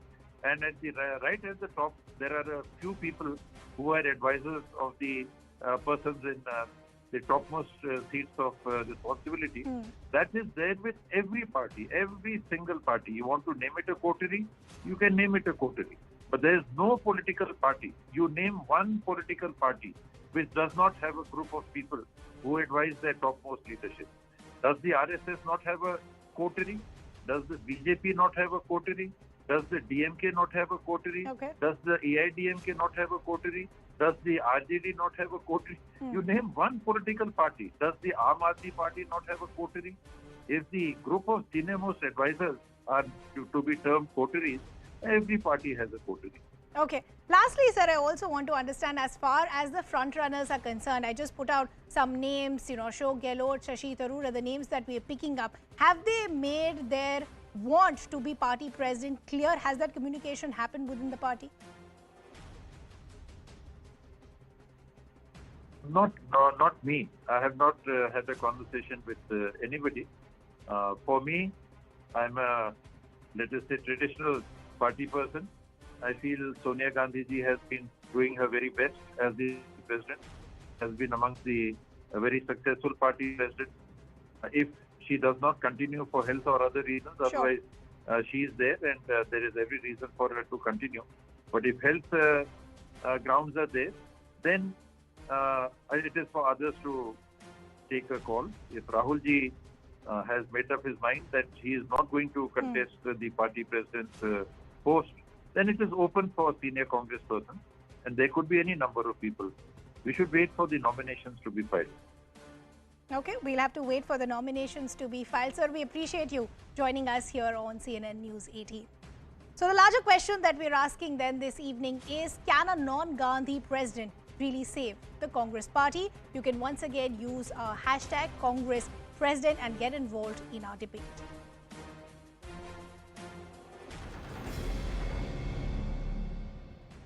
Let me also now bring in our guest. We have Lok Sabha MP from the Congress, Manikam Tagore, and the national spokesperson of the BJP, Sanju Verma, continues to be with us. Good to have both of you on the broadcast with us. Sanju Verma, let me begin with you first. If you heard that snippet of the conversation that I had with T.S. Singh Deo, he's saying, let at least the elections happen. Then it will be for everybody to see what the future plan of the Congress is. But before that, let's not make conspiracy theories. Ridhima, if the Congress party has decided that they will conduct, elections to the post of the party president, I think that's welcome news. We've always said that India does need a strong opposition, a constructive opposition. But, for heaven's sake, I cannot fathom that the once grand old party actually left the party president's position open for more than 3 years. For more than 3 years, there is no full-time party president. You only have an interim president, point number one. Point number two, the fact of the matter is, if you look at the statements by Ashok Gehlot, or even Shashi Tharoor or some of the other second-tier and third-tier Congress leaders, at the end of the day, they are just not able to move away from the Gandhis. And tell me one very important thing, Ridhima, in which country does a leader lose 45 small and big elections for his party and is still hailed as the next best thing after brown bread to have happened to his party? I'm talking of Rahul Gandhi. And the last but not the least, the most important point I want to make is, look at the manner in which Ghulam Nabi Azad was mocked.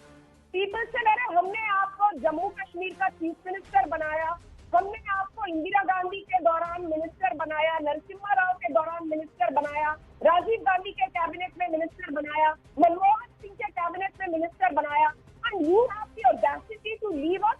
So look at the sense of entitlement. These guys talk of introspection. Okay. But whenever somebody raises important questions, the only thing they do is indulge in slamming that person below the belt. Okay. I want to quickly end by just saying, are these people fringe elements? Ghulam Nabi Azad, Sunil Thakur, Hardik Patel, Ashwini Kumar, RPN Singh, Kuldeep Bishnoi, Raju Parmar, Naresh Rawal, Dasaju Shravan, K. Rajagopal Reddy, David Okay, Sanju Verma, you would appreciate that I gave you uninterrupted time. You've made your point. I'll go to the larger issue of why we're seeing so many exits. But Manikam Tagore, I want to first bring you in, and taking on from what Sanju Verma is saying, that's a valid argument to be made. Forget the elections that are going to happen now and whether we'll see a non-Gandhi president. Why did the Congress want to continue with an interim president for so long? No, those people who don't know about the Congress can speak like this. Who don't know about the ABC of the Congress Constitution, they can speak like this. Congress party has elected working committee as the right to elect a president. And when Mr. Rahul Gandhi ji took responsibility in 2019 and resigned, in that time, Congress working committee decided to elect Mrs. Sonia Gandhi ji as the president again. And therefore, every senior leader in the working committee requested her. Therefore, she accepted that responsibility. She was a full-time president. She was hands-on approach towards everything. We know it, and she has been there for three years as president. It has been the COVID time also. She was able to drive the Congress party to energize the Congress party. So that is not these technicalities. Whomever is not reading about the Constitution, they can see about it. Particularly the BJP friends won't know the Congress culture. We all know Congress party, it is our business to decide about our president, and it is our PCC delegates who will decide Manikam about Tagore, I apologize Congress for interrupting. I also. wanted to give you uninterrupted time, but when you were saying it led to an energized Congress, it had a very different ground reality. Your poll performances was shrinked. Punjab was a state that you lost. And as far as leaders who wanted to leave your party simply because they felt there is no democratic structure within the party, that only increased. You are putting 2-3 questions.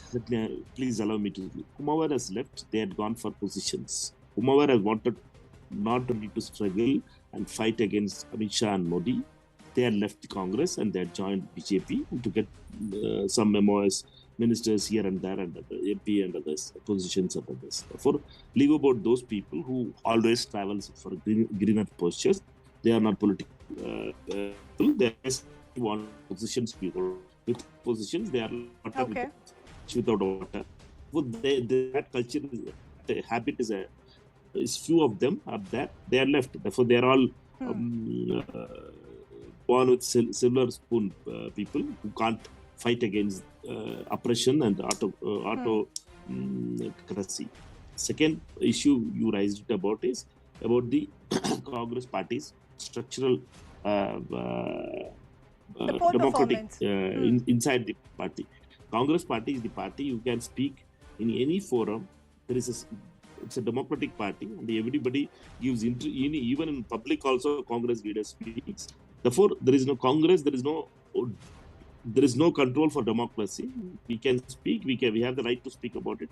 We usually debate among the party members also. There is a clear cut. There is no control about it that you should not speak like that. It's not an RSS guided organization. Congress is a democratic organization. We give all the members all the right to speak. Okay, Sanju Verma, respond that what is the BJP taking the moral high ground for? At least we are a democratic party, claims the Congress. I just want to say one thing. We've all heard of the proverbial ostrich with head buried under the sand. And I think that is the current condition of the Congress. The Congress basically has the Gandhi Parivar, which functions like a private limited company. In this private limited company, there are 4 people who are the be-all and end-all. Sonia Gandhi, the mother, Rahul Gandhi, the son, Priyanka Gandhi Vadra, the daughter, and the son-in-law, Robert Vadra. And the fact of the matter is that Congress today has encouraged and perpetuated a darbari culture of family retainers. What did J.V. Shergill say? What did R.P.N. Singh say? What did Ghulam Nabi Azad say? They said one thing which was common. They all said, we are hurt, we are humiliated because the Congress today is run by psychopaths. Decisions are taken by the personal bodyguards of the Gandhi. It cannot get lower than that. It cannot get more shameful than that. I just want to say one very important thing. J.P. Nadda very rightly says, today BJP is the only national party because we have Karyakarta, we have Karyakram, we have Karyashali, we have Karyakoshti. What does the Congress have? Do you have a committed Karyakarta? No. Do you have committed Karyashali? No. Okay. Do you have committed Karyakram? No. And I want to ask one more thing. Mr. Manikam, last time in the Lok Sabha elections, more than 34% of the seats got by the Congress came from just Tamil Nadu. Okay. Do you think you will better that ratio or is it going to get worse? Because internal ground reports say that Congress will not even do well in Tamil Nadu, which is supposedly one of its strong points. We'll talk about the poll performance if time permits. But Manikam Tagore, I want to actually give you the final word. The allegation that is being made by those who have left the party is that there is a coterie around the Gandhis which continues to go in circles. So Rahul Gandhi says he doesn't want to be the leader, but many within the coterie will say, no, we want Rahul Gandhi to be the leader. It will then go back to Sonia Gandhi. And this is how the pattern of the Congress works. It's going to be extremely difficult for a non-Gandhi president to even be elected. Forget about him wanting to bring some sort of structural change. This may be your view. Congress party has 12 crore supporters, and I'm Congress only quoting what those who left the party have said, like Javeer and Ghulam Nabi Azad and others. Please hear it. If you want me, if you are invited for a debate, you should hear it. You should have a patience to hear it. Or else I'll go out. There is no issue. Okay? If you have to hear it. When I come here, I am a member of parliament, 2-time member of parliament. You are speaking like these things. Kindly allow us to express our Please go ahead, sir. I'm giving you all the time. You are not giving. That's the thing. That's what I told. But I think that you can speak on your own and have your show. Thank you. Okay, sir, we're giving you all the time. I would want a response from your side. Please go ahead.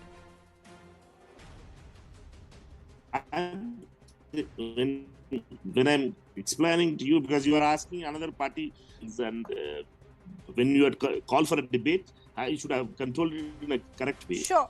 Please go ahead. Anyway, I'll tell to you very clearly, therefore allow me to put my points. Congress party is a democratic party. Congress party has had 12 crore voters. Therefore, only BJP, Amit Shah and Modi wants Congress Mukt Bharat, because every day and night they have to speak about Congress. because Congress is the party which can defeat them. One, Congress party is not a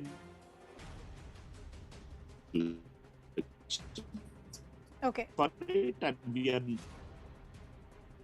we wanted to connect people. And Mr. Rahul Gandhi is taking 700 kilometers from Kanyakumari to Kashmir from starting from September 7th. Okay. If a Congress party wants to reach out to the people, and Mr. Gandhi is leading it from the front. Therefore, other political parties, we have to understand that BJP as a political party has lost more elections than Congress itself. From 1980 Okay. Sir, I apologize for interrupting. We actually seem to be losing your audio as well. I would have loved to give you a little more time, but unfortunately, I will have to wrap the discussion there. We'll have to see which way this goes as far as the election is concerned. I'd like to thank our guests. We're slipping into a very short break. Don't go anywhere. We're coming back with a wrap of all the other stories.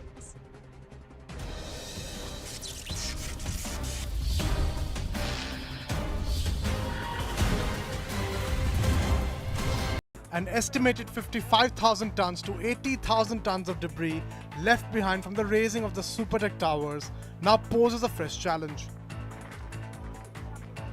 The demolition, which was conducted by the waterfall implosion technique, left behind concrete rubble, steel and iron.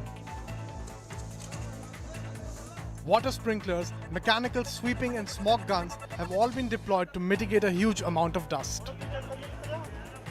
Nearly 7,000 residents who were moved out from neighbouring societies on Sunday morning have been allowed to return home. They've been advised to wear masks indoors to protect themselves from the dust.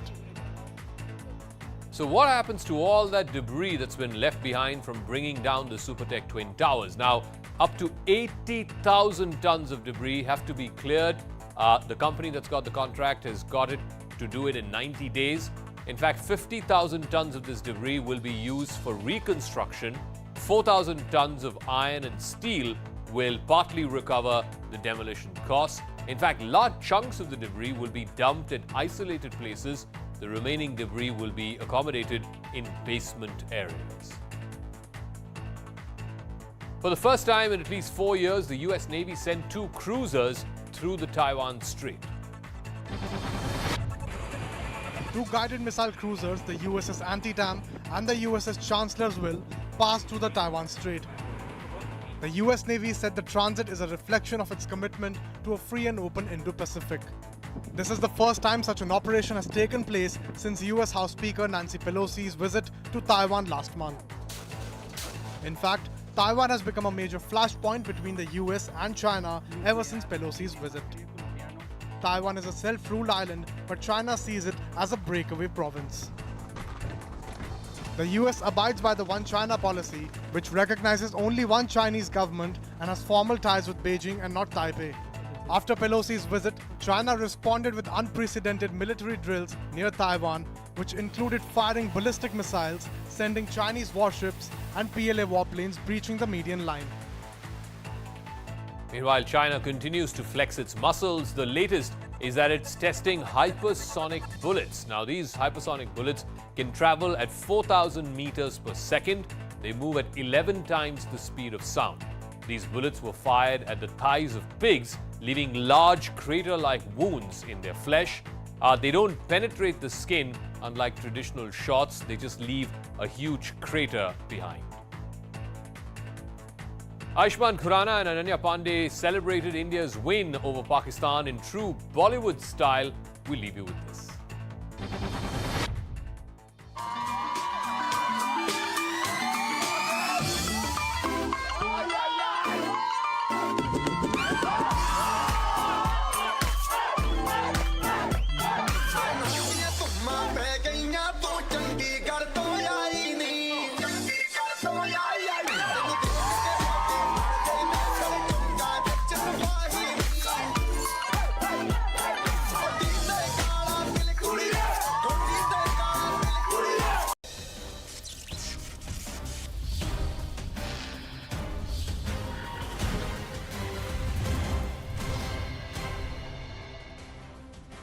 Welcome back. Thanks a lot for staying with us. Let's also now get you a wrap of all the other stories that we tracked right through the day.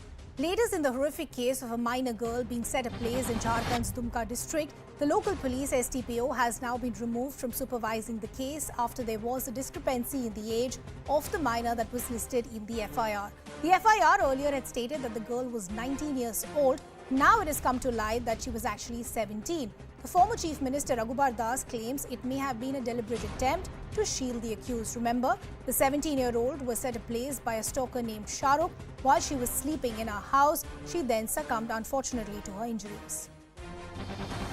Resort politics has erupted in Jharkhand amid speculation of the imminent collapse of Hemant Soren government. Around 40 MLAs of the JMM and the Congress have reached Raipur and will be camping in the Mayfair Resort. The MLAs were earlier seen leaving Chief Minister Hemant Soren's residence in 2 buses with the Chief Minister himself, who saw off his MLAs at the airport. The ruling coalition of the JMM Congress and the RJD has 49 MLAs in the 81-member assembly.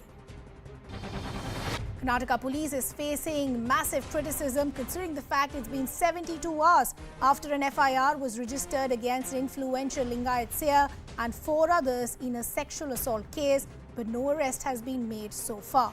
Meanwhile, seers from the Muruga Mutt have called it a conspiracy. The 2 alleged victims have recorded their statements. Chhattisgarh's Tulsi village has transformed into a YouTubers hub. Around 40 YouTube channels have been created by locals. Apart from YouTube, they've also made educational and entertainment reels for Instagram. Both men and women have been creating content for online platforms and also earning a living. KRK or Kamal R. Khan has been arrested over tweets posted in 2020 on Irfan Khan and Rishi Kapoor's death. He was arrested upon arrival today at the Mumbai airport. The complainant says Khan has been regularly spreading hatred on social media. Heavy rain slashed Karnataka, leading to waterlogging in many areas. The Bengaluru-Mysuru highway, which is set to open to public in October, has been completely submerged. Overnight rain has once again exposed the substandard work and even the lack of planning. Even the IT corridor of Bengaluru, Belandur and other areas of Mahadevpura have also been flooded. Heavy rains continue to wreak havoc in Chamoli district, resulting in traffic on the Badrinath National Highway. The SDRF rescued those stranded. The Met Department has issued an alert for moderate to heavy rainfall in the state. 6 people died while 1 was rescued after drowning in Ramdaha waterfall in Chhattisgarh. The victims were all residents of Madhya Pradesh's Singrauli. According to the district magistrate Kuldeep Sharma, bodies of the deceased were recovered during a search operation. Clashes erupted between 2 communities during procession of Lord Ganesha in Gujarat's Vadodara. When Ganpati's procession was taken out, there was a ruckus, and due to which clashes and stone pelting took place. On getting information about this incident, the police reached the spot and brought the situation under control. Currently, the situation remains normal. Punjab Chief Minister Bhagwant Mann yesterday played volleyball after inaugurating the event Kedan Watan Punjab 2022. This sport event will be held for nearly 2 months. The Chief Minister also inspired and impressed the youth by joining a smash volleyball game at the same event. Rajasthan Chief Minister Ashok Gehlot was also seen playing kabaddi at the opening ceremony of the Rajiv Gandhi Rural Olympics being held in Jodhpur.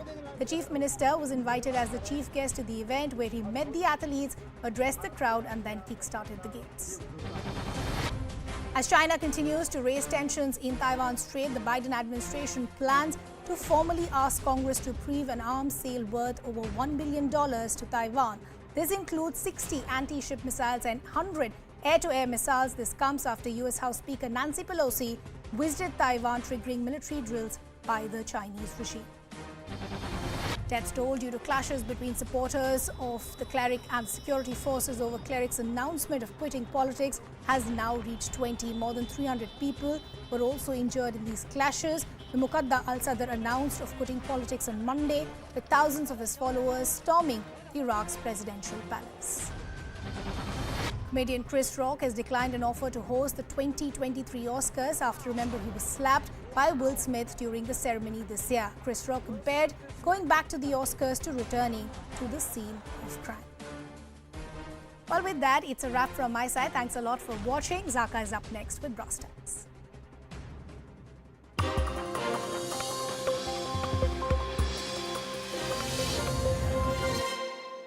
Good evening, this is Brass Tacks. I'm Zakir Jacob. There was massive drama today in the BJP versus AAF face-off that we've seen in the national capital over the last 10 days or so. Today, there was a dramatic twist in the tale as Anna Hazare, the founder of the India Against Corruption movement, remember it was that movement which made Arvind Kejriwal shoot to fame, he wrote a letter to Kejriwal today expressing utter shock and disappointment at the liquor capital that Delhi had become. In fact, Anna Hazare went on to say that Kejriwal was drunk on power. The Delhi Chief Minister has also hit back saying that this is nothing but politics. This is the BJP using his old mentor to get back at him because they can't seem to pin him down politically. But should the Chief Minister, his deputy, come clear on the liquor policy of Delhi? Was there corruption involved? And if not, should they submit themselves to an investigation? And most importantly, Manish Sisodia today, after the CBI search of his locker in a public sector bank, came out and gave himself a clean sheet.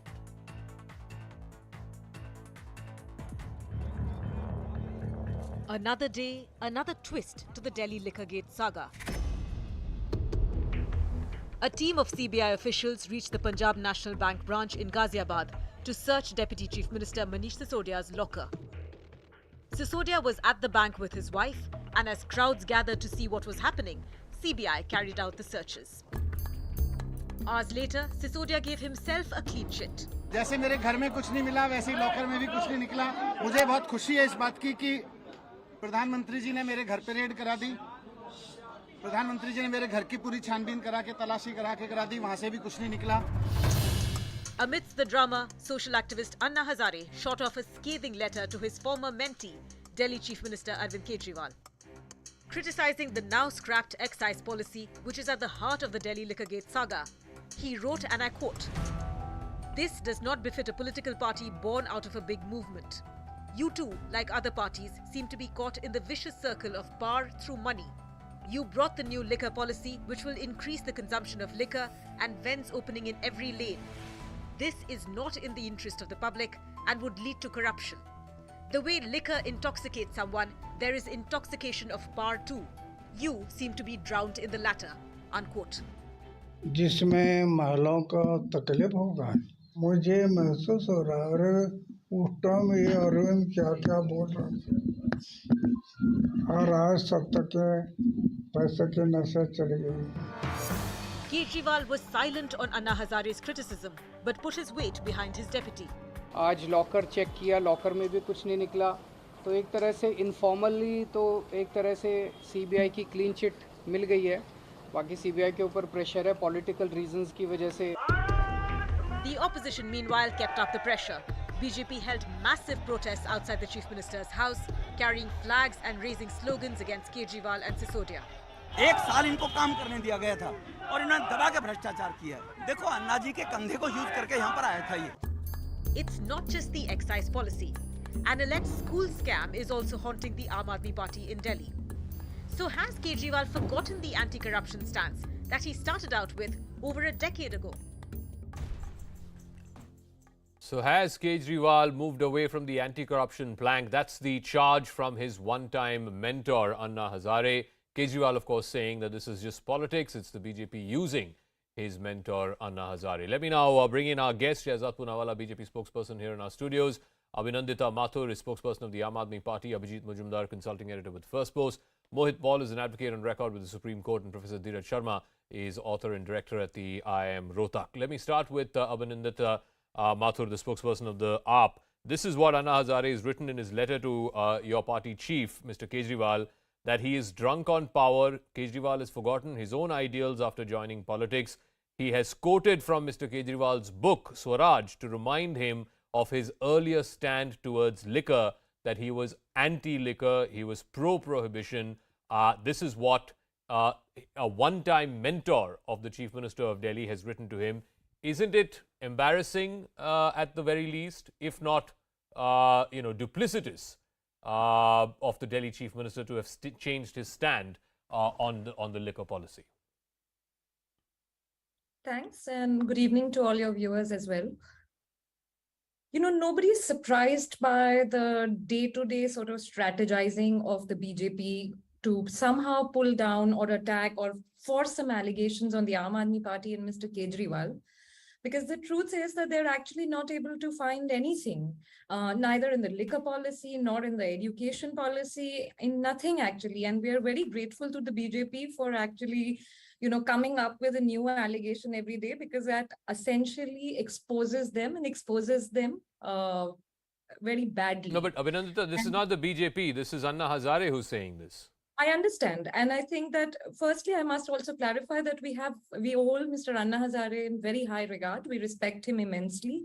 He's guided this movement that led many of us to, join the movement and therefore the formation of the party. So with due respect to him, it's very unfortunate to see that at the moment, he's just being misinformed and used by the BJP. And there is enough evidence for that, because obviously perhaps the BJP people who have, spoken with him have not actually briefed him about the policy.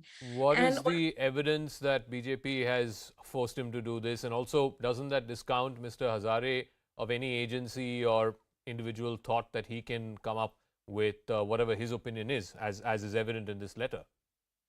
Well, we do respect his opinion, like I said, but we are the capital. We stand by this policy. We also think that this is a progressive policy if it was implemented properly, and the LG did not change his stand, and the LG himself was not changed. So we really actually stand by the policy, and I think all your viewers will understand.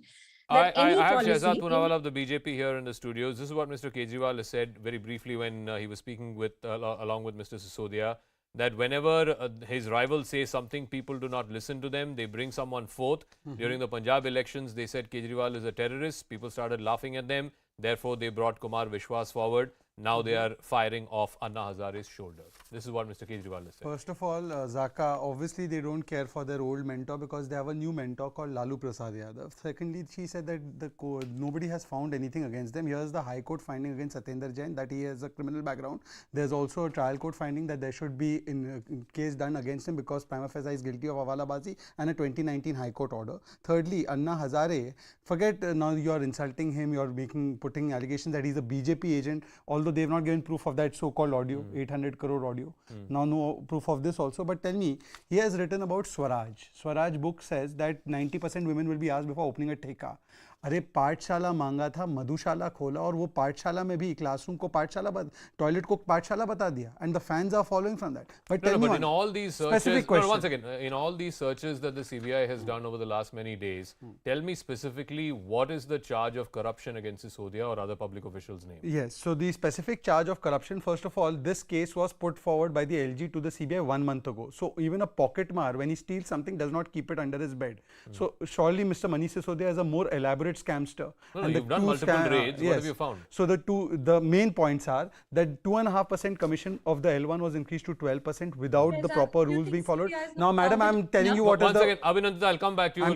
Give you a chance to respond. Okay, 2% to 12%. Yeah, okay. 2.5% to 12%. Secondly, the operational period of the licenses was increased without the proper rules being followed. The cabinet had said no for Mr. Manish Sisodia to take any decisions, yet he took these decisions. Fourthly, there was a show cause notice. No manufacturing and retail companies, manufacturing and blacklisted companies could come into retail. In fact, there was a show cause notice against Indo Spirits, but they did not take any action on this company. Fifthly, they allowed the number of thekas to be increased from 2 to more than 2 without the due permission. Apart from that, they allowed a 30 crore EMD. Out 5 things. I'm asking you again, and I'll go back to Abhinandita to respond to you. Where is the corruption? The corruption is that there were people like Vijay Nair. I don't need to elaborate who that is for the Aam Aadmi Party. There were people like Anand Pandey. He belongs to one news channel also. And look at the links of that news channel with the Aam Aadmi Party spokesperson. And then there is another person called Dinesh Arora, at whose place Mr. Manish Sisodia used to often visit in the night. These people were the money collectors, the cash collectors. The FIR also specifies how cash of Mr. Manish Sisodia. Meetings used to be held in an Oberoi room. Deals used to be tailor-made for this excise policy. I'll give you one specific instance. The L1 of Delhi and the L1 of Punjab is the same guy called Amandeep Dal. Is it a coincidence? And that person is a friend of the Aam Aadmi Party spokesperson. Abhinandita, respond. I've been asking the BJP, including Shehzad today, what is the corruption? Where is the corruption? He's just rattled out 5 instances of corruption in the liquor policy. Right. For the last 2 months, the BJP is making sure that the country's time and prime time is wasted on a bogus case and a bogus allegation. The Good sense, CBI is bogus. doing its job. The FIR that they have filed actually does not, take into account anything that Mr. Poonawalla is stating.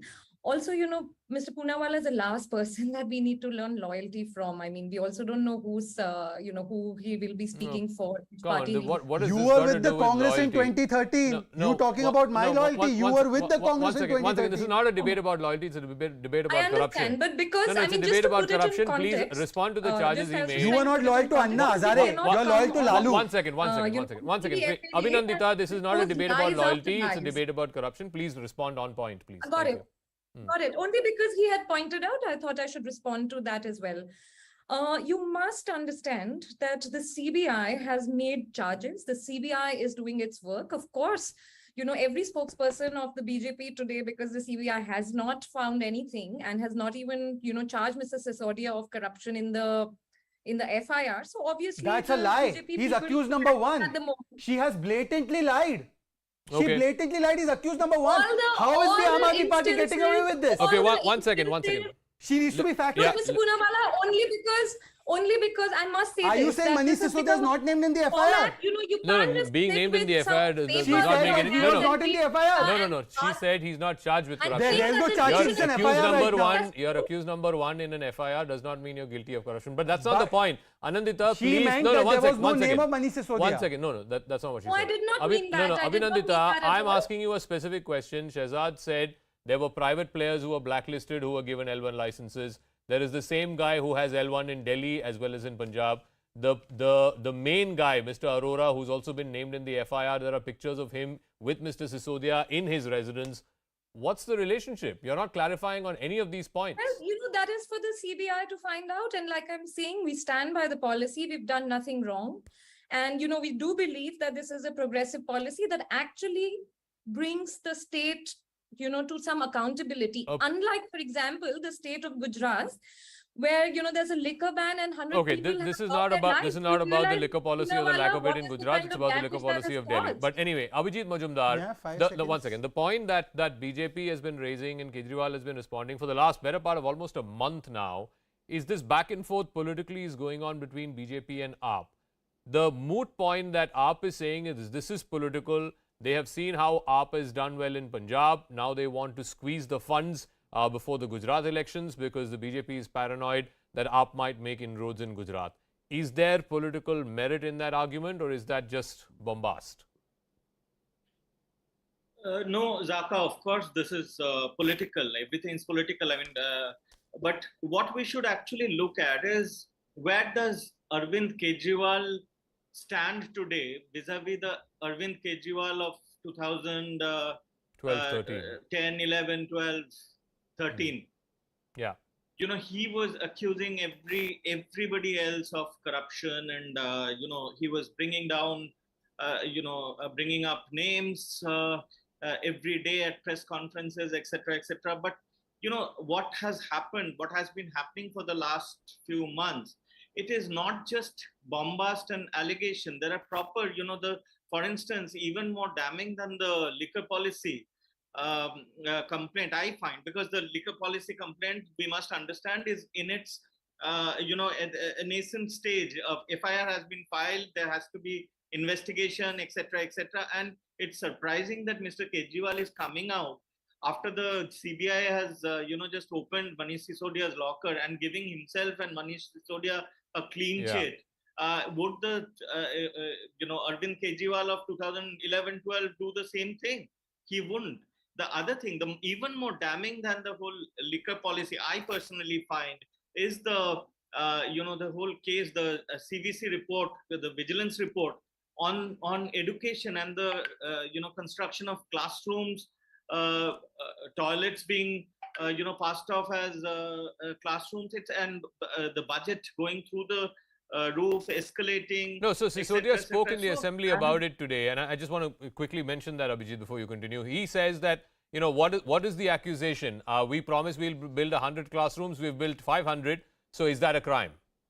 No, but those 500, that figure is not, according to the vigilance report, it is not, things don't tally because, you cannot pass off classroom toilets as classrooms. and Okay. it says that they were, the construction of the cost was utilized for the construction of 4,027 classrooms against 6,133 that were to be constructed. Okay. So these are serious, and especially in the area Shehzad where has you some are documents getting, which he wants to show. Yeah, just 5 seconds taking from what Abhijit is saying. First of all, they escalated the tender cost of 860 crores to 1,300 crores without a tender. You can't do that. That's a violation of CPWD and GFR work manual guidelines. That's a clear-cut violation. Secondly, this is a Zaka. This is classroom for the Aam Aadmi Party spokesman. This is toilet. Toilet can't be passed off as classroom. You see, you can't do that. They passed off toilets as classrooms, and by the way, they have escalated the cost by 500 crore rupees, and the Lok Ayukt has also taken cognizance. It's not just the CVC inquiry report. Manoj Tiwari and Parvesh Verma filed a complaint with the Lok Ayukt. There's a Lok Ayukt report also. Thirdly, there is a Hawala scam of Satyendra Jain has been established by the High Court, by the courts. The CVC and the Lok Ayukt has established this scam. And yet they say we are cleaner than everybody. And what about if they are so clean, they have nothing to hide, and the liquor policy was so good, why did they go back on the liquor policy? Yeah, you scrapped the liquor policy after 8 months. Abhinandita, respond. Liquor is one thing, okay, the back and forth is going on between your party and the BJP. But what about this education scam? Your model was touted as the best model for education and for health. We all saw what happened in the second wave of COVID. But education, the CVC report flagging that you had budgeted for far more classrooms and you had built fewer. We must actually bring on board some of the parents and the students who are studying in our school and, benefiting from the holistic approach of the Delhi government when it comes to education. I don't think, and I think it is a matter of great shame that we are, here discussing कि इतना extra toilet क्यों बना दिया गरीब बच्चों के लिए, ये extra classroom क्यों बना दिया, whereas in the same breath, we should be also asking questions about, how the Adhyaksha of the BJP was caught red-handed doing a deal in the Raksha department. Then there are, they were actually... I didn't follow that. Say that again. I mean, the chief of the BJP was caught at one point red-handed doing a deal in the... How is that relevant today? A defense deal. No, this is a child on whose head your fan fell. Zaka, this is a child. 1 second. Please zoom this picture. I request CNN News 18 to zoom this picture. This is a girl from Nangloi on whose head a fan fell because you constructed substandard rooms which you costed 33 lakhs to the taxpayer, which shouldn't cost more than 5 lakhs. This Nangloi girl is trying to battle for her life. One second. You are in power in 17 states. Are you telling me you have better government-run classrooms in the states that you are in power than in Delhi? Zaka Jacob, the 700 schools out of 1,027 schools don't have principals, 418 don't have vice principals, 40,000 EWS seats have not been filled, 22,000 guest teachers have been sacked, 45,000 teacher positions are vacant, the 12 DU colleges haven't been paid. This is not a debate about schools, it's a debate about liquor policy. Thank you, that's why I'm coming to liquor policy. Percentage of Delhi schools, one second, the past percentage of Delhi schools is far higher than any other city. You can go back and check CBSE records. But let me get an advocate. One second, I'm going to my next guest. I'm going to my next. No last word. No last word. I decide. One second, Shehzad. I'm the moderator of the show. Let me decide who I go to. No, it's fine. Fair enough. It's still better than other cities. 68.9 is not Let me ask better than Mohit Paul and Mr. Dheeraj Sharma. Mohit Paul, I come back to the liquor policy. The point is simple. If there has been corruption, there has to be an investigation. The CBI's investigation is at its nascent stage. From what we know in the FIR, there is one transaction of 1 crore rupees which has been shown as one of the 4 public officials who has been named. He has supposedly received. That's what it names in the FIR.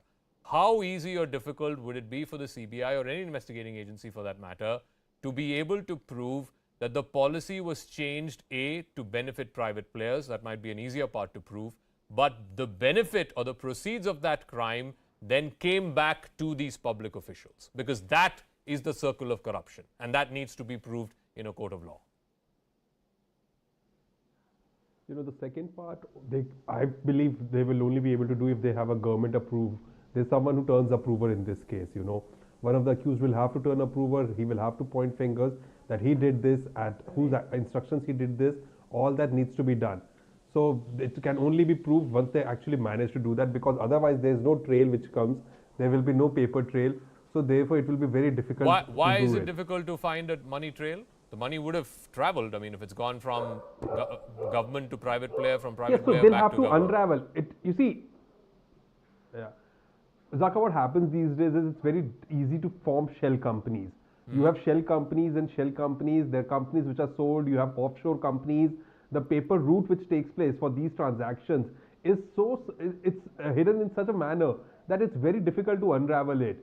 We have seen that happening time and again. Prosecution agencies facing this difficulty in multiple cases, as a matter of fact, because it's extremely difficult. You have these offshore holdings wherein people get monies are invested, and who is the end beneficiary? It's very difficult to unravel. So that's the reason why there will be difficulty in proving it on paper that easily. But what about in the court of public opinion? Well, court of public opinion, the elections are the best judges of that. I was hearing some interesting debate about the fact that this is political. To be very, and this is an offshore because of the elections which are coming up in Gujarat. But that's not true actually. You see, in our country, we have elections coming up every 6 months or maybe at least once a year in one state or the other. So for that to happen and everything to be given a political color would not be fair, because then the agencies will not be doing any work and they'll be sitting idle. Yeah, got it. That's a fair point. Okay, Dheeraj Sharma, again I come back to the liquor policy. The premise of the liquor policy was, why should government alone run what is clearly a revenue generating exercise or a revenue generating option? So the premise was, why not open this up to private players, give choices to the consumers, and let the consumers then pay, even if that means paying more, so be it. Now here is the thing, obviously alcoholism is a social evil. It has to be consumed within restrictions. But is it the remit of the government to get out of businesses or sectors where it has no expertise in running, rather let private players run that, and then if you want to tax it higher, go ahead and tax it higher? Oh, I think, the fundamental debate here is, first of all, which is a better policy? I mean, the current one or the previous one? I don't know if significant amount of attention has been paid to demonstrate whether what was going on was, any less than what is being proposed. That's point number one. Point number two, from a policy standpoint, when you have these policies which come out, I think they really require some inputs from various spectrums. We keep asking people why governments are more and more becoming, directing rather than taking a consultative approach. I don't believe that consultative approach has been taken. And number three, I'll just pick up on the last point that you were asking. In the code of law, I don't know how things will transpire, but we were just analyzing the opinions online and in general in terms of doing dipsticks in the Delhi area. Yeah. And it is quite evident that now that image of holier than thou has really received some dent, and people are beginning to question that where the original ideological standing was a particular of a very high level, projected as a very high level and very, very moral and so forth. And the analysis of 40,000 tweets done by one of our centers here in our institution indicates very, very clearly that in the opinion battle, I mean, they're already taken it on the chin, I would say. Certainly, I mean, that whole sort of pedestal or, baki sab chor hain, we are the only good guys around. I think it's a fair point that Professor Dheeraj Sharma is making, that seems to have taken a bit of a beating. But please, Abhinandan, respond to the charge, the specific charge. You're going on and on about how great a policy this was. If it was so great, why did you discontinue it in 8 months? You could have persisted with it. We have actually clarified this a number of times, that the reason to take back the policy was that we are not being able to implement it in the way. I, partly agree with Professor Dheeraj that from a policy point of view, yes, whenever you go through some reforms, you have to actually take a lot of things into account. And one has to work as a team, with taking account for all stakeholders and so on. I think the policy is definitely in the right direction. But ma'am, if it was in the right direction, why did 30% of the shops shut? They found it uncompetitive. That's why they shut. Well, because the LG Sahab at the time also changed some things 2 days before, as we know, we've discussed this many times. I've heard this on your channel, this discussion on your channel as well. The policy ultimately had to be taken back because we weren't able to implement it. The officers were petrified. You look. No, you're not getting my point. You introduced a policy. Go to Mr. Sisodia's house. Let me just clarify it for our viewers. You introduced a policy where the number of shops went from 400 odd to 800 odd. Within the first within the first 4 or 5 months, that 800 odd shops came down to about 600. About 30% of the shops closed simply because they were not finding it worth their while to sell products. They were not making money. That's why they shut. So this was a bad policy even before, as you say, LG Saab changed whatever he changed.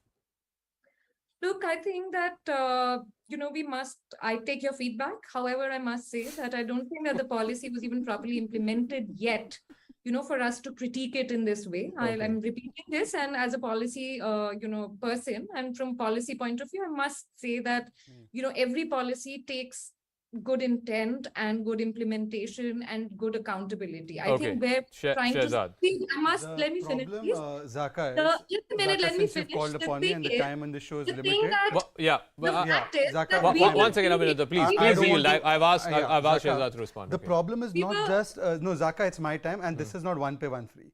Zaka, the point is that first of all, it's not just about the policy, but the implementation of the policy, which was flawed, where rules were broken. The GNCTT Act. She's saying you guys never allowed them to implement it properly. Then till last month they were saying it's the world's best policy. We've earned the most revenue, and today suddenly it's become the world's worst policy because of the LG intervening in some manner. So these are all figments of their imagination. Zaka, I thought it was my time to speak. No. Speak. Absolutely speak. They are saying the policy is good because revenue went up to 1,300 crores. Let me now please explain to you.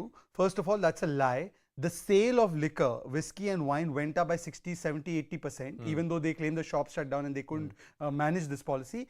But the Sarkari revenue did not go up. Let me give you one instance. 750 ml of a bottle used to earn the retailer 33.35 rupees earlier, and the government income on that 550 rupee bottle was 329.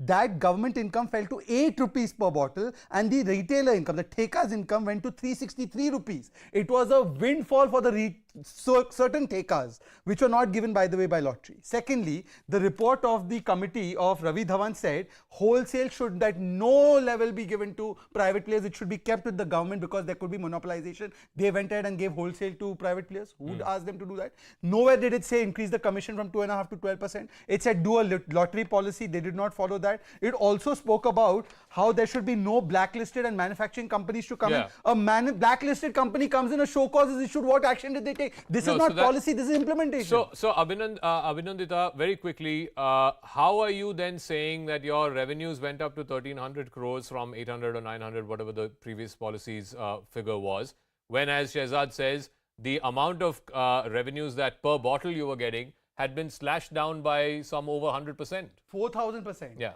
4,000. Okay, you will have to give me 2 minutes. I don't think I can scream and shout in the same way, but there is one thing that I can't resist calling out because it's in the benefit of our audience. Sitting with papers and repeating lies and throwing some numbers on primetime TV does not make a lie truth. Okay, that is one thing that our audience understands. Government report. Well. The other thing that I must mention about do you know who Ravi Dhawan is?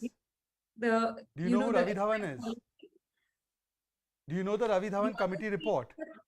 The other thing that we must point out. Madam, are you calling the Ravi Dhawan committee report a fake report? Is the context in which is the Ravi Dhawan committee report a fake report? Please tell me. Happening. So is this show cause a fake show cause notice? Is the show cause issued by 25/10/2021 by the government of Delhi Excise Department against Indo Spirits for allowing Khao Gali, a blacklisted company, to get a zone? Is it a fake notice? Yes or no, ma'am? Not working. It's not working. It's not working. No, you may think it's not working. Your ads are not going to work to absolve you of the corruption you've done. Please, let's get that clear. Your victimhood is not going to absolve you. Your whataboutery is not going to absolve you. You standing up in assembly and taking a floor test is not going to absolve you. Okay. Let her respond. Okay. Do you have a response? He's throwing facts and figures at you. Do you have a counter to that? Well, I'm saying that the CBI is doing its job and he is very free to join the investigation if he wants. But every day, should a minister be in his position when the CBI is inquiring him? New figures. Should a minister be in his position when the CBI is inquiring him? One second, Shazza. Should a minister be in his position if the CBI is inquiring him? I plead. Should a minister be in his position when the court has remanded him? Sir, please, let her respond. I think it is within my right to highlight the larger political context in which this is happening. Which you have. All I'm asking you is, do you have a counter for the numbers that he's throwing? Do you have a counter? Let's dispute these numbers, and the CBI is doing its investigation, and let them do it. Okay. Because all right. every BJP spokesperson should a comes up minister be in his position when the court has not granted him I relief after 3 months? I can think of a number of ministers who are still in their position despite. Anyway, let's not go into bygones. But let this be said though. Let this be said. Irrespective of the political context, the fact of the matter is this case will have to be either proven or disproven in a court of law. And I tend to agree with what Mohit Paul has said. This is the tragedy of our criminal justice system, that it is so difficult to prove corruption against public officials because money trails can't be proven unless, of course, there are approvers. We'll see if in this case that turns out to be the case. Meanwhile, let's move on to the other story. We're getting a piece of breaking news, and this is an important one. This is concerning the Hubli Eidgah Maidan story. There's going to be an urgent hearing, a middle of the night hearing at 10 p.m. tonight. The Karnataka High Court will hear a plea challenging the government's order allowing Ganesh Chaturthi rituals at the Eidgah Maidan in Hubli. Remember, there were two grounds. One was in Bengaluru, the other was in Hubli. The Bengaluru one, today the Supreme Court basically said that there will be an interim stay. But as far as the Hubli one was concerned, the Karnataka High Court had given the go-ahead. Now that has been challenged. The hearing will happen in side chambers of Justice Ashok S. Kinagi. Earlier, the Supreme Court had ordered a status quo with regard to the Eidgah Maidan in Bengaluru. Let me go across to Ananya, who has more details on this. Harish will also be joining us. Ananya, first things first, it's pretty extraordinary that you're having a middle-of-the-night hearing after the High Court itself had ordered the municipal commissioner of Hubli, to take whatever decision he deemed fit. Why this middle-of-the-night hearing? Yes, Zaka, so what we have gathered from our sources and the lawyers we have been speaking to is that after the orders of the Supreme Court of India, a three-judges bench of the top court headed by Justice Indira Banerjee giving out its, orders in the Bengaluru Maidan matter. Now, these orders have been taken up and been placed before the Karnataka High Court single-judge bench, and those appearing, the petitioners in this particular case had told the Registrar General of the Karnataka High Court that such an order has been passed by the Supreme Court of India, and hence a reversal of the single-judge order that has been given out in the afternoon in the Hubli matter is also required, and hence that's the reason that a 10 p.m. hearing is taking place in chambers of the single-judge bench of the Karnataka High Court. And definitely we also tried speaking to certain government lawyers, sources who clearly are on their way back to Karnataka, and hence a similar time was sought by them to at least come back and prepare for the matter and to give out their counter arguments in this particular matter also. But then what we know as of now, and seeing the position of law, definitely a order might come in, a status quo order can come in, because remember that these are the orders of the Supreme Court, and they are binding on all of the lower courts that are there. In fact, Karnataka High Court is somewhere or the other a little lower than what the Supreme Court is, and hence we can expect a similar order coming in with regards to Hubli Maidan as well. So somewhere or the other a jolt to a government might be coming in. But then what is very, very crucial to note is that a late night hearing taking place at the Karnataka High Court single judge benches chamber. So we'll have to wait and watch as to what comes out of it. But then let me also go across to Harish, who's our reporter on the ground in Bengaluru. So one matter, at least for the moment, seems to have been settled. But in the Hubli case, now there is this urgent hearing, a late night hearing that's going to happen inside chambers. What had the court ruled earlier today when it asked the municipal commissioner there to go ahead and take whatever decision he deemed fit? Well, Zaka, in fact, there was an important reference to the divisional court's order, the divisional bench of the Karnataka High Court's order in the Bangalore Eidgah Maidan case that was referred when this particular order was given out late in the afternoon today. And once the divisional bench order was set aside by the Supreme Court, the petitioners believed that they had a very solid ground to once again approach the Karnataka High Court and inform the court about what happened in the Supreme Court and the fact that the division bench order has been set aside and a status quo has been ordered. And since that was the case which was in a way used as a reference point, this order too has to be now altered is their argument before the Karnataka High Court now in this late night hearing. Looks like the petitioners, Anjume Islam, seems to have a strong case, especially considering what's happened in the Supreme Court and the order that came out around 6 p.m. today, and similar arguments likely to happen in just a while from now. All right, we'll see how the judge, or which way the judge is inclined. Remember, of course, the facts have materially changed after the Supreme Court order earlier today, which was basically a status quo, at least for the next couple of days. No Ganesh Utsav celebrations at the Eidgah Maidan in Bengaluru. Now the Hubli folks, the petitioners in that case, are hoping to use that as some kind of a precedent, if you will, in legal terms. And they have approached the Karnataka High Court, which has given this, granted this extraordinary late-night hearing, which is going to happen inside chambers. Meanwhile, talking about Bengaluru, as I thank both Harish and Ananya, that's not the only big story from the Garden City. In fact, one spell of rain, just one bout of rain, was all it took for India's IT city to be completely underwater. There were shocking images that emerged from flooded roads, submerged cars, and this is across the city, the Outer Ring Road, the IT corridor, the showpiece parts of Bengaluru were all completely waterlogged. That aside, almost every week there are also reports of pothole deaths. The question is, and this has been a long-running feature, this has been a recurring feature for the better part of the last 10 to 15 years. How long and why should the citizens of Bengaluru put up with this glaring civic apathy? But first, the story.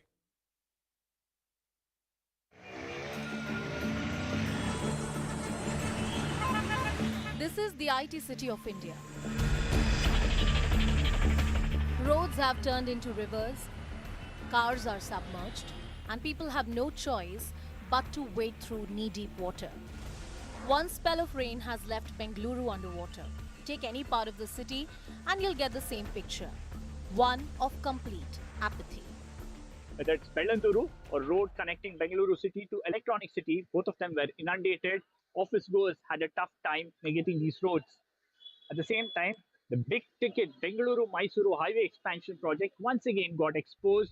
Around the Kumbalgodu area, the road was flooded and traffic between Bengaluru and Mysuru was affected. Roads connecting the city to tech parks were completely inundated. In Bengaluru, the lake overflowed and water gushed into streets, leading to massive flooding. Commuters faced nightmarish traffic due to waterlogging. Yesterday, the 10-lane Bengaluru-Mysuru highway, which is set to open to public in October, was underwater. Vehicles were washed away and authorities were forced to divert the traffic through other routes. Whether it is waterlogged streets or deadly potholes, the civic apathy in Bengaluru is glaring. But how long will citizens put up with this mess? All right, we have on the panel this evening two very prominent and articulate Bengalurians more than anything else. Mohandas Pai is chairman of Iron Capital and Harish Bijur is CEO of Harish Bijur Consultants. Mohandas Pai, I'll start with you first. I mean, I wish we had a different topic to talk about as far as Bengaluru is concerned, but this seems to be a perennial woe. For the last 20 years, we've been talking about floods and monsoon and what a single bout of rain can do to the infrastructure mess in Bengaluru. The question is, I think it's become high time. Somebody needs to identify what the problem is and how to fix this problem, because it seems to be even beyond political. Neither the BJP nor the Congress nor the JDS, at different points of time, these parties have ruled the city and ruled the state. None of them seem to be able to fix it.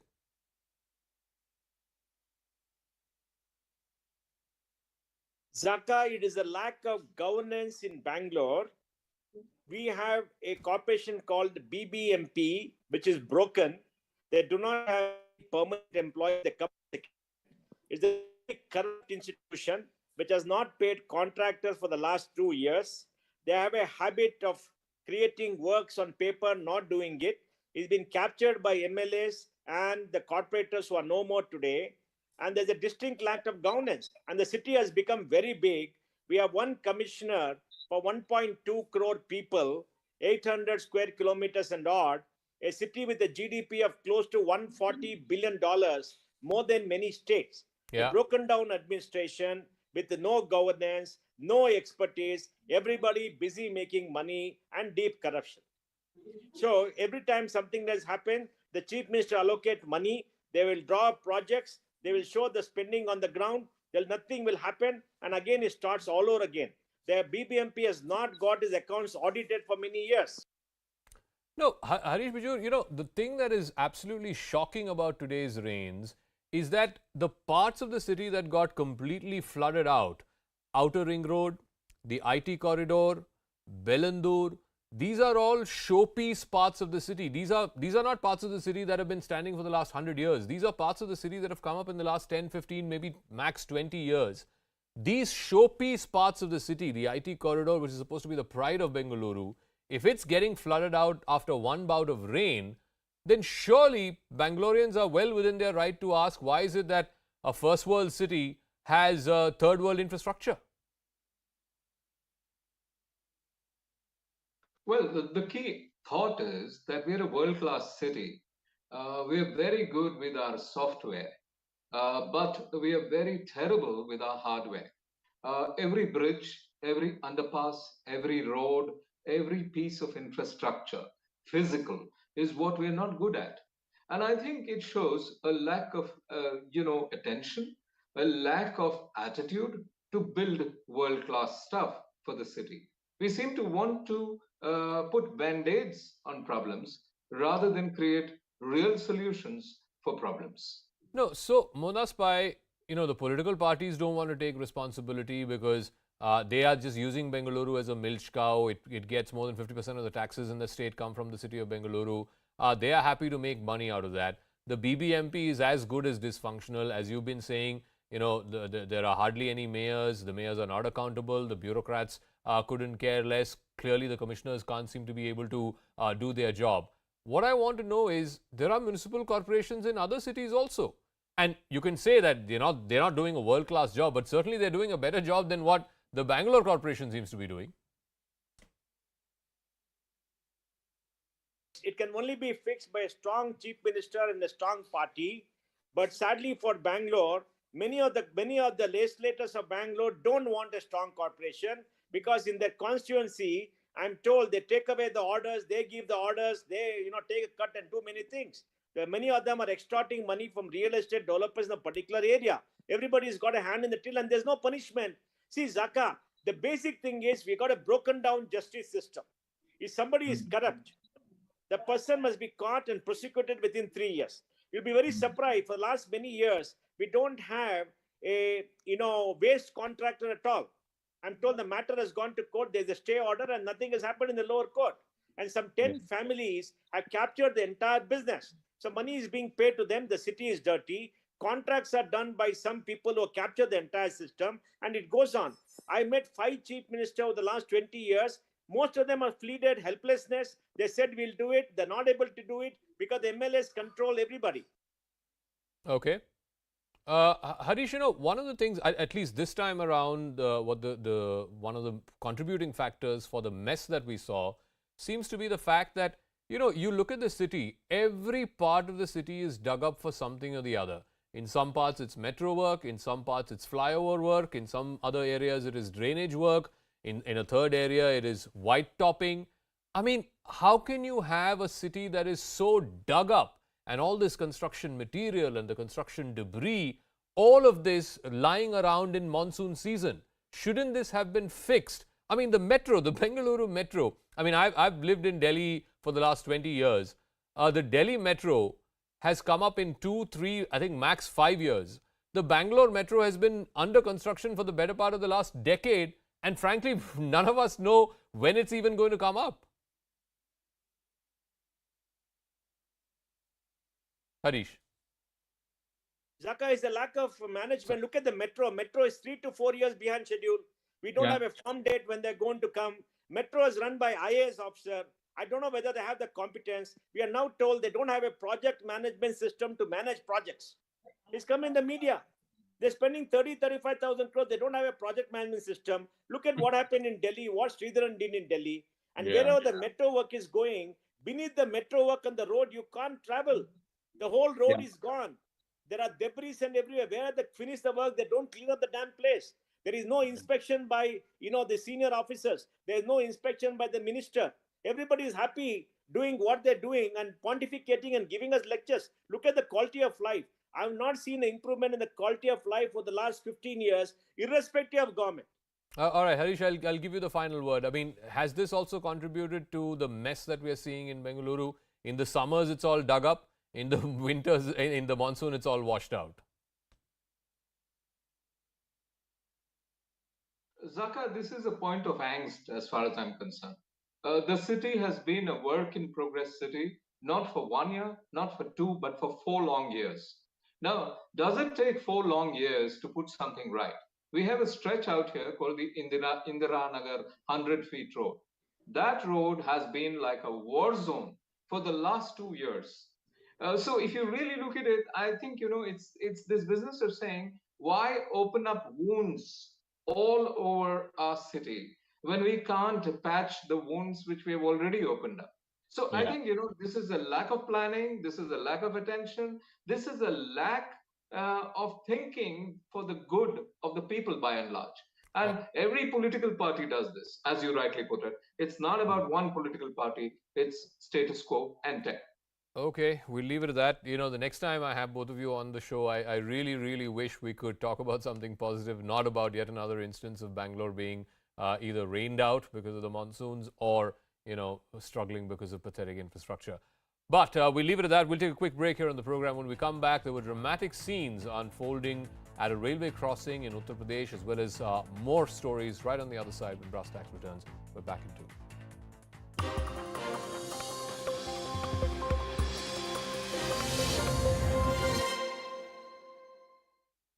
Nearly 7,000 residents who were moved out from neighbouring societies on Sunday morning have been allowed to return home. They've been advised to wear masks indoors to protect themselves from the dust. So what happens to all that debris that's been left behind from bringing down the Supertech Twin Towers? Now, up to 80,000 tons of debris have to be cleared. The company that's got the contract has got it to do it in 90 days. In fact, 50,000 tons of this debris will be used for reconstruction. 4,000 tons of iron and steel will partly recover the demolition costs. In fact, large chunks of the debris will be dumped at isolated places. The remaining debris will be accommodated in basement areas. For the first time in at least 4 years, the US Navy sent 2 cruisers through the Taiwan Strait. 2 guided missile cruisers, the USS Antietam and the USS Chancellorsville, passed through the Taiwan Strait. The US Navy said the transit is a reflection of its commitment to a free and open Indo-Pacific. This is the first time such an operation has taken place since US House Speaker Nancy Pelosi's visit to Taiwan last month. In fact, Taiwan has become a major flashpoint between the US and China ever since Pelosi's visit. Taiwan is a self-ruled island, but China sees it as a breakaway province. The US abides by the One China policy, which recognizes only one Chinese government and has formal ties with Beijing and not Taipei. After Pelosi's visit, China responded with unprecedented military drills near Taiwan, which included firing ballistic missiles, sending Chinese warships and PLA warplanes breaching the median line. Meanwhile, China continues to flex its muscles. The latest is that it's testing hypersonic bullets. Now, these hypersonic bullets can travel at 4,000 meters per second. They move at 11 times the speed of sound. These bullets were fired at the thighs of pigs, leaving large crater-like wounds in their flesh. They don't penetrate the skin, unlike traditional shots. They just leave a huge crater behind. Ayushmann Khurrana and Ananya Pandey celebrated India's win over Pakistan in true Bollywood style. We'll leave you with this.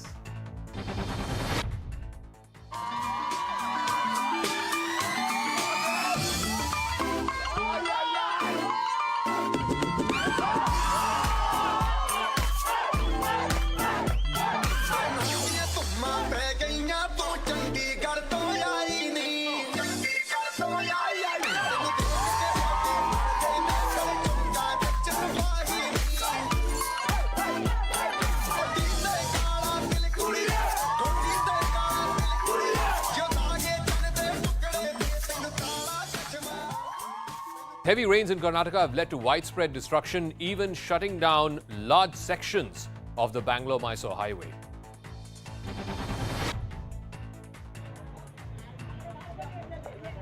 The 10-lane Bengaluru-Mysuru highway, which is set to open to the public in October, is now completely inundated.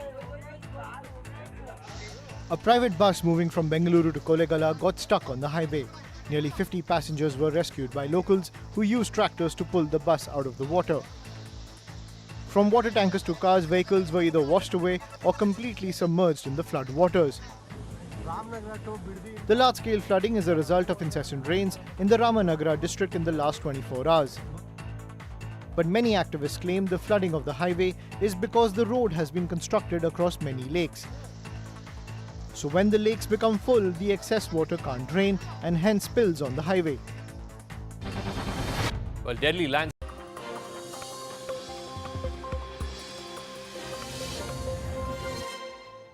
Welcome back to Brass Tacks. Dramatic scenes unfolded at a railway crossing in Uttar Pradesh's Etawah district. This is what happened. Several pedestrians, cyclists and a biker were waiting at the crossing as another train was passing through the adjacent tracks. But spotting a train approaching their tracks, they all started to move back. But one bike got stuck at the crossing. The biker tried to pick it up, but the train was hurtling towards him. At the very last second, he decided to abandon his bike and ran back to save his life. His bike, however, was crushed, breaking into pieces as the speeding train passed by. Later, it was learned that the biker had attempted to cross the tracks even when the crossing was closed. The railway police have filed a case against him. A clash erupted between two communities during a Ganesh Chaturthi procession in Vadodara. Both groups threw stones at each other and when the procession was actually passing through a sensitive locality. Police have so far detained 13 people in connection with the violence. Rains wreak havoc in Jammu and Kashmir's Udhampur. This biker was struggling to cross a flooded road, but the water was flowing so quickly with so much force that the biker lost his balance. Within seconds, he got swept away in the current. The floodwaters dragged him towards the drain. He was almost at the edge, about to plunge into the abyss. But thankfully, locals jumped into the river in time and managed to drag him to safety. A video of a man assaulting security guards at a Gurugram high-rise has now gone viral. The man got stuck in the elevator and lost his cool on the security guards who rescued him in the first place. The reason was because the security staff allegedly got late in coming to free him. After getting out of the elevator, he started slapping one of the security guards. When fellow security personnel objected, he assaulted them too. साहब मतलब जैसे ही बाहर निकले हैं तो मेरे को मारना चालू किया मेरे को छोड़ के उसको मारा लिफ्ट ऑपरेटर को भी मारा जी सर उसको भी मारा. After the video went viral, the accused Varun Nath was arrested but later got bail. This incident comes days after a woman in Noida abused, manhandled and threatened the security guards at her apartment complex. A case of shocking road rage from Gurugram. A speeding car recklessly hit a bike and dragged it for about 100 meters. The visuals show the bike stuck in front of the car, leading to sparks flying in the air. The bike was completely damaged in the incident, while the car was damaged from the front side. Two people who fell from the bike received treatment for their injuries. An FIR has been registered against the car driver who fled from the spot. This hair-raising video, which is now going viral, shows a woman resting on a cot even as a cobra has climbed up on her back. The snake is perched on top of the woman, looking ready to strike, but she remains still in the same position, calling out for help. Amid the stalemate with China, India has deployed Spike missiles as the line of actual control. These are guided anti-tank missiles, also called fire and forget. They are capable of being fired from different platforms. They can be deployed from launchers or from helicopters from the air. They can instantly destroy any tank or armored vehicle. It is seen to be much more dangerous than the Javelin missile of the United States. More than 1,000 people have been killed in Pakistan's worst floods in decades. This man was stranded in a raging river in Pakistan. An army helicopter hovered above. The crew lowered a rope to him as he clung on to some rocks. Eventually, the rescuers managed to winch him up into the air, away from the powerful torrent.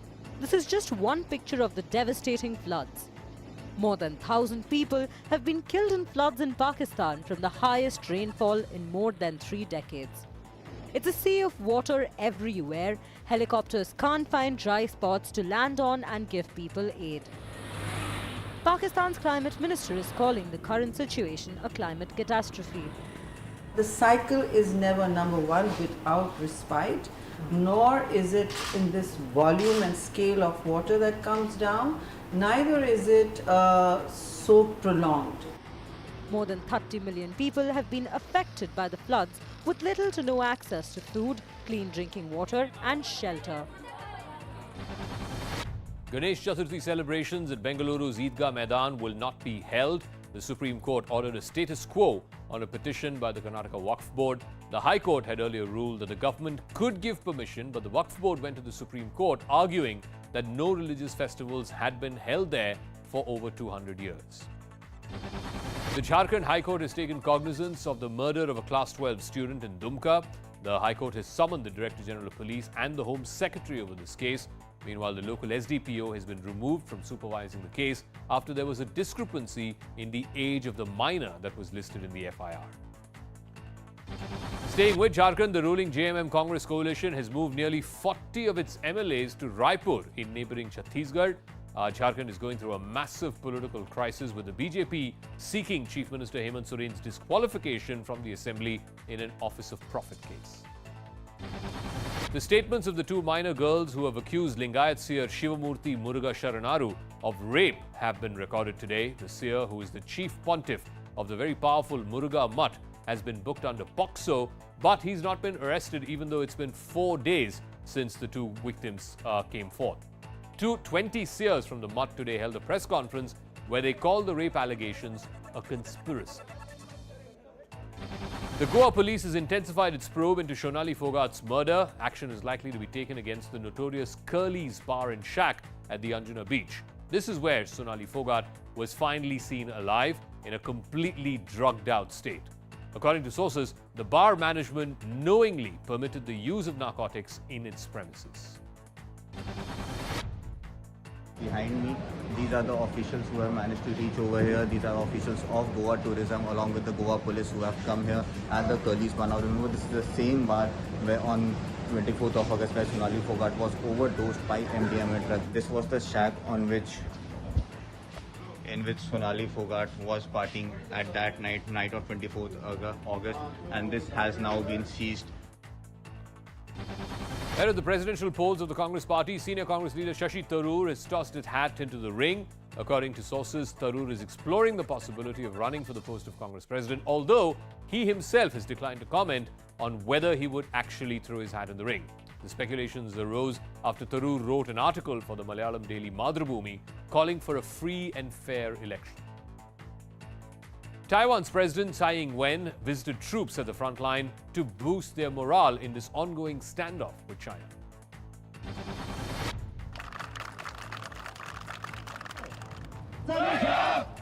She was greeted by troops at the Magong Air Base in Penghu.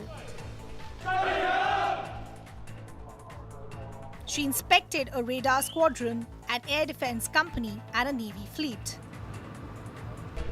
Taiwan's president urged troops to keep their cool in the face of daily provocations by China.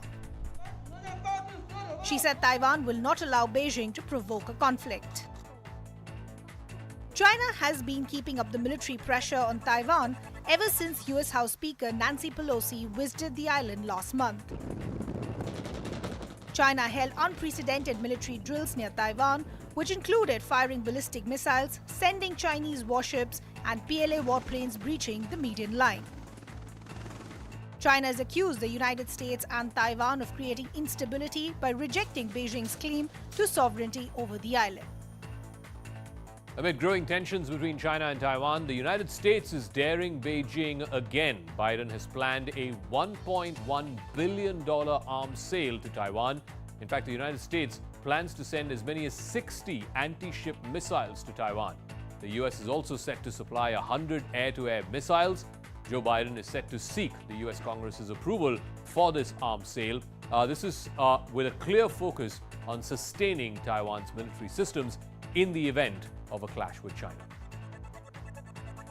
At least 4 people were killed and 7 injured as the Russian shelling hit the center of Ukraine's second largest city, Kharkiv. It's been heavily bombarded throughout the conflict, but despite that, Kharkiv managed to repel efforts by Russian forces to take the city. A 10-year-old boy saved his mother from drowning after she suffered an epileptic fit while she was inside a pool. CCTV footage from their home in Oklahoma shows the boy jumping into the pool when his mother was struck by a seizure and then dragging her to the stairs. He also ensured that her head was above the water even when she was having the seizure. Finally, another family member came to help. More power to that young man. That's a wrap. In a moment, Maria Shakil will join you with News Epicenter.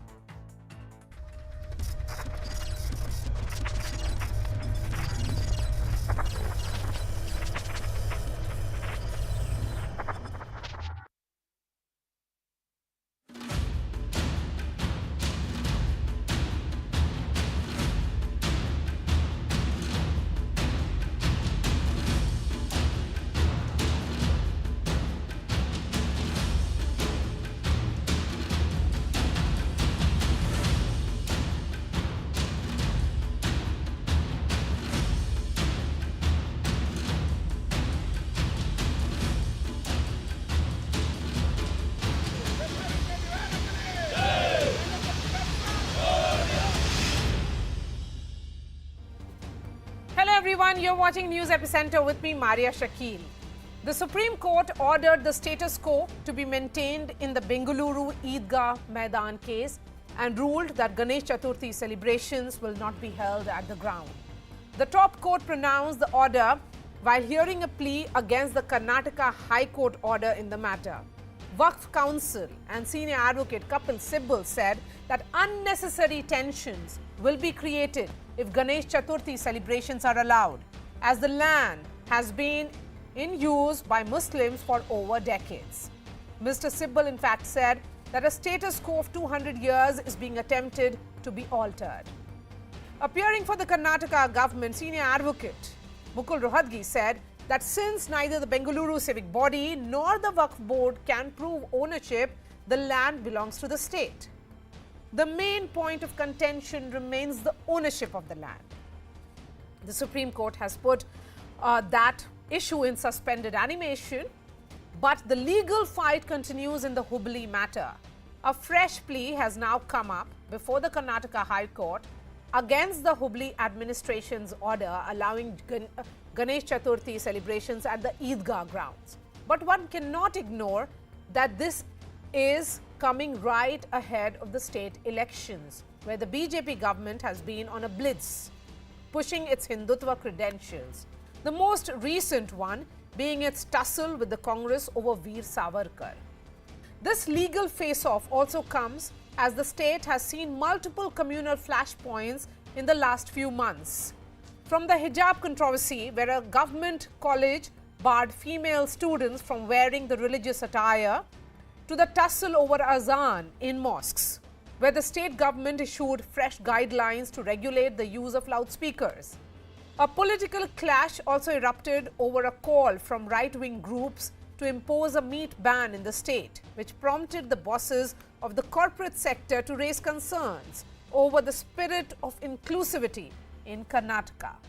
The question remains, is this latest flashpoint also purely driven by electoral politics in the garb of the right to faith?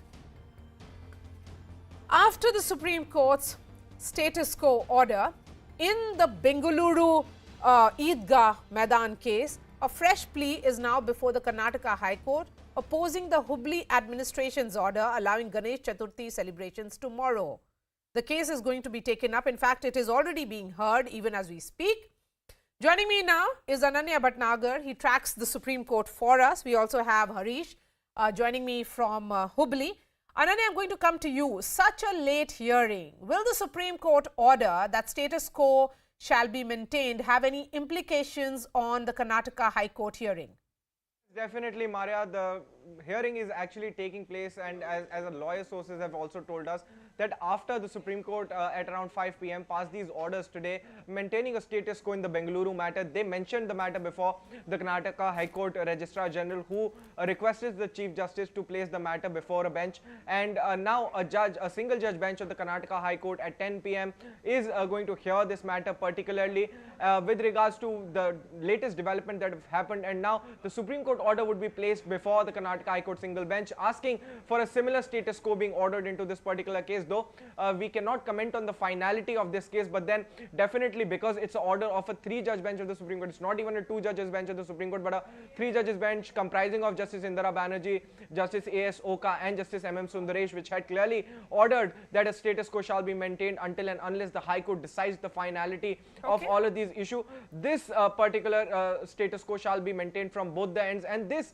would be definitely be asked in this particular matter also with regards to the Hubli case, and definitely we might see that order comes in favor of the petitioners, but then we cannot comment on it as of now. But then definitely the Supreme Court orders have a lot of implications because it is the topmost court of the country. Absolutely. And it is a precedent, in fact, when it comes to cases like this. Yes. Maria. Harish is joining me from Bengaluru. Harish, has there been a change in circumstances on the ground in Hubli after the Supreme Court's verdict in the Bengaluru Eidgah Maidan case? Well, on the ground, nothing much has changed. But what has changed is the fact that, remember, there's a crucial point. When the High Court today gave this order in the Hubli Eidgah Maidan case, it referred to the order of the Karnataka High Court's division bench in the Bengaluru Eidgah Maidan case, the Eidgah Maidan located in Chamrajpet area of Bengaluru. That was in a way a reference point or a case which was referred and quoted by the court. Now the fact that the Supreme Court has set aside the order of the division bench of the Karnataka High Court in the Chamrajpet Eidgah Maidan case, now that reference point itself has changed. So the petitioners, Anjuman-e-Islam, have approached again saying that, well, you were talking about this case, and later in the day we've had the Supreme Court set it aside, ordering a status quo. So you should take note of this. Things have changed, and you perhaps have to take note of this and give an order that reflects what the Supreme Court has done with a similar case in Bengaluru. All right. Ananya and Harish, thank you so much for joining us. Let me bring in my guests now. Dr. Vaman Acharya is the spokesperson of Karnataka BJP. Muhammad Shafi Sadi is chairman of Karnataka State Wakf Board. Kapil Sankla, senior advocate of the Apex Court. We also have Anurag Naidu. He's an activist. Let me begin with the BJP guest, Dr. Acharya. Dr. Acharya, why is the Karnataka government looking at altering status quo? For decades, the BBMP did not say it was a disputed land, and all of a sudden, this piece of land becomes disputed, and one on which claim can be made for religious functions. There is no dispute at all. This ground belongs to BBMP, that is Bangalore Mahanagarapalike, Bangalore Corporation. So Bangalore Corporation and Government of Karnataka have every right to allow it any day. If it is not done for last 10-15 years, it doesn't mean that it should not be done even now. Not 10-15 years. And people, Dr. Acharya, this has not been done for decades. 60, 30, 40 years. Yeah, for last 30-40 years, it has not been done because nobody insisted. Nobody wanted to do. Now people have approached the BBMP and Government of Karnataka to look into. Same situation had arisen at Hubli also. At Hubli, the government has allowed, and court also has said, let the government take its own decision or call. So when it is allowed at Hubli, it should have been allowed at Bangalore also. Now, since the case has gone to Supreme Court has asked for a stay. We will have to abide by what Supreme Court has said. But now we will see what will happen for Hubli case. But till that time, see, this ground is used only for 2 days in a year. Only 2 days for prayer. If Muslims can use it for a prayer, why not Hindus use it for some worship? There is nothing wrong. And other than these 2 days of Muslim prayers, rest of the days it is a sheep market. And by the side, just by the side, there is a huge temple. People come there. So as a mark of people living together, social coexistence and religious harmony, this would have been very good if both the communities. Okay, let's look at it from the point of view of, should this issue have reached the court at all? Shafi Saadi. Yeah, it should could not have been. Could the Muslim community and the Hindu community have been, could they have looked at this issue from the point of view of rather, you know, let me finish my question. Purely from the point of view that this is about coexistence, this is about living together, this is of camaraderie, why not live in that spirit of communal harmony? देखिए, ये तो supreme court का judgement नया नहीं है। 1965 में supreme court जो judgement दिया था, वो तो कॉर्पोरेशन बिल्कुल ये कौन सा भी डॉक्यूमेंट सबमिट नहीं कर चुके हैं, इसलिए absolutely there is the Waqf land, वो जजमेंट हुआ था। अभी तो बीबीएमपी जॉइंट कमिश्नर ने ये पूरा डिस्प्यूट को बहुत बड़ा कारण उन्होंने बीबीएमपी जॉइंट कमिश्नर 200 साल से उधर ईदगाह का नमाज हो रहे थे और बच्चे खेल रहे थे, प्ले ग्राउंड एंड और ईदगाह नमाज की एक जगह है।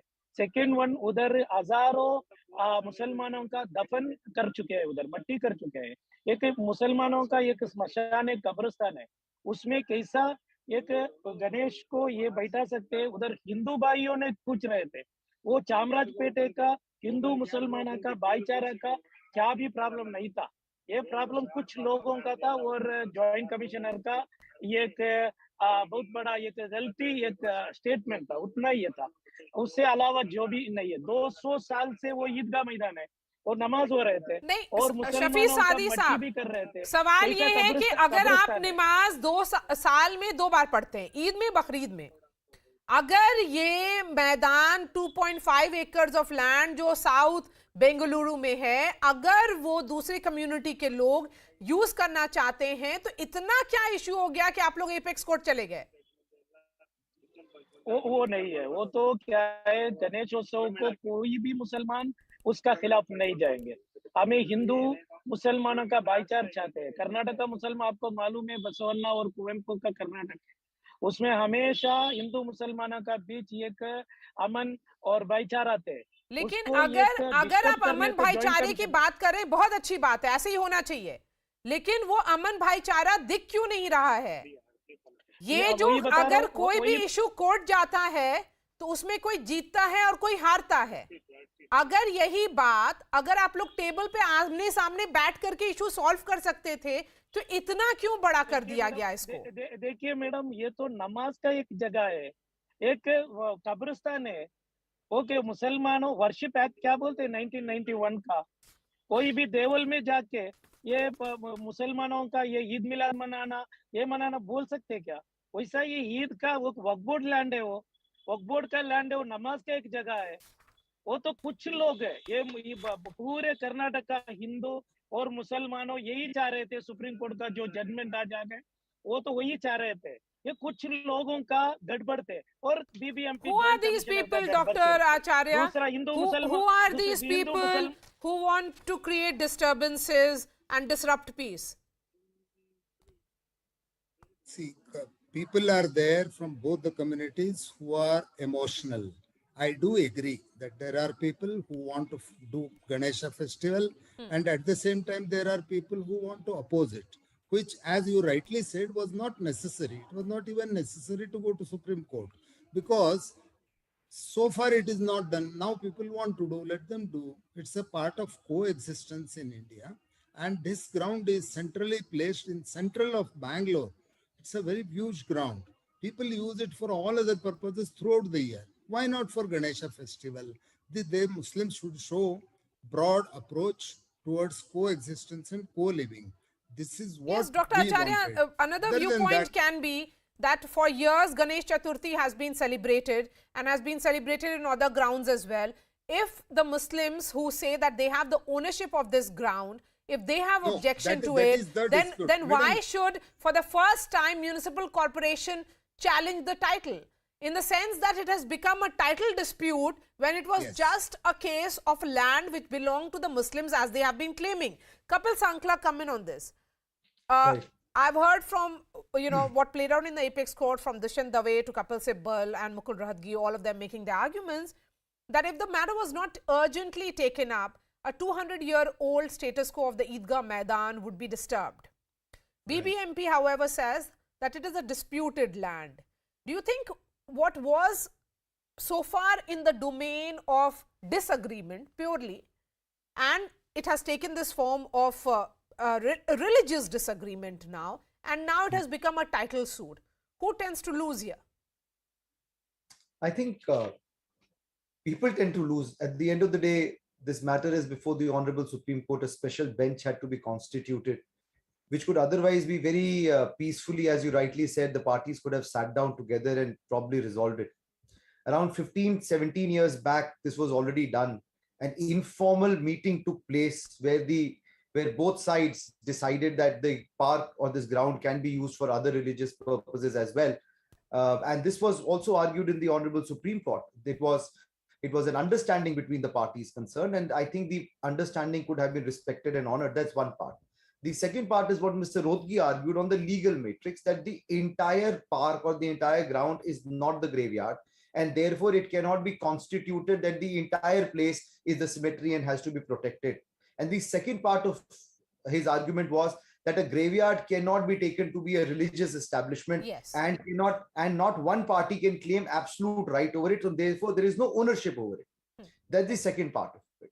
And the third part is something that I had said in the afternoon, that statistics show that in Islamic countries as well, including Saudi, Dubai, etc., a graveyard or a cemetery is reconverted and reused every 15 years, 20 years, or 12 years. I think it's 7 years in Germany and various parts of Europe. I think in Dubai and Saudi, it's between 15 to 20 years.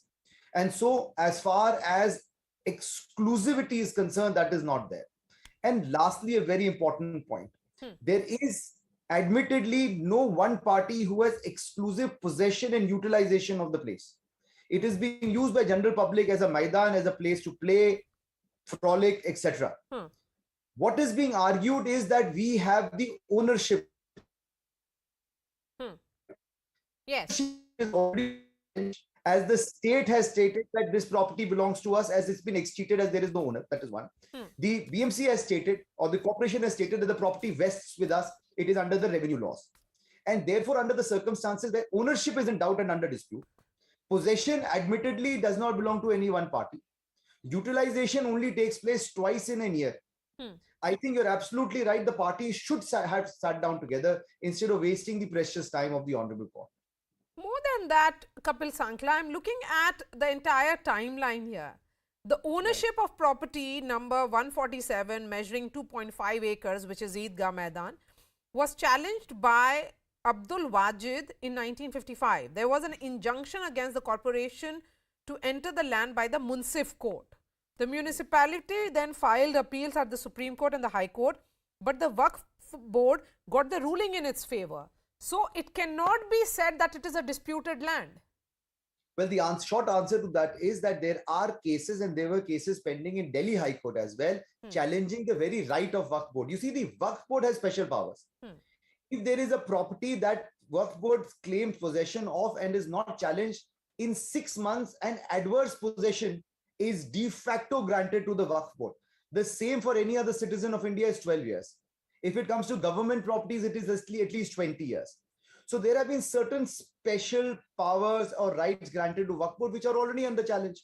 At Turkman Gate, there are more than 200 and 250 property owners, or shop owners, who already challenged the right of Wakf Board, saying that some hanky-panky takes place. Some Matwali claims that he's the owner, gives the property to Wakf Board. The Wakf Board comes and says, nobody's challenged it in 6 months, the property belongs to us. So there is a lot of grey, there's a lot of darkness that is already happening in the garb of the right that has been granted. So the right to faith here is this now... is not right to faith. This is right to property. Yes. See, right to faith is a totally different thing. This is right to property, a good property in the heart of the city. So this is what the entire case is about. So you are saying that this Eidgah Maidan case is right to property, not right to faith here?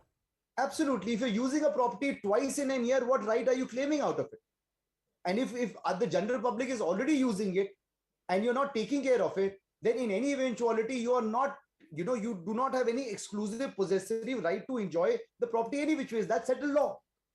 Okay. So what are you talking about today? You're talking about I have the right because I belong to a particular community and twice in a year I use that property. Dehorse that fact. Nobody else should be allowed to use that property if I do not want. The fact it is not a graveyard property. It is okay, a garden. Anurag Naidu, why is it that all stories emerging from Karnataka in recent times is polarizing? It's about hijab, it's about halal, it's about loudspeaker, and now this Eidgah Maidan. Why is it that people in general are not able to see through this politics of faith that is playing out on the ground? Or have they been able to already? So I think it's a very genuine question, and everyone is asking this question: why is it there in Karnataka? But most of the things I believe are very genuine in nature and not something that has been created or incited. Yes, the reactions has been, the actions, the reactions has been very, very aggressive. And they have been able to create some kind of a disharmony in the process. Even this particular matter, it is turning out to be a very classic case. Somebody rightly mentioned it is a conflict of title, but it is also a conflict of faith. And what is happening in the courts is a matter of title. But what we're discussing here, it's a matter of faith. And one gentleman who is supporting the other side, who clearly mentioned, that they want to have a secular India, they want to have brotherhood. Fine. I mean, if they can't give permission for 2 days, I'm not saying because ultimately, so emotionally, people say it's a property of the Wakf board, but unfortunately or fortunately, अभी यहाँ पर कपिल सांकला हैं जो senior advocate हैं supreme court के, उनका ये कहना है कि ये राइट टू फेथ नहीं है, ये जो आर्ग्यूमेंट आप लोग कर रहे हैं, ये राइट टू प्रॉपर्टी के डोमेन में आएगा, क्योंकि अगर ये प्रॉपर्टी साल भर बस 2 दिन यूज होती है और उसके अलावा बच्चे उसमें खेलते हैं, मैदान है वो, तो उसको सिमेट्री वाला रूप नहीं देना है. वही मुकुल रोहतगी ने आर्ग्यू किया है. यस और दूसरी बात ये वर्शिप एक्ट है ना, ये उन्होंने बता रहे थे सऊदी में और पाकिस्तान में ऐसा ये कानून नहीं है. हमें हिंदुस्तान में दे रहा है, हिंदुस्तान का दस्तूर पर अमल करना है. 1991 वर्शिप एक्ट क्या बोलते हैं, वो वर्शिप एक्ट का तहत आज का आर्ग्यूमेंट क्या है. नहीं, ये प्लेसेस ऑफ वर्शिप एक्ट के कैटेगरी में नहीं आएगा. वहां पे कोई वर्शिप नहीं होता है, वहां पे नमाज पढ़ी जाती है क्योंकि मैदान बड़ा है. वहां पे कोई मस्जिद नहीं है. नमाज तो बहुत बड़ा फर्ज है इस्लाम में बहुत बड़ा ये पिलर है नमाज. वो 2 ईद का नमाज हो रहे थे और ये ग्रेवयार्ड भी थे, वही तो सुप्रीम कोर्ट भी बताइए. Okay, Kapil Sankla, what will you tell him please? मैंने जो बोला मैं वही फिर से बोलूंगा कि वो जो पार्क है, जो गार्डन है, वो पूरी तरह से ग्रेवयार्ड नहीं है, और वो पार्क एरिया भी है और ग्रेवयार्ड भी है, और ग्रेवयार्ड को प्लेस ऑफ वर्शिप एक्ट में नहीं माना जा सकता. इनफैक्ट किसी भी एक व्यक्ति या ऑर्गेनाइजेशन या society unless and private land purchase हो, ये नहीं बोला जा सकता कि इसमें हमारा एक्सक्लूसिव राइट है. जब टाइटल अंडर चैलेंज है तो सिंपल सी बात है, आपको ये दिखाना पड़ेगा कि मेरी पोजेशन है, मेरी पोजेशन एक्सक्लूसिव है और किसी और आदमी की पोजेशन नहीं है. यहाँ पे ऐसा नहीं है कि 4 दीवारी बना रखी हो, प्रोटेक्शन हो, वहां पे माली बिठा रखे हो, वहां का बिजली पानी हम दे रहे हैं. वो एक पब्लिक पार्क है जिसको साल में 2 बार इसलिए यूज करा जाता है सर, मैंने आपकी बात सुनी थी, अब आप मेरी बात सुनेंगे सर. मैंने आपकी बात सुनी थी, अब आप मेरी बात सुनेंगे. एक में रुकेगा सर, एक में रुकेगा सर, देखिएगा आप बोलते रहेंगे, मैं बोलते रहूंगा. तो मैं आखिर में ये बोल रहा था, एक सेकेंड, आखिर में ये बोल रहा था कि हाँ, ऑनरेबल सुप्रीम कोर्ट में ये टाइटल सूट नहीं है, पर अगर आप लार्जर इंटरेस्ट देखेंगे तो इसमें किसी की भी रिलीजियस इशू नहीं है. ये एक बहुत अच्छी प्रॉपर्टी है जो हार्ट ऑफ द सिटी में है, और उसको एक पार्टी कब्जा करने की कोशिश कर रही है ये बोल के कि साल में 2 बार हम वहां पे एक्सक्लूसिव यूज करते हैं, और एक दूसरी पार्टी है जो कह रही है कि अगर ये खाली मैदान है तो इसको हमें भी यूज करने दे दिया जाए. बेसिक लड़ाई इस बात की है कि 2 दिन के लिए यहाँ पे रिलीजन कुछ नहीं करता. शफी सादी जी, इसमें 2 दिन के लिए मांगा गया है. What is the meaning of title? क्या है ये? गजेटेड नोटिफिकेशन टाइटल नहीं है. और रेवेन्यू का अगर एक लैंड किसी मंदिर के साथ में बटेड हो वो एक और मिनट दिल्ली में बहुत सारे ऐसे मंदिर भी हैं। एक मिनट सुनिए, वैसा कर्नाटक में हो रहे, नॉर्थ कर्नाटक में कई मठ में मुहर्रम का ये सेलिब्रेशन होता, वही है गणेशोत्सव का कई दरगाह में भी होता। वो तो कई अभी हमारा मुस्लिम हिंदू मुसलमानों के बीच भाईचारा बहुत अच्छा थे, इधर कुछ लोग गड़बड़ करने की कोशिश करे, हिंदू मुसलमानों का भाईचारा को बिगाड़ने को कोशिश करे, वही तो मसला आ गया। तो मैं भी यही कह रहा हूँ, मत बिगड़ने दीजिए ना, जमीन की लड़ाई छोड़ के 2 दिन कुछ करने दे दीजिएगा, नहीं टाइटल, इस तरह से लड़ाई खत्म हो जाएगा।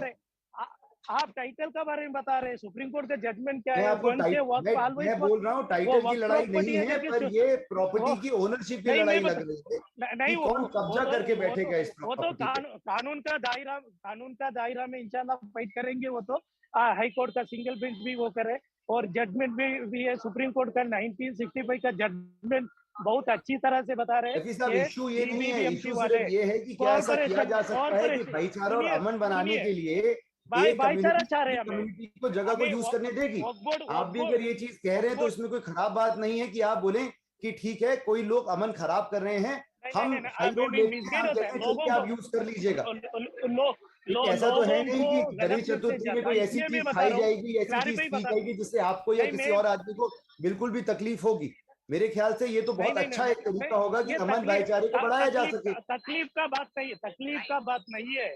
कई जगहों में दरगाहों में गणेशोत्सव हो रहे, मठ में स्वामीजियों का यहाँ पे भी होने दीजिए, वही तो सारे आपसे यही इंतजार कर रहे हैं कि यहाँ पे भी होने दीजिएगा।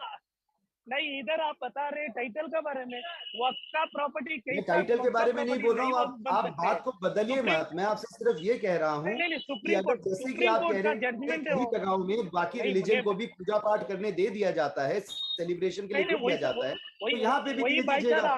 ख्याल से अगर जो लोग अमन शांति खराब करने की कोशिश कर रहे हैं वो नहीं कर पाएंगे। मैं तो एक छोटी सी बात आपसे करूँ, मेरे ख्याल से सारे के सारे ये बात कह रहे हैं।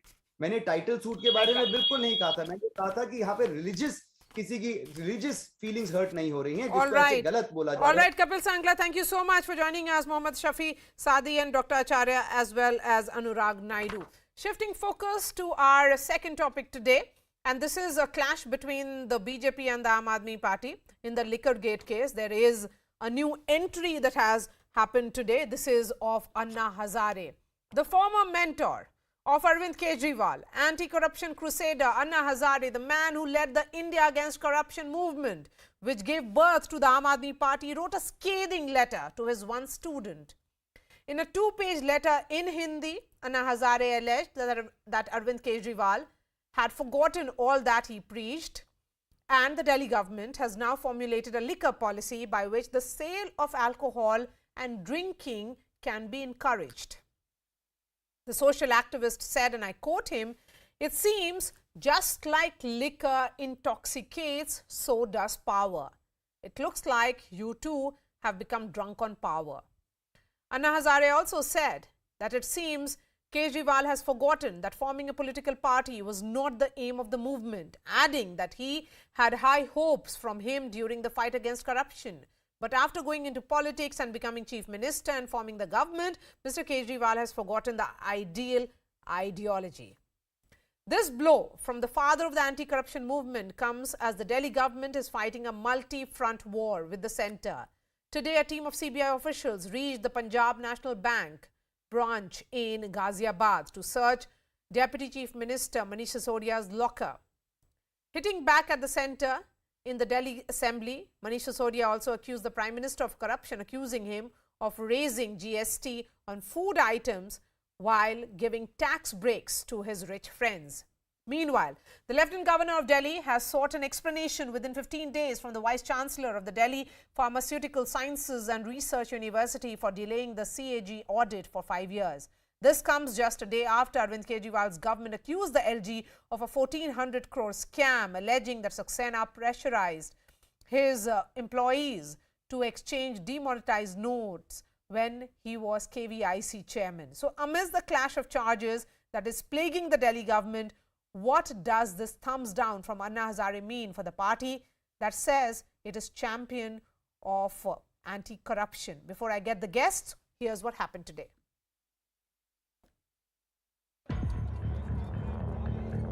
Another day, another twist to the Delhi Liquorgate saga. A team of CBI officials reached the Punjab National Bank branch in Ghaziabad to search Deputy Chief Minister Manish Sisodia's locker. Sisodia was at the bank with his wife, and as crowds gathered to see what was happening, CBI carried out the searches. Hours later, Sisodia gave himself a clean sheet. जैसे मेरे घर में कुछ नहीं मिला वैसे ही locker में भी कुछ नहीं निकला मुझे बहुत खुशी है इस बात की कि प्रधानमंत्री जी ने मेरे घर पे रेड करा दी प्रधानमंत्री जी ने मेरे घर की पूरी छानबीन करा के तलाशी करा दी वहां से भी कुछ नहीं निकला. Amidst the drama, social activist Anna Hazare shot off a scathing letter to his former mentee, Delhi Chief Minister Arvind Kejriwal.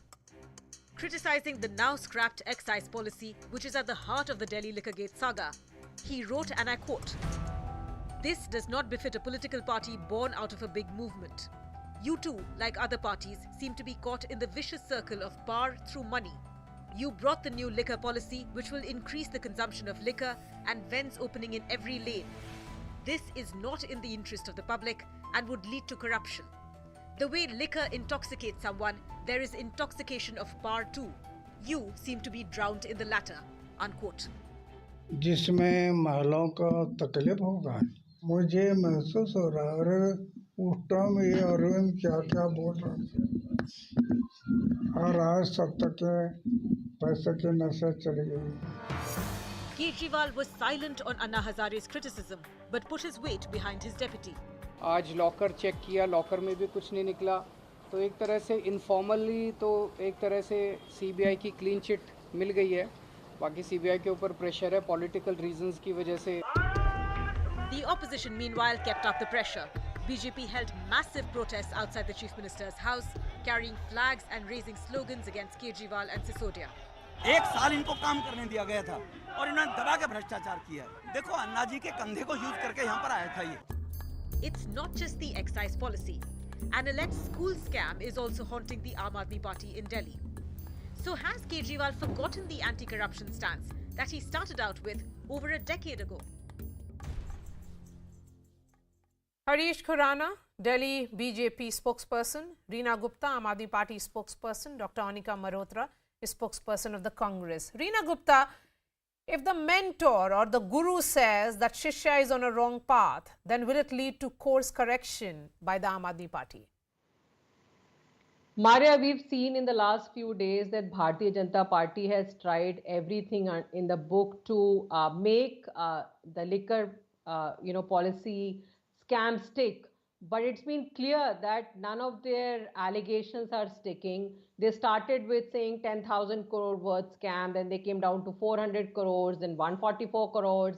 And now the CBI FIR actually talks about 1 crore, and that also they're saying 1 crore was transferred from one liquor vendor to the other liquor vendor. So there is no culpability, nothing they've been able to prove. They spent 15 hours in Mr. Manish Sisodia's house, nothing came out. Today they went and raided the locker also, nothing has come out of the locker. So it's very clear that Bharatiya Janata Party is on a back foot. And so as we see that before every election, they will use somebody, either somebody like Mr. Kumar Vishwas or somebody else.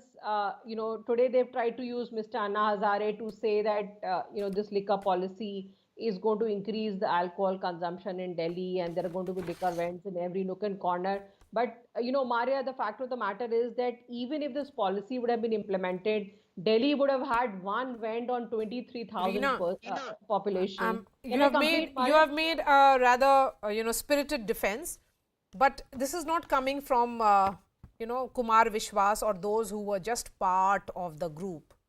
This is a letter that has been written by the guru of Arvind Kejriwal, in which he says, जिस प्रकार शराब की नशा होती है, उस प्रकार सत्ता की भी नशा होती है.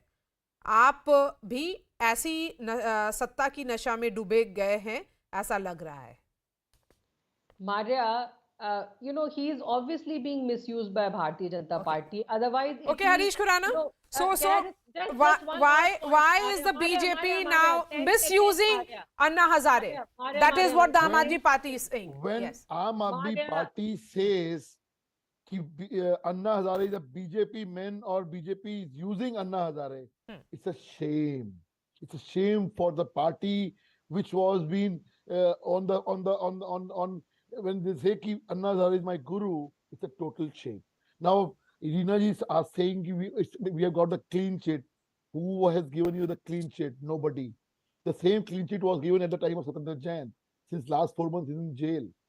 Today, the whole country, whole BJP, whole Delhi is asking 4 questions. You have changed the policy recommendations that the wholesale business should be kept in the hand of the government. Why have you given to the private hands? Second, on the recommendation, they said liquor vend shops should be given to the individuals and through a lottery system. You have given to your friends 27 liquor shops to one zone divided into 32 zones. Why you have done it? Third, when blacklisted companies, manufacturing companies, wholesale companies are not allowed in retail business, why have you given business to them? Why have you given tenders to them? And on our complaint on 25th of October 2021, show cause notice was been Okay, issued you have asked some to, questions. I'm going to take those questions 30 to seconds, Reena. 30 seconds. Yes. Let me complete. Yes. Okay. On 25th of October 2021, when show cause notice was been issued to these stated companies, what action you have taken? You know, point number 4. Reena, and the last.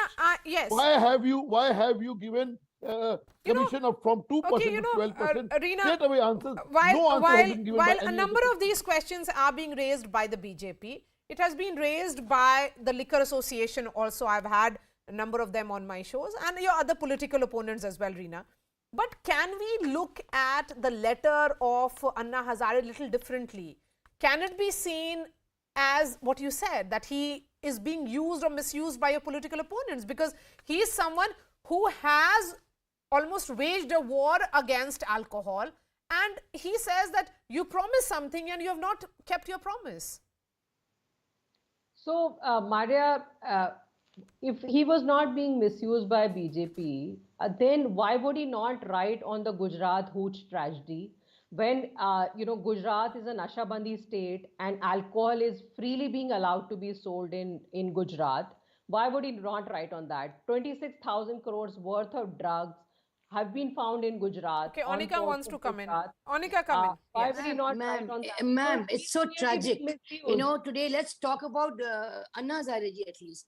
The person who came India against corruption and the whole thing came in Delhi. Just imagine, ma'am, today the Delhi government and Kejriwal government talk so high about education. Am I right, ma'am? Every time you bring in liquor, they talk about education policy. Education is all about Guru Shishya. So is their education policy that good that they say that the Guru has been used and misused? What kind of education are they giving the children of Delhi then? It's $1 million question. At a time like this, you're saying who's using who? A disgrace on Aam Aadmi Party. At least give that man that much of respect. Yes, he was our alma mater. He showed us the way of politics and we have used him or whatever. Even don't say we've used him. At least give him the due that he's giving you space to come to politics. Reena? We respect Anna Hazare ji. I am not, I'm not refuting that. But Maria, he is being used by Bharatiya Janata Party today. But the question is, the Bharatiya Janata Party is raising all of these questions. Maria, we've answered each and every question. We have raised 2 questions.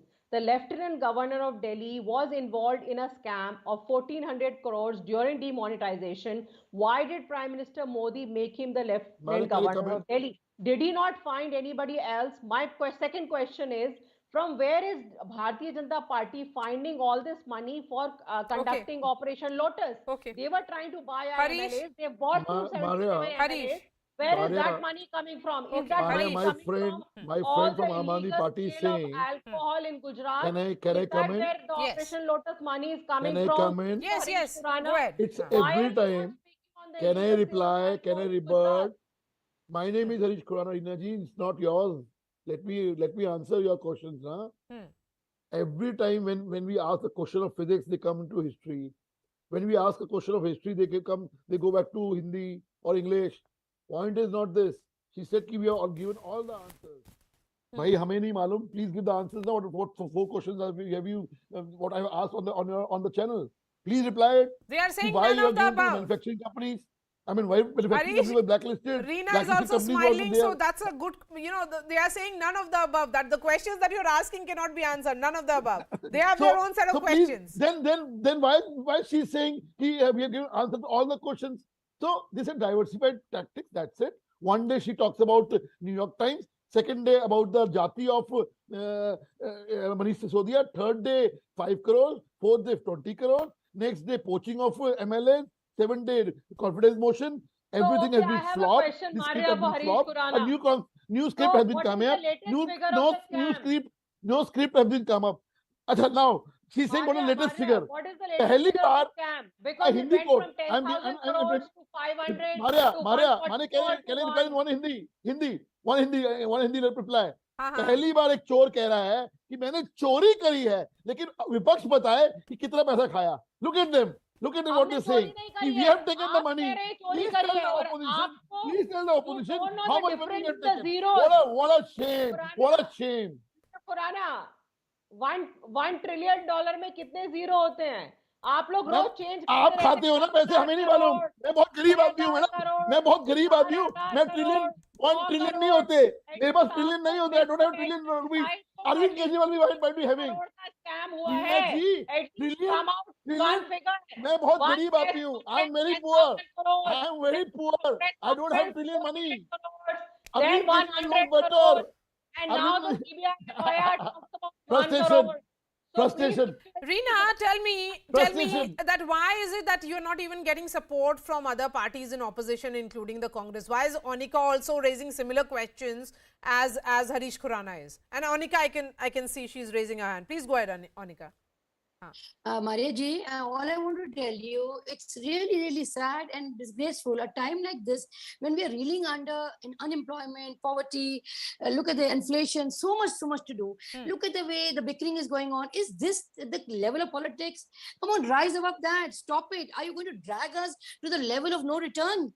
One does a hate speech and divides the country. One gets into, the mode of Harish Chandra ki aulad. And then they say CBI found nothing. My Loka, I found a Junjana.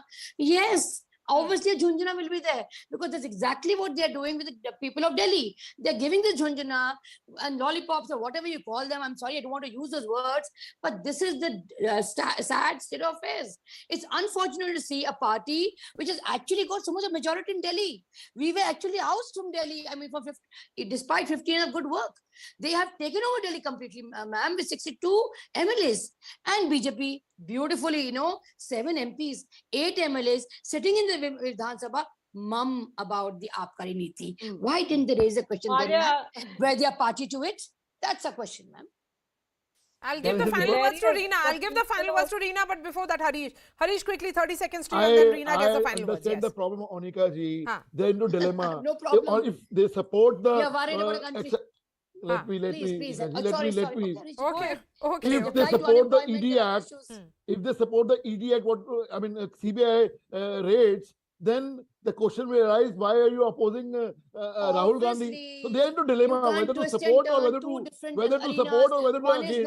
understand the problem of Congress. I understand. You can't compare both the things.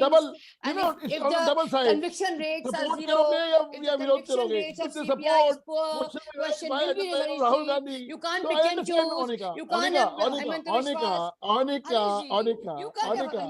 You're a friend of mine. CBI. Onika, you're a friend of mine. You're a friend of mine. Listen to me. Listen me out. Listen me out.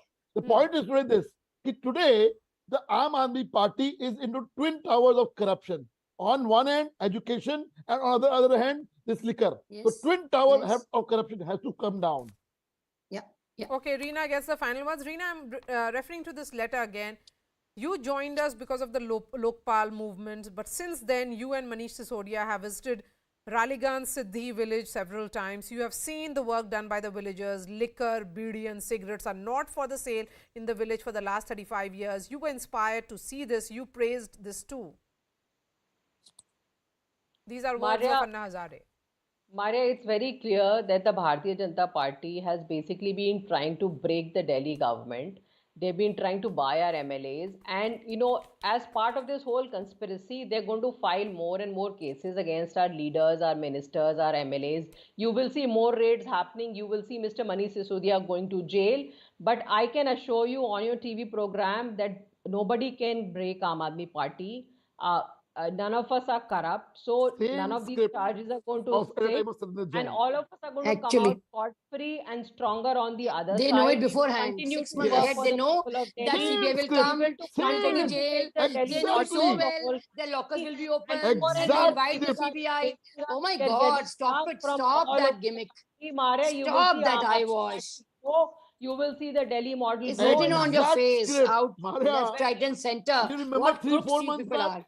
You remember we were on the channel, the same channel, and what she said, what the people says, Satendra Jain is imandar, kattar imandar. 4 months He is now. imandar, he is kattar imandar.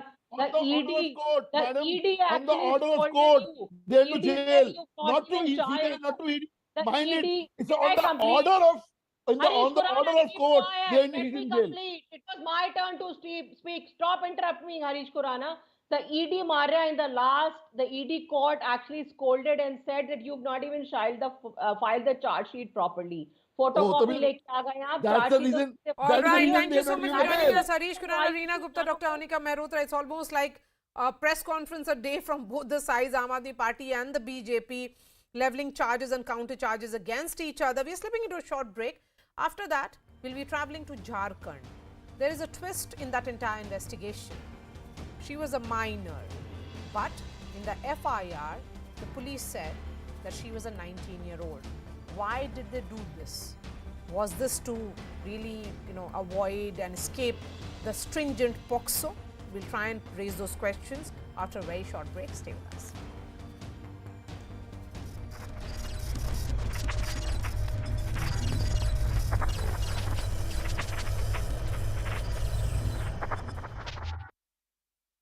साहब मतलब जैसे ही बाहर निकले हैं तो मेरे को मारना चालू कर, मेरे को छोड़ के फिर उसको मारा, लिफ्ट ऑपरेटर को भी मारा। जी सर, उसको भी मारा। After the video went viral, the accused Varun Nath was arrested but later got bail. This incident comes days after a woman in Noida abused, manhandled and threatened the security guards at her apartment complex. A case of shocking road rage from Gurugram. A speeding car recklessly hit a bike and dragged it for about 100 meters.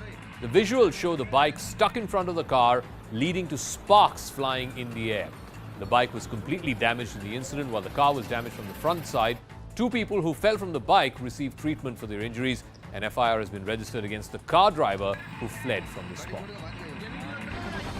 This hair-raising video, which is now going viral, shows a woman resting on a cot even as a cobra has climbed up on her back. The snake is perched on top of the woman, looking ready to strike, but she remains still in the same position, calling out for help. Amid the stalemate with China, India has deployed Spike missiles as the line of actual control. These are guided anti-tank missiles, also called fire and forget. They are capable of being fired from different platforms. They can be deployed from launchers or from helicopters from the air. They can instantly destroy any tank or armored vehicle. It is seen to be much more dangerous than the Javelin missile of the United States. More than 1,000 people have been killed in Pakistan's worst floods in decades. This man was stranded in a raging river in Pakistan. An army helicopter hovered above. The crew lowered a rope to him as he clung on to some rocks. Eventually, the rescuers managed to winch him up into the air, away from the powerful torrent. This is just one picture of the devastating floods. More than 1,000 people have been killed in floods in Pakistan from the highest rainfall in more than 3 decades. It's a sea of water everywhere. Helicopters can't find dry spots to land on and give people aid. Pakistan's climate minister is calling the current situation a climate catastrophe.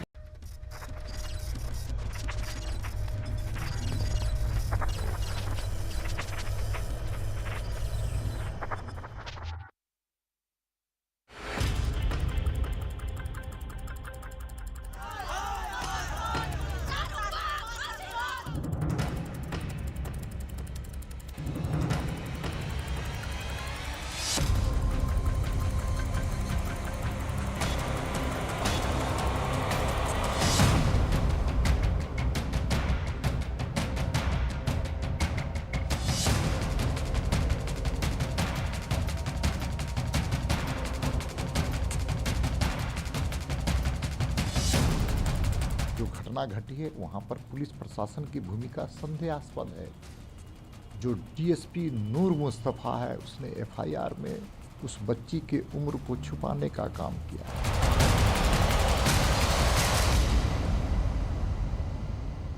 The horrific case of a minor being set ablaze in Jharkhand's Dumka district has sent shockwaves across the country, while the family continues to fight for justice, seeking the strictest punishment for the accused who stalked and set her on fire while she was sleeping.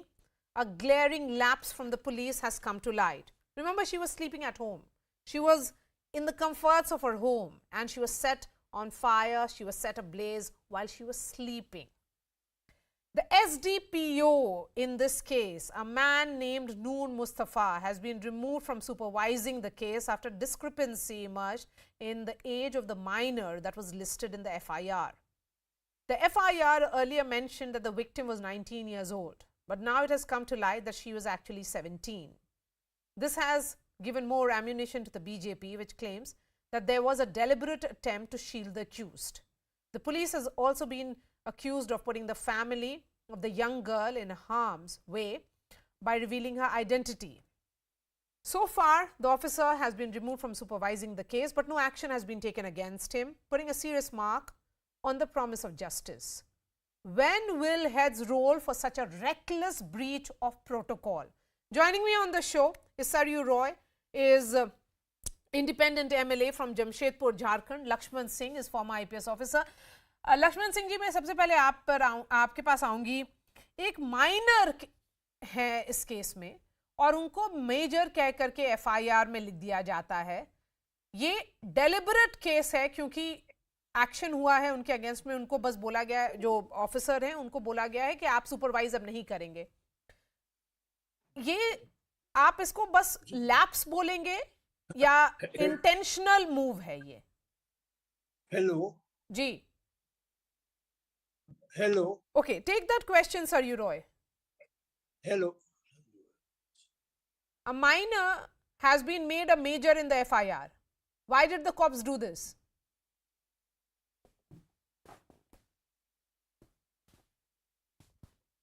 Saryu Roy, if you can hear me. Okay, there seems to be a problem with both the sides here. Lakshman Singh ji.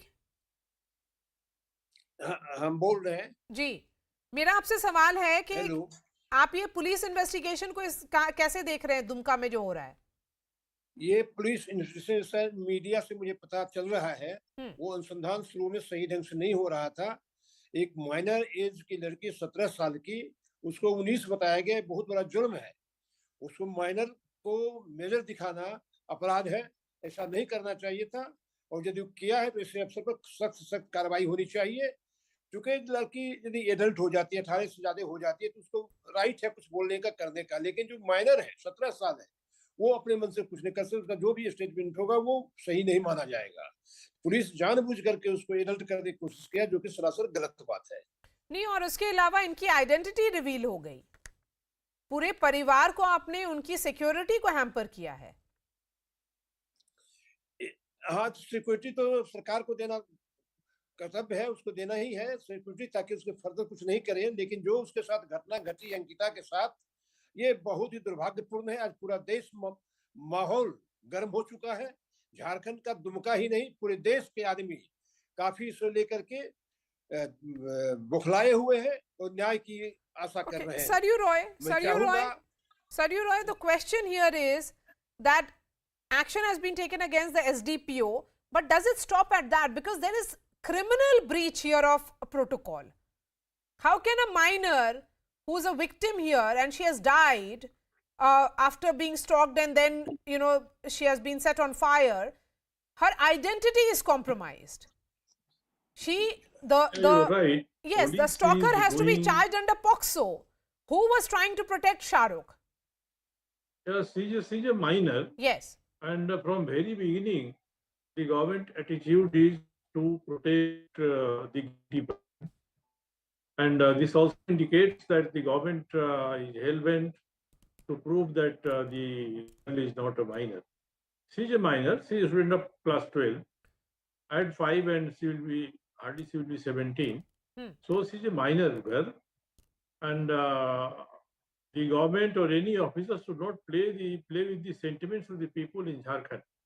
But Saryu Roy ji, I want to understand from you. I want to understand from you that why are you saying that this was done at the behest of the government? No, I don't blame the government, but the government has direct connections with the senior SP, senior police superintendent, and everywhere they claim that within minutes the government may take any fault if it is done at the district level. Everyone knows, the people sitting in the government also knows, if entire state knows that a girl has been meted with such heinous crime. So it is not that this has not reached to the government. But who is trying to protect Shah Rukh? Who is trying to protect him? Why was FIR misrepresented? Why were facts of the case not put on record? Why was a minor declared as a major? It is clear, very clear, that it is because the government do not want that the case be strong, so much strong, go to the POCSO, and it can be said that the government is trying to protect the criminal, protect the Shah Rukh. So there can't be any debate on this government move. And then we are told by the Chief Minister and other officers that law is taking its course and they are trying to protect the betis of the state. If they are not able to give justice to one beti who has lost her life, then what about other betis that they keep talking about? They want to derail the justice. We are reaching to the conclusion. The government, the Chief Minister himself, his Home Minister, the DGP has sent 2 senior officers to Dumka. And after this, if it is done, then it is certainly a deliberate step to derail the case, to secure that the criminal doesn't get harsh punishment. And this case should be fast-tracked. The truth must come out and heads should roll. It should not just stop at why, just saying that a minor was declared as a major, but the intent behind it. Was this officer trying to protect Shah Rukh, and was he getting orders from the top? It's a subject of investigation. Perhaps an SIT will reveal the truth. Thank you so much for joining us, Saryu Roy and Lakshman Singh. That's all from me. I'll be seeing you tomorrow. Thanks so much for watching.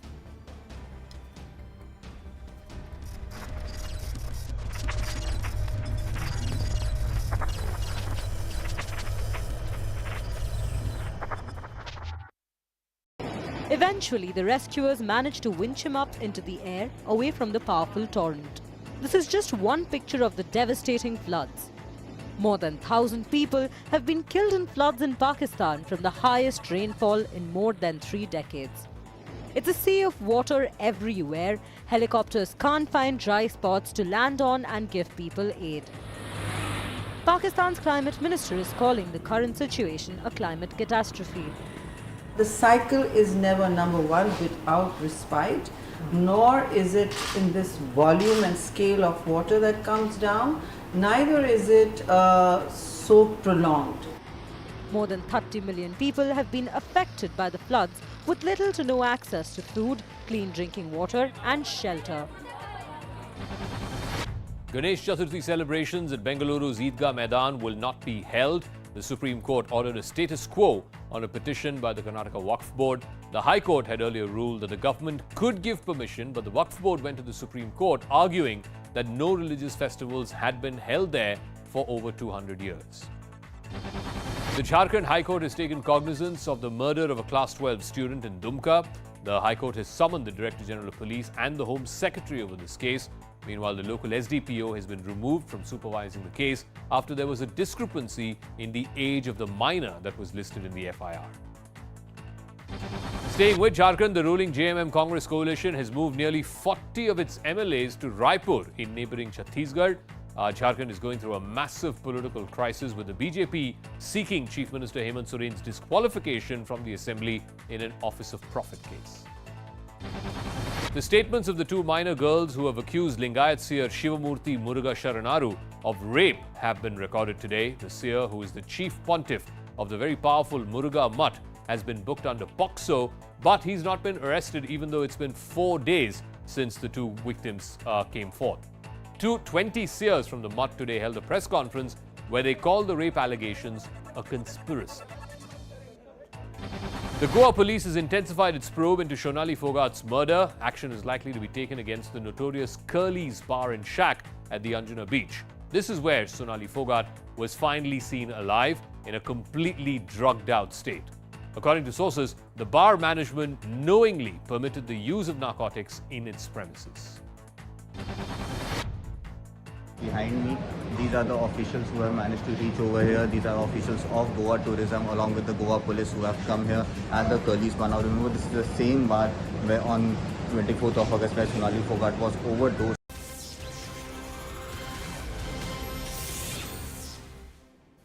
Hello and welcome to the late night edition with me, Ayushman Singh Jambal. Our top focus is the showdown that is taking place in Karnataka when it comes to the Eidgah Maidan. The Supreme Court ordered the status quo to be maintained in the Bengaluru Eidgah Maidan case and ruled that Ganesh Chaturthi celebrations will not be held at the ground. The Wakf Council and senior advocate Kapil Sibal said that unnecessary tensions will be created if Ganesh Chaturthi celebrations are allowed, as the land has been in use by Muslims for decades. Now, appearing for the Karnataka government, senior advocate Mukul Rohatgi said that since neither the Bengaluru civic body nor the Wakf board can prove ownership, the land belongs to the state. The main point of contention remains the ownership of the land. The Supreme Court has put that issue in suspended animation, but the legal fight continues in the Hubli matter. A fresh plea has now come before the Karnataka High Court against the Hubli administration's order allowing Chaturthi celebrations at the Eidgah grounds. Now that order is going to come anytime soon. I'm joined by my colleague Harish Upadhyay on the broadcast to get the latest from the Karnataka High Court. Harish, over to you. Well, the Supreme Court order that came around 6 o'clock today in the Chamarajpet, Bengaluru's Eidgah Maidan case seems to have impacted the order that the Karnataka High Court had passed in the Hubli Eidgah Maidan case. The petitioners approaching the High Court late night and asking that the court take into cognizance the order of the Supreme Court and overturn its order given earlier in the day. They claim that one of the main reference points was the division bench order of the Karnataka High Court in the Bengaluru Eidgah case. And now that the Supreme Court has set it aside, the High Court has to take that into consideration. They've also said that they're not disputing that the Hubli Dharwad Municipal Corporation owns this particular property, but they're saying perhaps the timing is not right. The circumstances are not right for Ganesh Chaturthi celebrations to be allowed at this particular property in Hubli. Right. At the same time, Harish, take us through the situation right now when it comes to these different spots in Karnataka. Bengaluru is one where the tensions continue because the Supreme Court has put the entire issue in suspended animation, imposing the status quo. But in Hubli, were preparations underway for Ganesh Chaturthi after the local administration's order? Are security forces, and especially the police, on standby if the status quo is imposed in Hubli? Well, both in Bangalore and Hubli, the administration, especially the police, didn't want to take chances, and they had deployed additional number of security personnel there, and they had promised the people that irrespective of how the High Court order goes in case of Hubli and Supreme Court order in case of Bengaluru, they will maintain law and order and they'll ensure that peace prevails in the area. And in both these cities, we've seen that the Rapid Action Force and other personnel from the local police department have carried out route march to send across a clear message to anyone wanting to disrupt peace that they will be dealt in a very stringent manner. Also seen as a confidence-building measure, especially for the people in the area, that peace will prevail and the police deployment will be thorough, will be in every nook and corner, and there will be no scope for anyone to disturb peace in the area. That's the message being sent across. Route march has happened today in Chamarajpet, has happened in Hubli yesterday. So the administration not taking chances, they were pinning their hopes on the court to allow Ganesh Chaturthi celebration. The government was very keen, especially in the case of Chamrajpet. Now that has been quashed by the Supreme Court with the status quo order. Has to be seen if the Karnataka High Court will follow the same in case of the Eidgah Maidan in Hubli. Absolutely. We'll keep an eye on the Karnataka High Court. Harish, thank you for joining us with your inputs. So that order coming in from the Karnataka High Court anytime soon. We'll continue to track all the developments which are coming in after the status quo order from the Supreme Court for Bengaluru. Will the Karnataka High Court follow the top court and order the same in Hubli as well? This after the Hubli administration gave that order allowing Ganesh Chaturthi celebrations, which are likely to kick off tomorrow. But we'll continue to track all the developments from Karnataka, getting some more breaking news from Jammu and Kashmir now. Now, 3 terrorists have been neutralized in an encounter in Shopian in Jammu and Kashmir. So the crackdown on terror continues in Jammu and Kashmir. 3 terrorists have been neutralized in an encounter in Shopian. Shopian, one of the hotbeds of terror in Jammu and Kashmir. This also coming in as Pakistan has activated launch pads on its side of the line of control and is pushing terrorists from a coalition of terror groups into the Kashmir Valley. I'm joined by my colleague Tejinder Singh Sodhi on the broadcast. Tejinder, what is the latest from Ground Zero in Shopian?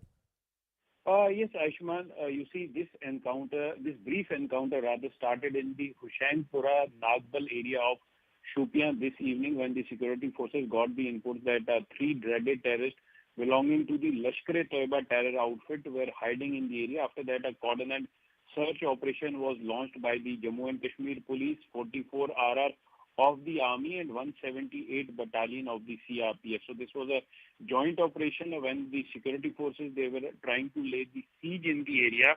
The hiding terrorists, they started firing towards the security forces, which was retaliated. In the retaliation, 3 dreaded terrorists who were associated with the Pakistan-based Lashkar-e-Toiba outfit and who have been identified as Danish Khurshid Bhatt, Tanveer Ahmed Wani, and the third one is Tausif Ahmed Bhatt. These all are local terrorists and they were eliminated in this encounter. The police is saying that these terrorists, they were involved in various terror activities in the area. They were active with the Lashkar-e-Toiba terror outfit since August 2021. And one of the killed terrorists identified as Danish Khurshid had earlier escaped from several encounters. So this was a big catch for the security forces. And the elimination of the 3 terrorists is a big blow for the Lashkar-e-Toiba terror outfits designed to revive the terrorism in South Kashmir. If you see, there has been a trend that these terrorists, they try to motivate the gullible youth in the area.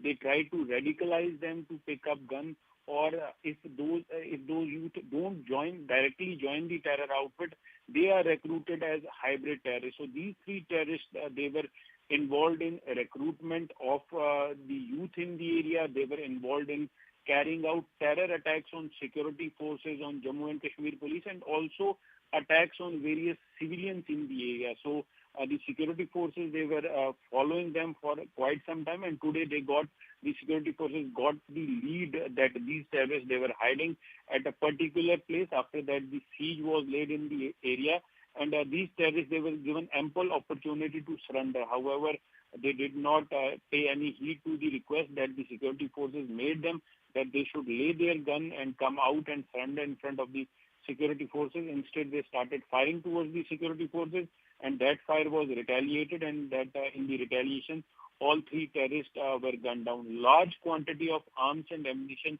have also been recovered from these 3 terrorists. So this is a major blow for the terrorists. As you rightly pointed out, that Pakistan has already revived the launch pads along the line of control. And if you see in the recent, this year alone, around 17 to 18 infiltration attempts have been made, out of which all those attempts were foiled, and 13 to 14 terrorists were killed on the line of control itself. Yes, Ayushman. Right. Thank you, Tejinder, for getting us the update from Shopian. We're getting some more breaking news from Jammu and Kashmir, and these are shocking visuals coming in from Katra in Jammu and Kashmir, where 1 infant has died and 18 have been injured after this bus accident which has taken place in Katra. Those visuals on your screen, we'll get you the CCTV visuals of that bus accident that has taken place in Katra, where 1 infant has died and 18 have been injured. Those visuals on your screen coming in where this shocking accident that has taken place, there you go, that shocking accident that has taken place in Katra where one infant has died and 18 have been injured. This is happening in Katra in Jammu and Kashmir. Tejinder continues to be with us on the broadcast, who's getting us this piece of breaking news. Tejinder, what more details can you get for us from Katra? Yes, Ayushman, you see, this accident happened at around 4:28 p.m. Today when this bus, we are told by the police that the driver of the bus was rashly driving this bus when he lost control while negotiating a turn. And you can see in this visuals that this fast-moving bus, it collided with another bus which was stationed at that place. So in this accident, we are told that one infant has lost his life and 18 others have been injured. Some of them have received serious injuries and they have been shifted to various hospitals in the region. Some are under treatment at the Narayana Hospital in Katra, and 4 out of those injured, they have been shifted to the Government Medical College Hospital here in Jammu.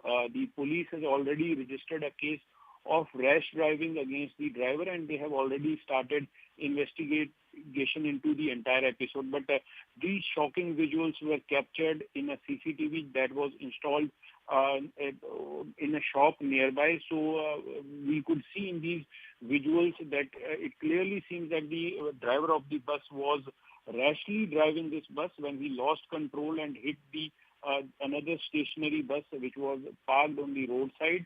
So you can see the impact of the accident was so much that this bus which was stationary, it turned turtle. So this was a huge mishap, but one infant, unfortunately, he has lost his life and 18 others are battling for their life in various hospitals across Jammu region. Yes, Ayushman. Right. Thank you, Tejinder, for joining us on the broadcast and getting us that tragic piece of news coming in from Katra. One infant has died and 18 injured after that bus accident in Katra. Those visuals on your screen.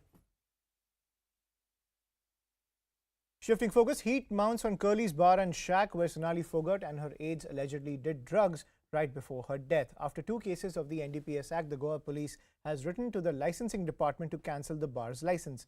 A joint investigation team of the Goa Police and Tourism Department has been formed to probe whether Curly's management knowingly allowed narcotics on its premises. When it comes to the murder probe, Sonali's family has been demanding a CBI probe. My colleague Anshul Singh gets us the latest from Ground Zero. Curly's is definitely in the dock right now. This was the washroom on which CCTV footage that we saw that Sonali Phogat spent at least 2 hours in this washroom.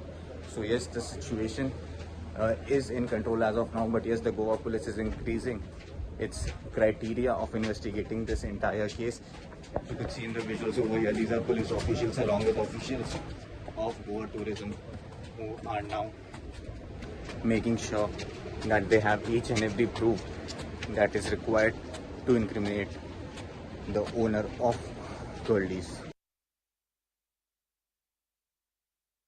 Sir, the case is being investigated by the police. A team of Haryana police doing. What is the current update, sir? मैंने अभी बता दिया है कि इससे आगे वो investigation हमारे डीवाईएसपी लेवल के ऑफिसर से होगी और उसको इन्वेस्टिगेट करने के लिए आज अभी हमारी टीम जा रही है.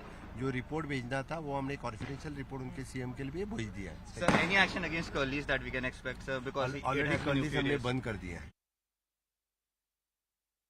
फोगाट हत्याकांड में मेरी हरियाणा सरकार और गुड़गांव पुलिस से प्रार्थना है कि जब भी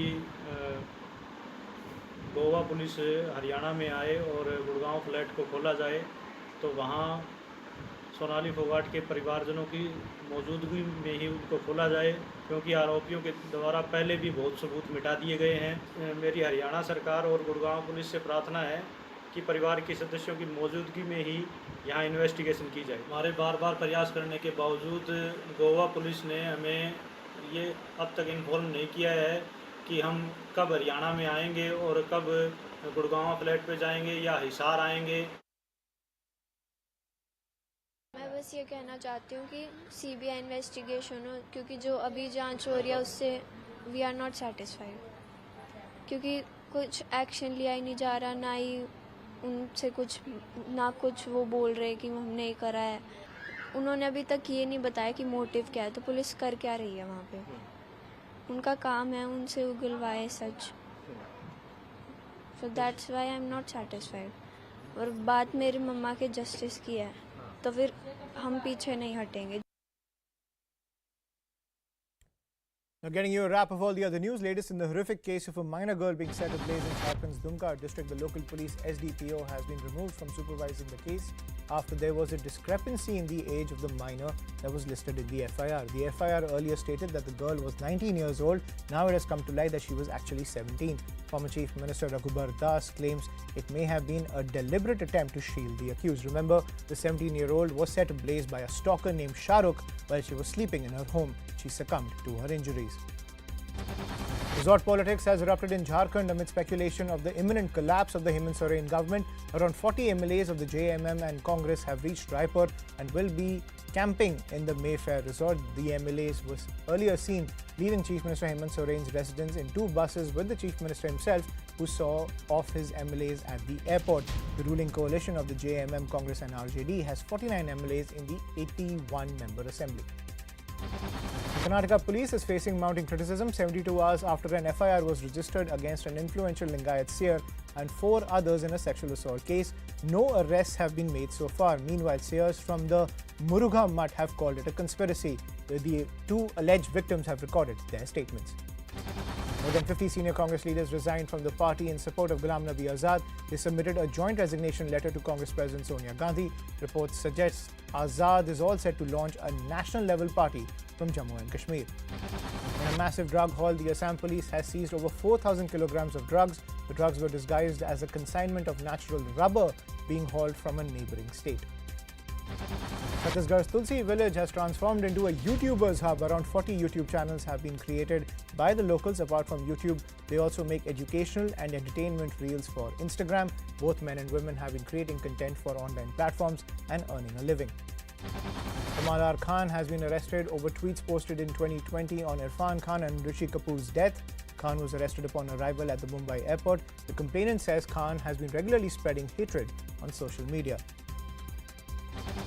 A major breakthrough in the probe into the murder of Punjabi singer Sidhu Moosewala. The Punjab police has claimed to have traced and detained key accused Sachin Thapan in Azerbaijan with the help of the central government. Thapan was allegedly exchanging calls with gangster Goldie Brar, another member of the Lawrence Bishnoi gang, who has claimed responsibility for the singer's murder. Thapan and another accused, Anmol Bishnoi, brother of gangster Lawrence Bishnoi, had fled the country using fake passports before Moosewala's murder. Heavy rains lashed Karnataka, leading to waterlogging in many areas. The Bengaluru-Mysuru highway, which is set to open to the public in October, has been completely submerged. Overnight rain has once again exposed the substandard work and lack of planning. Even the IT corridor of Bengaluru, Belundur and areas of Mahadevpura have been flooded. Heavy rains wreaked havoc in the Chamoli district, resulting in traffic on the Badrinath National Highway. The SDRF rescued those stranded. The Met Department has issued an alert for moderate to heavy rainfall in the state. As China continues to raise tensions in the Taiwan Strait, the Biden administration plans to formally ask Congress to approve an arms sale worth over $1 billion to Taiwan. This includes 60 anti-ship missiles and 100 air-to-air missiles. This comes after U.S. House Speaker Nancy Pelosi visited Taiwan, triggering military drills by the Chinese regime. And comedian Chris Rock has declined an offer to host the 2023 Oscars after he was slapped by Will Smith during the ceremony this year. Chris Rock compared going back to the Oscars to returning to the scene of a crime. We're going to take a short break. More news and updates on the other side.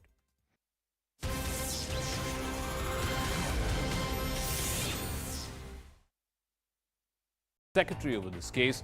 Meanwhile, the local SDPO has been removed from supervising the case after there was a discrepancy in the age of the minor that was listed in the FIR. Staying with Jharkhand, the ruling JMM Congress coalition has moved nearly 40 of its MLAs to Raipur in neighbouring Chhattisgarh. Jharkhand is going through a massive political crisis, with the BJP seeking Chief Minister Hemant Soren's disqualification from the assembly in an Office of Profit case.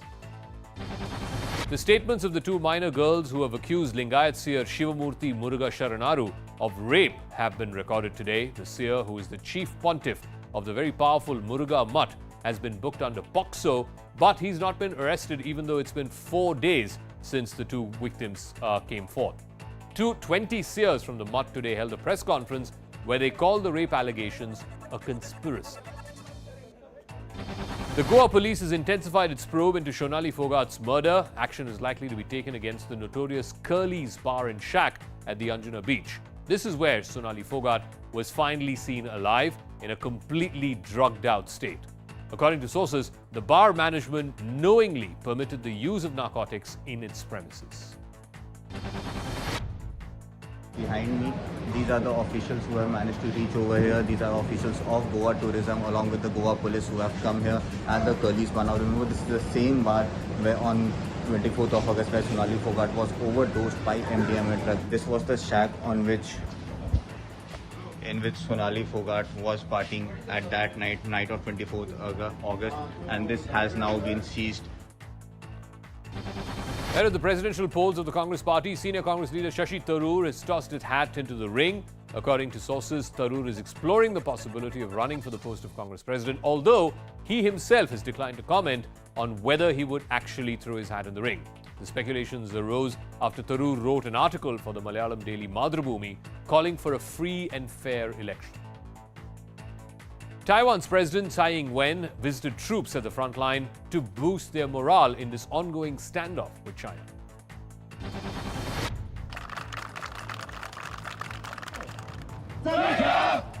She was greeted by troops at the Magong Air Base in Penghu. She inspected a radar squadron, an air defense company, and a navy fleet. Taiwan's president urged troops to keep their cool in the face of daily provocations by China. She said Taiwan will not allow Beijing to provoke a conflict. China has been keeping up the military pressure on Taiwan ever since US House Speaker Nancy Pelosi visited the island last month. China held unprecedented military drills near Taiwan, which included firing ballistic missiles, sending Chinese warships, and PLA warplanes breaching the median line. China has accused the United States and Taiwan of creating instability by rejecting Beijing's claim to sovereignty over the island. Amid growing tensions between China and Taiwan, the United States is daring Beijing again. Biden has planned a $1.1 billion arms sale to Taiwan. In fact, the United States plans to send as many as 60 anti-ship missiles to Taiwan. The U.S. is also set to supply 100 air-to-air missiles. Joe Biden is set to seek the U.S. Congress's approval for this arms sale. This is with a clear focus on sustaining Taiwan's military systems in the event of a clash with China.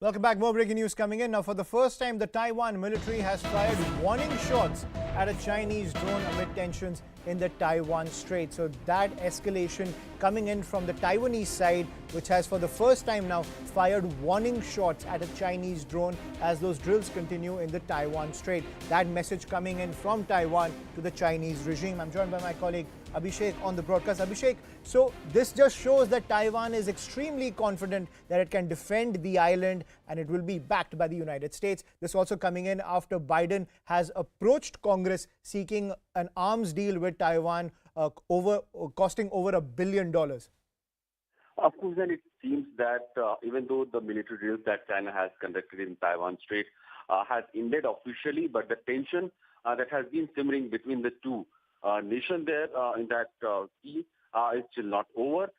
This is first of the instance where Taiwan, though they have been very reluctant to use any defense mechanism against these Chinese drones or Chinese surveillance equipment, this is sort of first instance where they have actually fired on a Chinese drone. Earlier also we have seen reports where Chinese drone had gone very close to Taiwanese forces, and the pictures which were taken by the drones were circulated on Chinese social media, and they were mocked at as a weakness of Taiwanese forces. So this time around, probably Taiwan has also tried to give a strong message to Chinese side by firing those live shots on the Chinese drones in a way to tell the other side that their forces are not going to keep down their guard, and they will be responding to any such provocation from Chinese side in the event of all these surveillance mechanism or reconnaissance that China is going to do on Taiwanese forces. Thank you, Abhishek, for joining us on the broadcast with that piece of breaking news. More breaking news coming in. Let's go back to Karnataka, back to the hearing in the Karnataka High Court, which is hearing a plea against the order from the Hubli administration to host Ganesh Chaturthi at the Eidgah Maidan in Hubli. And now the latest that we're getting is that the petitioner has submitted that the municipal commissioner is trying to convert the place of worship, and that for the first time Hindus are seeking to erect a Ganesh Pandal. So the order is set to come from the Karnataka High Court anytime, but that message coming in from the petitioners as well, that plea from the petitioners is also coming in. I'm joined by Harish on the phone line as well. Harish, the petitioners have made it clear that this seems to be a bid that for the first time the Hindu community wants to erect a Ganesh Pandal over there at the Eidgah Maidan in Hubli to change the communal character of that property.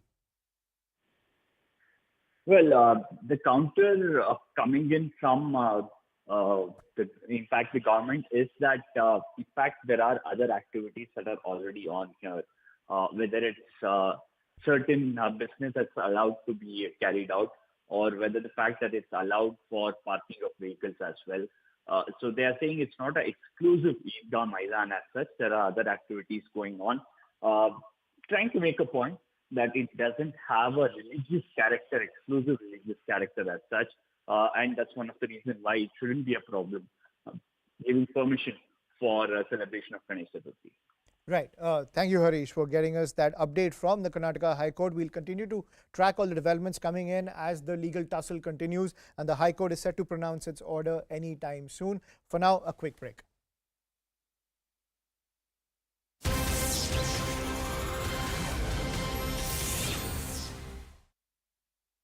Helicopters from the air. They can instantly destroy any tank or armored vehicle. It is seen to be much more dangerous than the Javelin missile of the United States. More than 1,000 people have been killed in Pakistan's worst floods in decades. This man was stranded in a raging river in Pakistan. An army helicopter hovered above. The crew lowered a rope to him as he clung on to some rocks. Eventually, the rescuers managed to winch him up into the air away from the powerful torrent. This is just one picture of the devastating floods. More than 1,000 people have been killed in floods in Pakistan from the highest rainfall in more than 3 decades. It's a sea of water everywhere. Helicopters can't find dry spots to land on and give people aid. Pakistan's climate minister is calling the current situation a climate catastrophe. The cycle is never, number one, without respite, nor is it in this volume and scale of water that comes down, neither is it so prolonged. More than 30 million people have been affected by the floods with little to no access to food, clean drinking water and shelter. Ganesh Chaturthi celebrations at Bengaluru's Eidgah Maidan will not be held. The Supreme Court ordered a status quo on a petition by the Karnataka Wakf Board. The High Court had earlier ruled that the government could give permission, but the Wakf Board went to the Supreme Court arguing that no religious festivals had been held there for over 200 years. The Jharkhand High Court has taken cognizance of the murder of a Class 12 student in Dumka. The High Court has summoned the Director General of Police and the Home Secretary over this case. Meanwhile, the local SDPO has been removed from supervising the case after there was a discrepancy in the age of the minor that was listed in the FIR. Staying with Jharkhand, the ruling JMM Congress coalition has moved nearly 40 of its MLAs to Raipur in neighbouring Chhattisgarh. Jharkhand is going through a massive political crisis with the BJP seeking Chief Minister Hemant Soren's disqualification from the assembly in an Office of Profit case. The statements of the 2 minor girls who have accused Lingayat Seer Shivamurthy Muruga Sharanaru of rape have been recorded today. The Seer, who is the chief pontiff of the very powerful Muruga Mutt, has been booked under POCSO, but he's not been arrested even though it's been 4 days since the 2 victims came forth. 20 Seers from the Mutt today held a press conference where they called the rape allegations a conspiracy. The Goa police has intensified its probe into Sonali Phogat's murder. Action is likely to be taken against the notorious Curly's Bar and Shack at the Anjuna beach. This is where Sonali Phogat was finally seen alive in a completely drugged out state. According to sources, the bar management knowingly permitted the use of narcotics in its premises. Behind me, these are the officials who have managed to reach over here. These are officials of Goa Tourism along with the Goa police who have come here at the Curly's bar. Now remember, this is the same bar where on 24th of August where Sonali Phogat was overdosed by MDMA drug. This was the shack in which Sonali Phogat was partying at that night of 24th August, and this has now been seized. Ahead of the presidential polls of the Welcome back. We continue to track the developments coming in from the Karnataka High Court when it comes to the plea challenging the order of the Hubli administration to hold Ganesh Chaturthi, which kicks off tomorrow. Now, the latest arguments coming in from the court are from the Advocate General of Karnataka, who has submitted that in this petition there is no dispute to the title of the property. He has submitted that the facts of the Chamrajpet land are different from the present case. The Bengaluru case, he says, is very different when it comes to the Hubli case. Also, the petitioner has submitted that the municipal commissioner of Hubli is trying to convert the place of worship, and that for the first time the Hindu community is seeking to erect a Ganesh Pandal. This is when it comes to the Eidgah Maidan in Hubli. Now remember, earlier what had happened was that the Karnataka High Court had left it to the local administration to hold Ganesh Chaturthi celebrations. The local administration had given the clearance for Ganesh Chaturthi celebrations, and it was cleared of those events were cleared for tomorrow. But after the Supreme Court's status quo order when it comes to the Bengaluru case, now this hearing is underway, and the cases are being made by both sides in the Karnataka High Court when it comes to the Ganesh Chaturthi celebrations in Hubli. So will the Karnataka High Court give a status quo order just like the Supreme Court? That order will come in from the High Court anytime soon. But this is the argument coming in from Dhyan Chinnappa, who has said that the facts of the Bengaluru case are different from the present case, and there is no dispute to the title of property. I'm joined by my colleague Harish Upadhyay, who's getting us the latest from the Karnataka High Court. Harish, over to you. Well, as you rightly mentioned, the AAG indicating that there are crucial differences between the Chamrajpet Eidgah Maidan and the Hubli Eidgah Maidan. There is absolutely nothing to suggest that there is any sort of a dispute when it comes to the ownership of the Hubli Eidgah Maidan. In fact, the High Court just now putting out more detail. In fact, the High Court says as per order passed by Respondent 2 and the Respondent 1 has constituted a committee and after considering the record submitted that the property can be handed over to Hindu organizations for celebrating festive for this year. So in a way, some of these submissions being recorded by the High Court even as we speak. Right. And at the same time, Harish, when it comes to the Bengaluru case where where the fight went all the way to the Supreme Court, decode for us the arguments which were leveled over there, which kind of led the Supreme Court to impose a status quo order. Well, there were heated arguments on the ownership of it. Mm-hmm. And also, perhaps the state government failed to convince the Supreme Court that there is a solid ground for bringing in a new practice. Kapil Sibal, who was appearing for the Wakf Board, making it very clear that they oppose this. And they also said for a good 200 years, this hasn't happened. There has been no other religious gathering or celebration at this ground, apart from Bakrid and Eid. And except for these two Muslim occasions where Muslim community was allowed to pray at this spot, it hasn't been used for any other religious festival. And now there is no ground being made on why it should change. Something that looks like the Supreme Court too agrees and said that if this hasn't happened for the last 200 years, there's no reason why it should happen in a hurry now. And indicating that the parties could get back to the Karnataka High Court to sort out the matter of the ownership of the land at Chamrajpet, and that could finally give some clarity if indeed it is proven that it belongs to the Revenue Department, then it would be the sole discretion of the government and how it wants to use. or if it then gets proved that it belongs to the Wakf Board, then obviously the Wakf Board wouldn't allow any such religious festival that's not in the Islamic calendar or in their Islamic practice. So these issues need to be sorted out first, and perhaps that's one of the reasons why the Apex Court decided that it would be too premature to allow any other religious festival here, and it would be better that the parties approach the Karnataka High Court and sort out the issue of the ownership of this land. Also, Harish, this entire case between, when it comes to holding Ganesh Chaturthi celebrations, be it the Bengaluru case or the Hubli case, it fits this entire narrative that we are seeing in Karnataka in the run-up to the assembly elections. Now, decode the political significance of this entire case when it comes to the BJP's pitch for the elections, which are right around the corner. Well, it's perhaps another incident or another episode in a series of polarizing issues that we have seen in Karnataka. It starts with the Chief Minister responding at the Bengaluru airport, saying that there is a reaction for every action.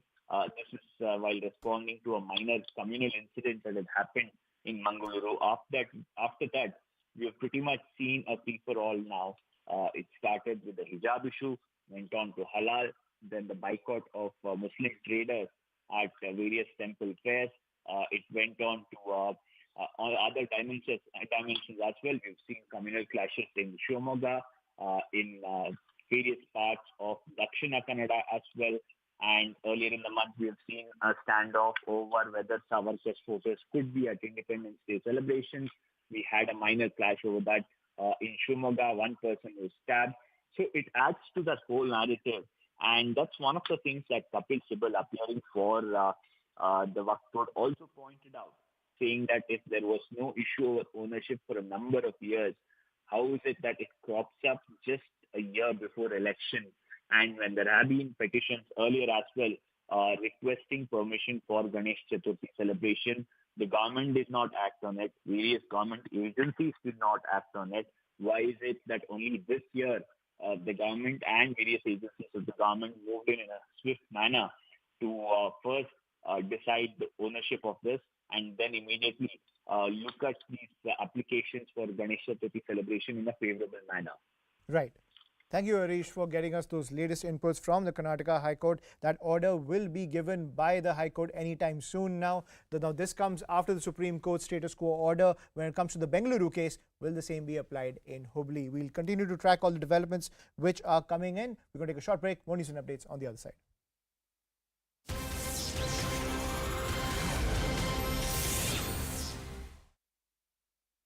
Been affected by the floods with little to no access to food, clean drinking water and shelter. Ganesh Chaturthi celebrations at Bengaluru's Eidgah Maidan will not be held. The Supreme Court ordered a status quo on a petition by the Karnataka Wakf Board. The High Court had earlier ruled that the government could give permission, but the Wakf Board went to the Supreme Court arguing that no religious festivals had been held there for over 200 years. The Jharkhand High Court has taken cognizance of the murder of a Class 12 student in Dumka. The High Court has summoned the Director General of Police and the Home Secretary over this case. Meanwhile, the local SDPO has been removed from supervising the case after there was a discrepancy in the age of the minor that was listed in the FIR. Staying with Jharkhand, the ruling JMM Congress coalition has moved nearly 40 of its MLAs to Raipur in neighbouring Chhattisgarh.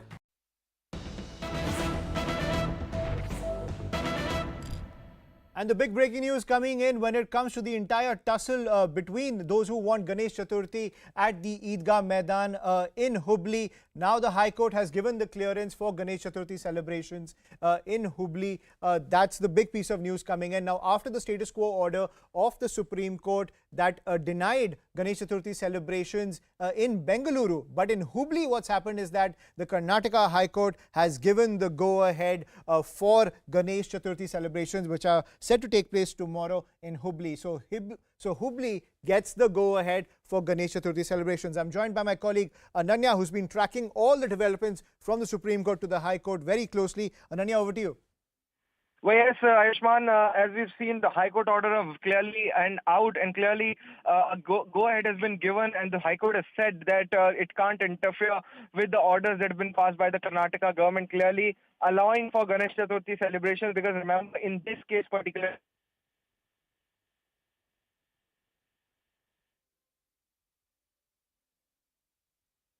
Right, we'll try to reconnect with Ananya, but that's the big piece of news coming in, that the Karnataka High Court has given the go-ahead for Ganesh Chaturthi celebrations in Hubli. Now remember, ladies and gentlemen, it came down to the Supreme Court, which passed that status quo order, which has now denied Ganesh Chaturthi celebrations in Bengaluru. That was the plea coming in from the Muslim side, which had claimed that the entire pitch to allow Ganesh Chaturthi celebrations in Bengaluru was a bit to change the religious character of the Eidgah grounds.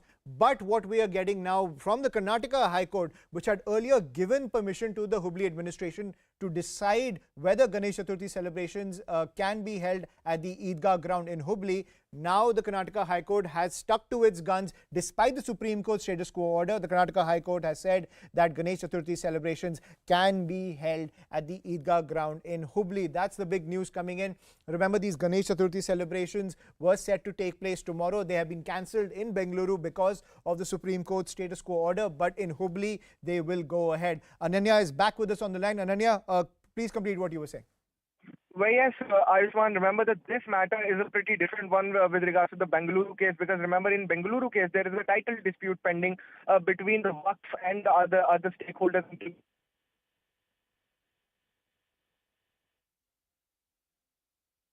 Right. We'll continue to have those issues with Ananya's line. We'll try to reconnect with him, but let's take you through the breaking news that has come in from the High Court, where it says that the Supreme Court order, when it came to the Bengaluru case, when it came to the Eidgah ground case in Bengaluru, that does not apply in Hubli. Remember, the Karnataka High Court had given the go-ahead for Ganesh Chaturthi celebrations in Hubli. It had told the local administration in Hubli that it is the onus is on them to hold Ganesh Chaturthi celebrations. And now, when the Muslim side moved the High Court again after the status quo order from the top court, now the Karnataka High Court sticking to its original order, saying that Ganesh Puja will be allowed at the Eidgah grounds. I'm also joined by my colleague Harish Upadhyay on this latest development that has come in from Karnataka after the setback to the Bommai government when it came to the Bengaluru case. Now some reprieve when it comes to the Hubli case. Harish, over to you. Well, the Karnataka High Court making this distinction, saying that these are two different cases. In case of Chamrajpet, there is still a dispute over the ownership. That's not the case with the Hubli Eidgah Maidan.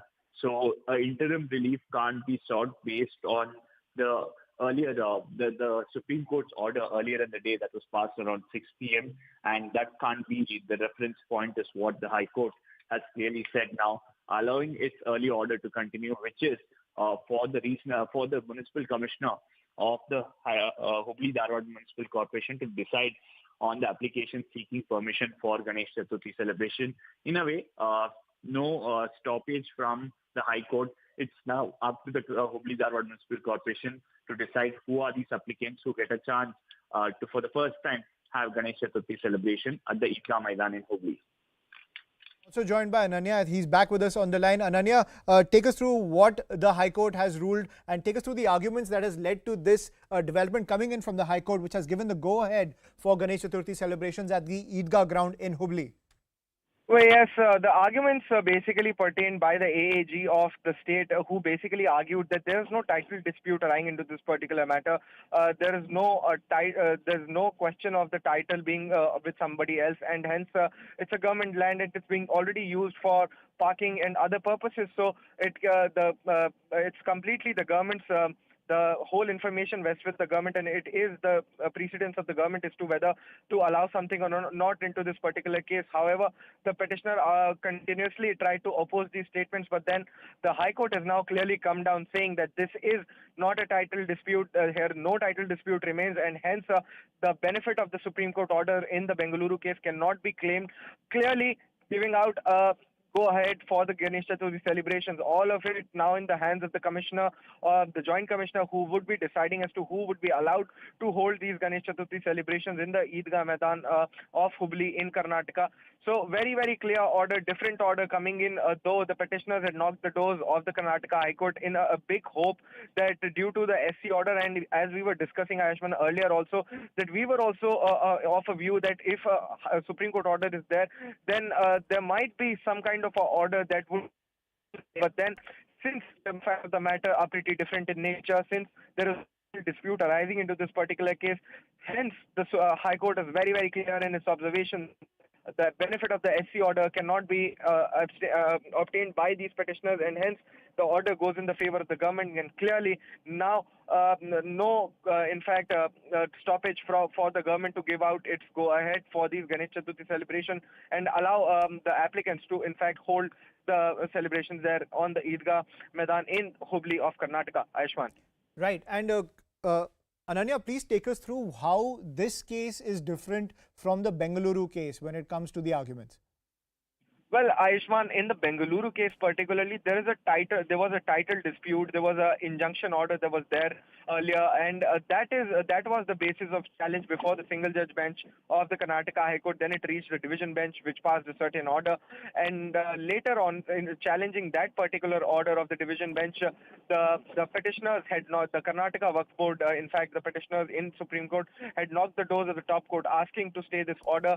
The matter was first heard by a division bench of the court. Of the Supreme Court. However, since no consensus could be reached into that particular matter, then the matter went before a 3-judges bench of the top court, which clearly ordered for a status quo into the matter, clearly saying that all of the prayers in interim injunctions shall be decided down by the High Court in the Bengaluru matter.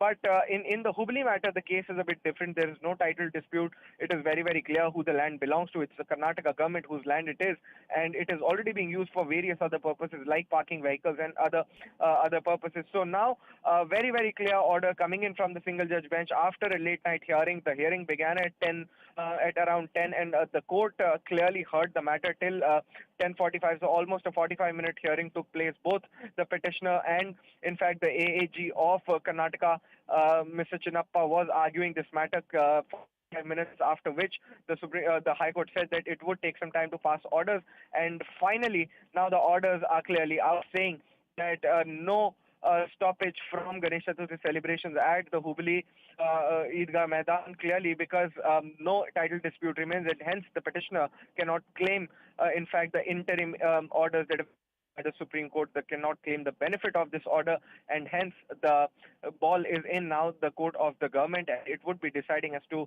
who would be allowed to hold these celebrations there. Right. So that's the pitch coming in from the Karnataka High Court, which maintained that the Supreme Court order does not apply here because this is not a title suit. Harish is also with us on the phone line. So Harish, take us through the preparations that were underway already in Hubli, especially the security arrangement, which had had been put on hold for a while because everyone was awaiting what the courts will decide. Well, as far as security is concerned, the Hubli Dharwad Municipal Corporation and the Hubli Dharwad Police did not want to take any chances. Since yesterday, they've had route marches carried out around the Eidgah Maidan and Hubli city. They've also deployed additional forces in the area to ensure that if indeed there is Ganesh Chaturthi celebration at the Eidgah Maidan, it could go smoothly and doesn't trigger any sort of a law and order issue. And that remained there. There was no change despite there being a little confusion on whether the High Court will allow, whether this will go to the Supreme Court. And finally, now that the High Court has allowed the celebration at the Eidgah Maidan in Hubli, the police perhaps would relook at their deployment depending on the permissions that will be given by the Hubli Dharwad Municipal Corporation. How many applicants will be given? Will there be just one murti that would be erected there, or would multiple applicants be given permission to have Ganesh Chaturthi celebration? These are details perhaps that will trickle down by morning. Right. Thank you, Harish and Ananya, for getting us the latest details when it comes to the showdown over Ganesh Chaturthi in Karnataka. Now, after the Supreme Court order, which gave a status quo order when it came to the case in Bengaluru, the Karnataka High Court has said that the Supreme Court order does not apply to the case in Hubli. And so the clearance has been given for Ganesh Chaturthi festivities in Hubli, which will take place tomorrow. But as Harish is also pointing out, security is also being maintained in Hubli given the charged nature of this entire case. We'll continue to track all the developments which are coming in. For now, a quick break.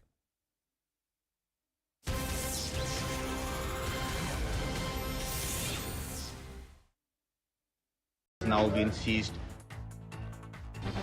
Ahead of the presidential polls of the Congress party, senior Congress leader Shashi Tharoor has tossed his hat into the ring. According to sources, Tharoor is exploring the possibility of running for the post of Congress president, although he himself has declined to comment on whether he would actually throw his hat in the ring. The speculations arose after Tharoor wrote an article for the Malayalam daily Madhubhumi calling for a free and fair election. Taiwan's President Tsai Ing-wen visited troops at the front line to boost their morale in this ongoing standoff with China.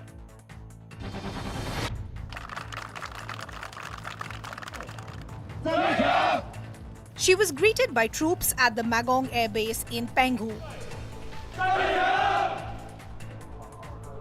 She inspected a radar squadron, an air defense company, and a navy fleet. Taiwan's president urged troops to keep their cool in the face of daily provocations by China. She said Taiwan will not allow Beijing to provoke a conflict. China has been keeping up the military pressure on Taiwan ever since US House Speaker Nancy Pelosi visited the island last month. China held unprecedented military drills near Taiwan, which included firing ballistic missiles, sending Chinese warships, and PLA warplanes breaching the median line. China has accused the United States and Taiwan of creating instability by rejecting Beijing's claim to sovereignty over the island. Amid growing tensions between China and Taiwan, the United States is daring Beijing again. Biden has planned a $1.1 billion arms sale to Taiwan. In fact, the United States plans to send as many as 60 anti-ship missiles to Taiwan. The US is also set to supply 100 air-to-air missiles. Joe Biden is set to seek the US Congress's approval for this arms sale. This is with a clear focus on sustaining Taiwan's military systems in the event of a clash with China. At least 4 people were killed and 7 injured as the Russian shelling hit the center of Ukraine's second-largest city, Kharkiv. It's been heavily bombarded throughout the conflict, but despite that, Kharkiv managed to repel efforts by Russian forces to take the city. A 10-year-old boy saved his mother from drowning after she suffered an epileptic fit while she was inside a pool. CCTV footage from their home in Oklahoma shows the boy jumping into the pool when his mother was struck by a seizure and then dragging her to the stairs.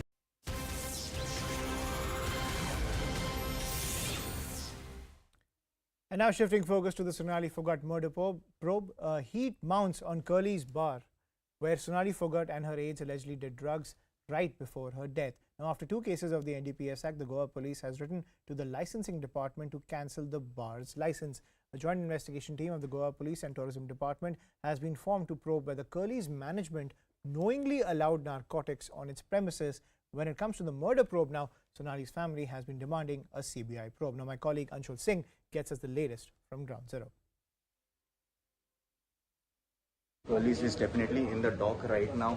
This was the washroom on which CCTV footage that we saw that Sonali Phogat spent at least 2 hours in this washroom.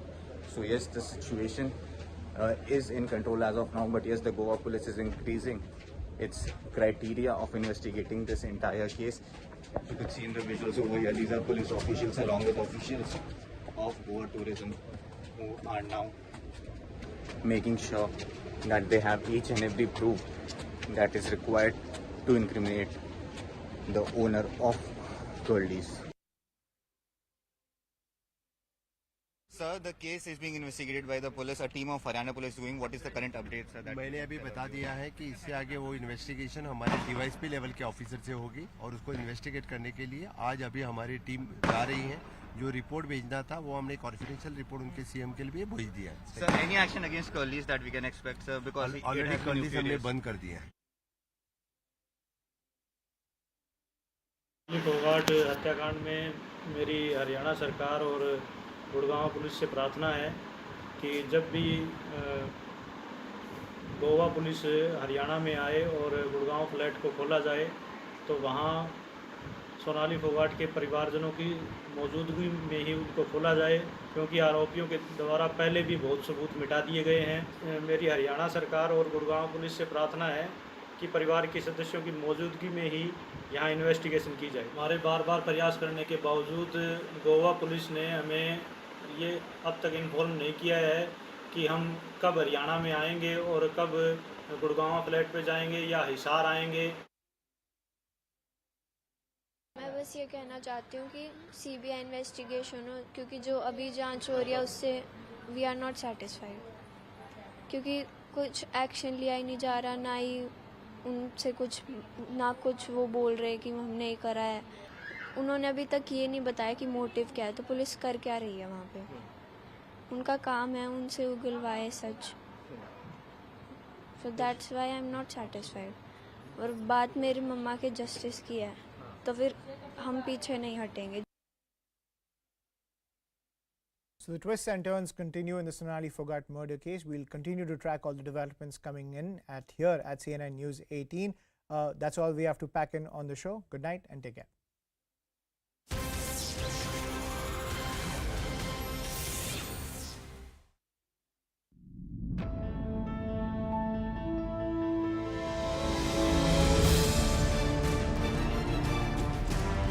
Many people who called the shivling at Gyamrapi fountain a stone, what is the big deal, and there were very, very derogatory remarks made. But how many Hindus came out and said Sartan se juda?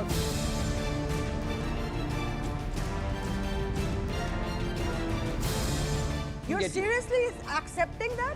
That you can touch the lives and better the lives of your people in the state only through a color television, otherwise you can't better their lives?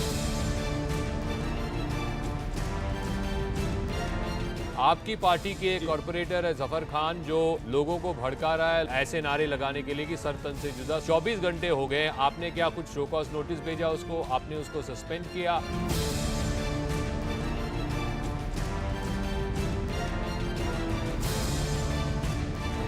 The Aam Aadmi Party has not really answered specific question on policy failure. The entire narrative is about everything but the policy.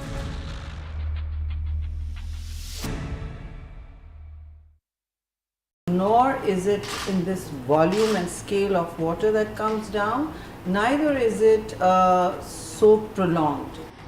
More than 30 million people have been affected by the floods with little to no access to food, clean drinking water and shelter. Ganesh Chaturthi celebrations at Bengaluru's Eidgah Maidan will not be held. The Supreme Court ordered a status quo on a petition by the Karnataka Wakf Board. The High Court had earlier ruled that the government could give permission, but the Wakf Board went to the Supreme Court arguing that no religious festivals had been held there for over 200 years. The Jharkhand High Court has taken cognizance of the murder of a Class 12 student in Dumka. The High Court has summoned the Director General of Police and the Home Secretary over this case. Meanwhile, the local SDPO has been removed from supervising the case after there was a discrepancy in the age of the minor that was listed in the FIR. Staying with Jharkhand, the ruling JMM Congress coalition has moved nearly 40 of its MLAs to Raipur in neighbouring Chhattisgarh. Jharkhand is going through a massive political crisis with the BJP seeking Chief Minister Hemant Soren's disqualification from the assembly in an Office of Profit case. The statements of the two minor girls who have accused Lingayat Seer Shivamurthy Muruga Sharanaru of rape have been recorded today. The Seer, who is the chief pontiff of the very powerful Muruga Mutt, has been booked under POCSO, but he's not been arrested even though it's been 4 days since the two victims came forth.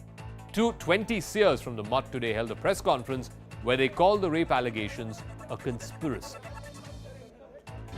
The Goa police has intensified its probe into Sonali Phogat's murder. Action is likely to be taken against the notorious Curly's bar and shack at the Anjuna beach. This is where Sonali Phogat was finally seen alive in a completely drugged out state.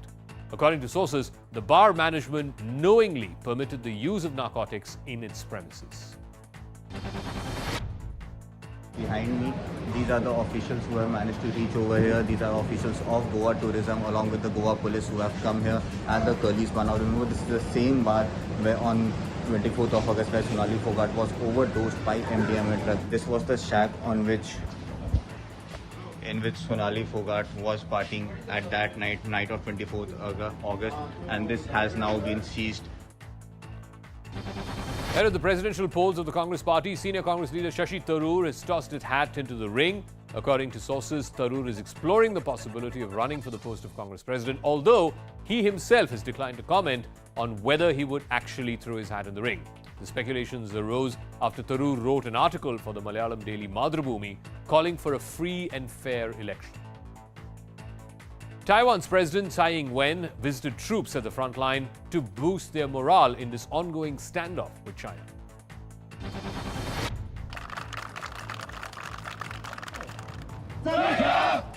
She was greeted by troops at the Magong Air Base in Penghu. She inspected a radar squadron, an air defense company, and a navy fleet. Taiwan's president urged troops to keep their cool in the face of daily provocations by China. She said Taiwan will not allow Beijing to provoke a conflict. China has been keeping up the military pressure on Taiwan ever since US House Speaker Nancy Pelosi